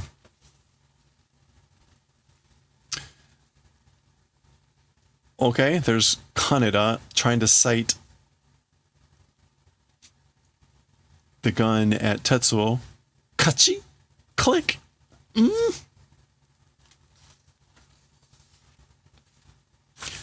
Okay, so whatever is going on, the gun's not working, of course. Atari ga nigiyaka ni natte kitta koto da shi, sorosoro shiage toiku ka?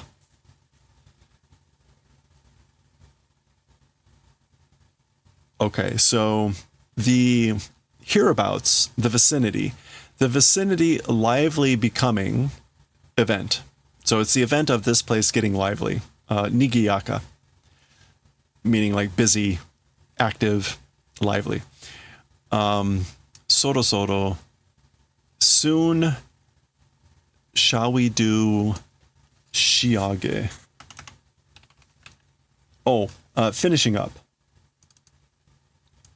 So he's like saying, shall we put the finishing touches, meaning like on their battle. And again, toku, toiku is basically, he's just asking that. Okay.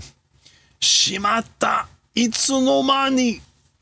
So Kaneda is just noticing that presumably like this cable is severed or broken. Oh no! When? At what point? During what interval? Like when did that happen? Ooh. Okay, so K's a little disoriented. Huh? Bishi? Huh? So bishi again, the cement, the pavement here is cracking. Doushita? Hayaku nigenai to oshitsubusarete shimau zo. It's interesting.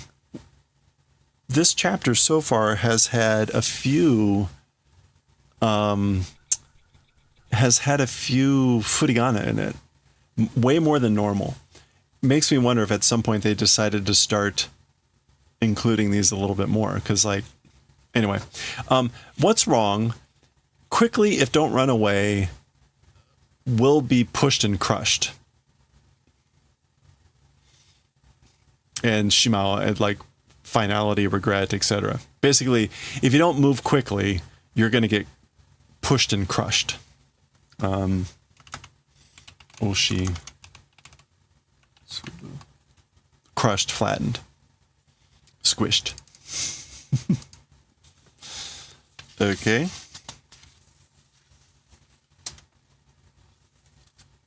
Ooh. Kararaga. My body. So her hand's kind of trembling. Omoi. Heavy. So she's saying her body is like, feels heavy. Now maybe that's because she's not being directly supported by Miyako and Masaru and Kyoko. Not quite clear, but we'll just go with it. Bishi? That's more rocks breaking. Ita! Ow! So I guess that's shrapnel hitting her. Gu! Dus. Okay, so that's more like, ow! And something is thudding into her. It looks like, oh, okay, so this is what he means by if you don't move fast, if you don't run away fast, you're going to get squished. So he's doing some sort of like gravity attraction to her, and so all the pebbles and rocks are going to move in on her. Kya! Do boom do ka dus. Zu zu zu. That's the heavy sliding of this big slab. Blah.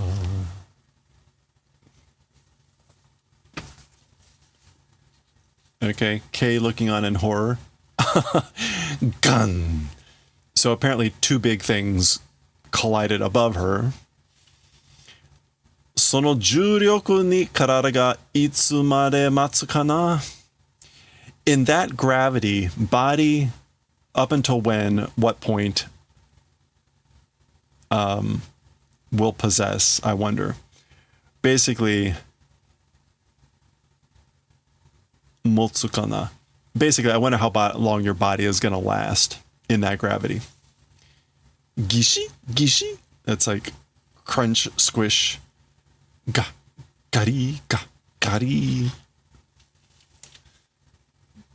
Gaki. Kaneda-kun!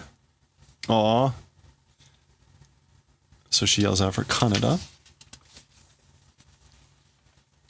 Tetsuo! Ga. Kaneda. All right, so Tetsuo is just coming in with the gun as a physical weapon. Kurae! Again, like eat this, absorb, swallow.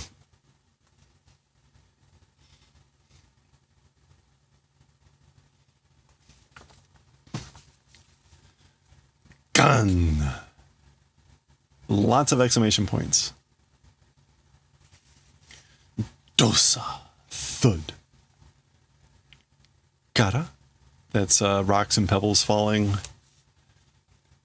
Gara, gara, gara, gara. And that's the whole pile falling apart. So apparently that broke Tetsuo's concentration. But fortunately, nothing appeared to smush K in that whole mess.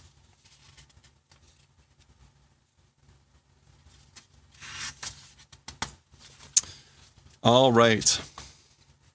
We're switching scenes. Over to the American ship, the fleet.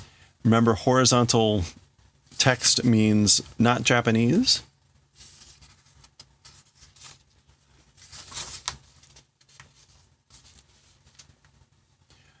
Daiichi, Daini Kougekitai. Nani heiki o oritsuku shi kikan shite kimasu. Okay, so number 1, number 2 attack units. The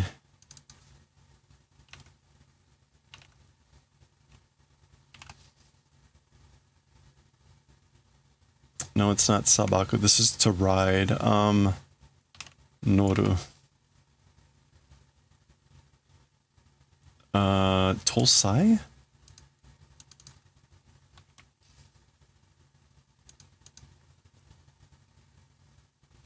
Tolsai. Tolsai heiki o uritsukushi. Like to expend. This is like complete expenditure of loaded weapons. Okay. Uritsuku.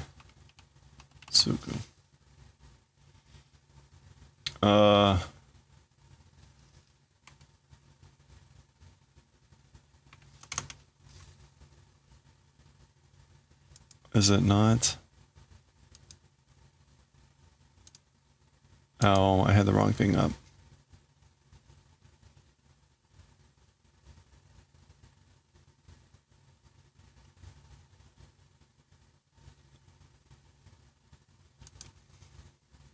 Yeah, uritsukusu. Uritsukushi. To sell out, to exhaust one's stock. So number 1, number 2 attack units have expended their loaded ordnance, the weapons that they had loaded, and will be doing returning to ship. So they're returning to ship. Senkan Bajiru, the battleship Virgil, Bajiru, Neo Tokyo no Shate Kyori nai ni harimashita.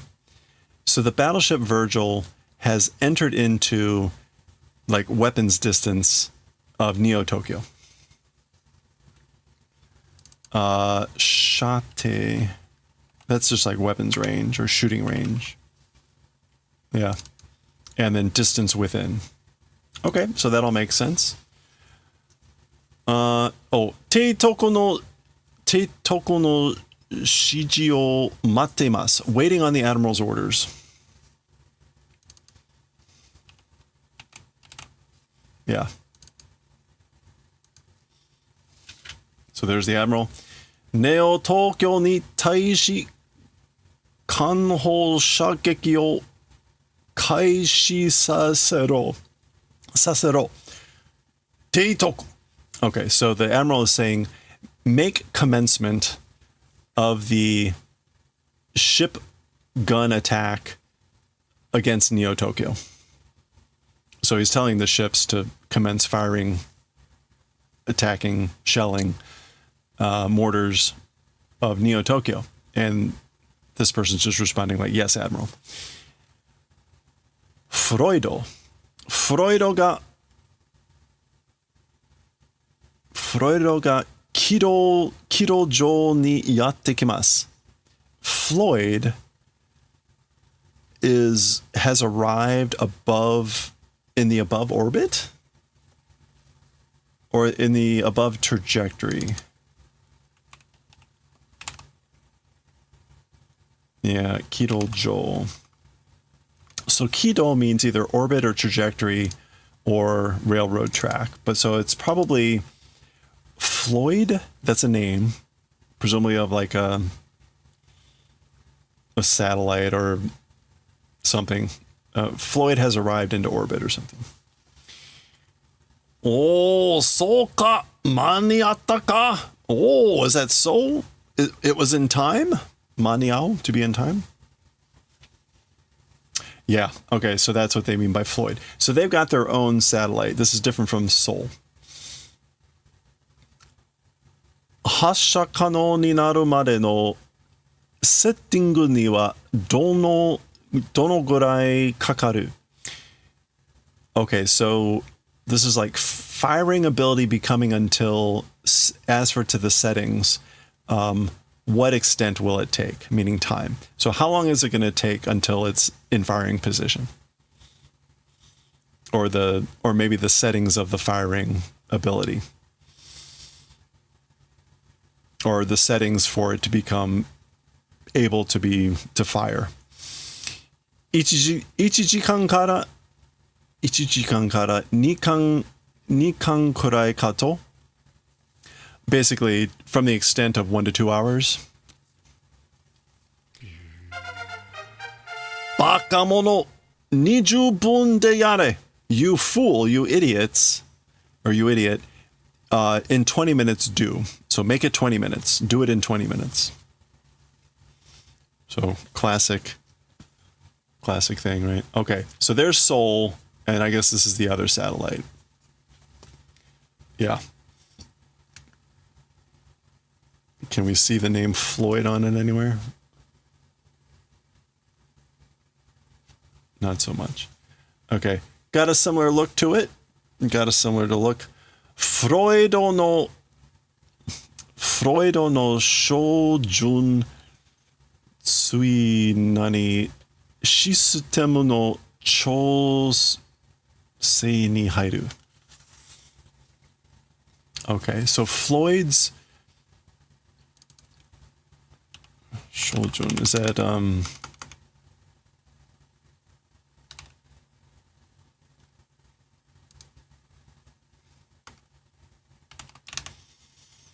oh, right.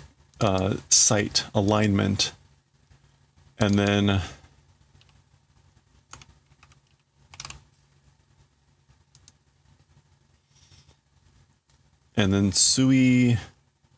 Suike. We want this Tsui. Chasing tail.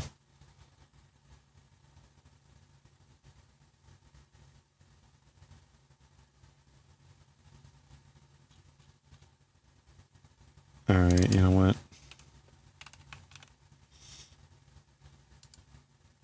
Append. Tsui B, following pursuing system. So the alignment, the sight, the aim, pursuing systems Chosei. Regulation, adjustment, tuning, like enter into or put in. Maybe that's ireru. Put in the adjustment of this alignment system. So basically, get it calibrated. Okay. And that is probably the end of chapter 104. I don't know for 100% sure. I did see an auction that was selling pages from chapter 104, and it had an image of these two pages. So I'm pretty sure, but I didn't see the continuation line down here. This information is really hard to find. Did a lot of searching for it. It's this chapter that the break between 104 and 105 where I'm the most uncertain about where exactly, but I'm pretty sure that this is the end for 104. So there we go. We got a second satellite. We'll see what's going to happen here. The Americans are on the attack. It's not gonna end well for anyone. So we'll continue next time with 105. Only 15, 16 chapters left. We'll see what happens. 105 next time. All right. Everyone's got their own satellite.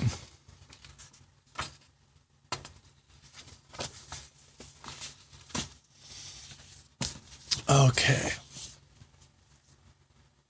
Wow. All right. And we made it before 9. That's not too bad. We covered a lot of stuff today.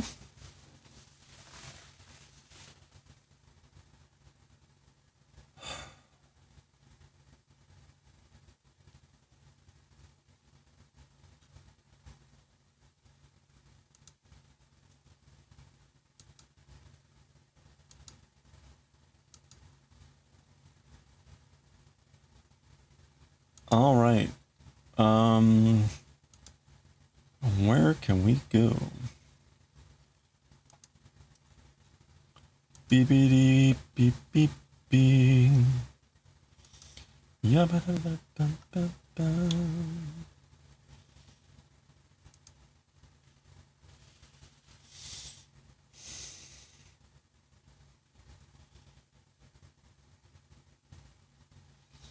Do do do do.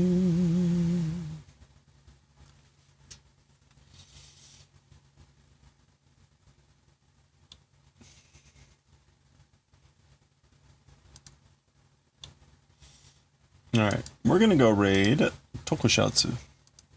Tokushatsu is a 24/7 Japanese dubbed or English dubbed Japanese old series stuff like Kamen Rider, Power Rangers. What are they currently playing? Looks like Kamen Rider maybe. Ooh, vampires. All right. Let's go. Tokushatsu. That's going to do it for us for today. Thank you, everyone, for hanging out. I hope you have a good rest of your week here. We should be streaming tomorrow. It's Friday. I think I'll be on normal time. We'll do our normal things. We'll be working on the collar. We'll be doing the Kitchener stitch, and we'll be starting all the other weird things that I'm supposed to do with that thing. Hopefully the Kitchener stitch won't take too long. I don't think it will, but anyway, thank you again so much. I hope you'll have a good one. Stay safe, stay well, and stay warm. And hopefully you're not in the path of this second storm that's hitting over the weekend here in the U.S. But if you are, stay safe, and I will catch y'all next time. Bye for now.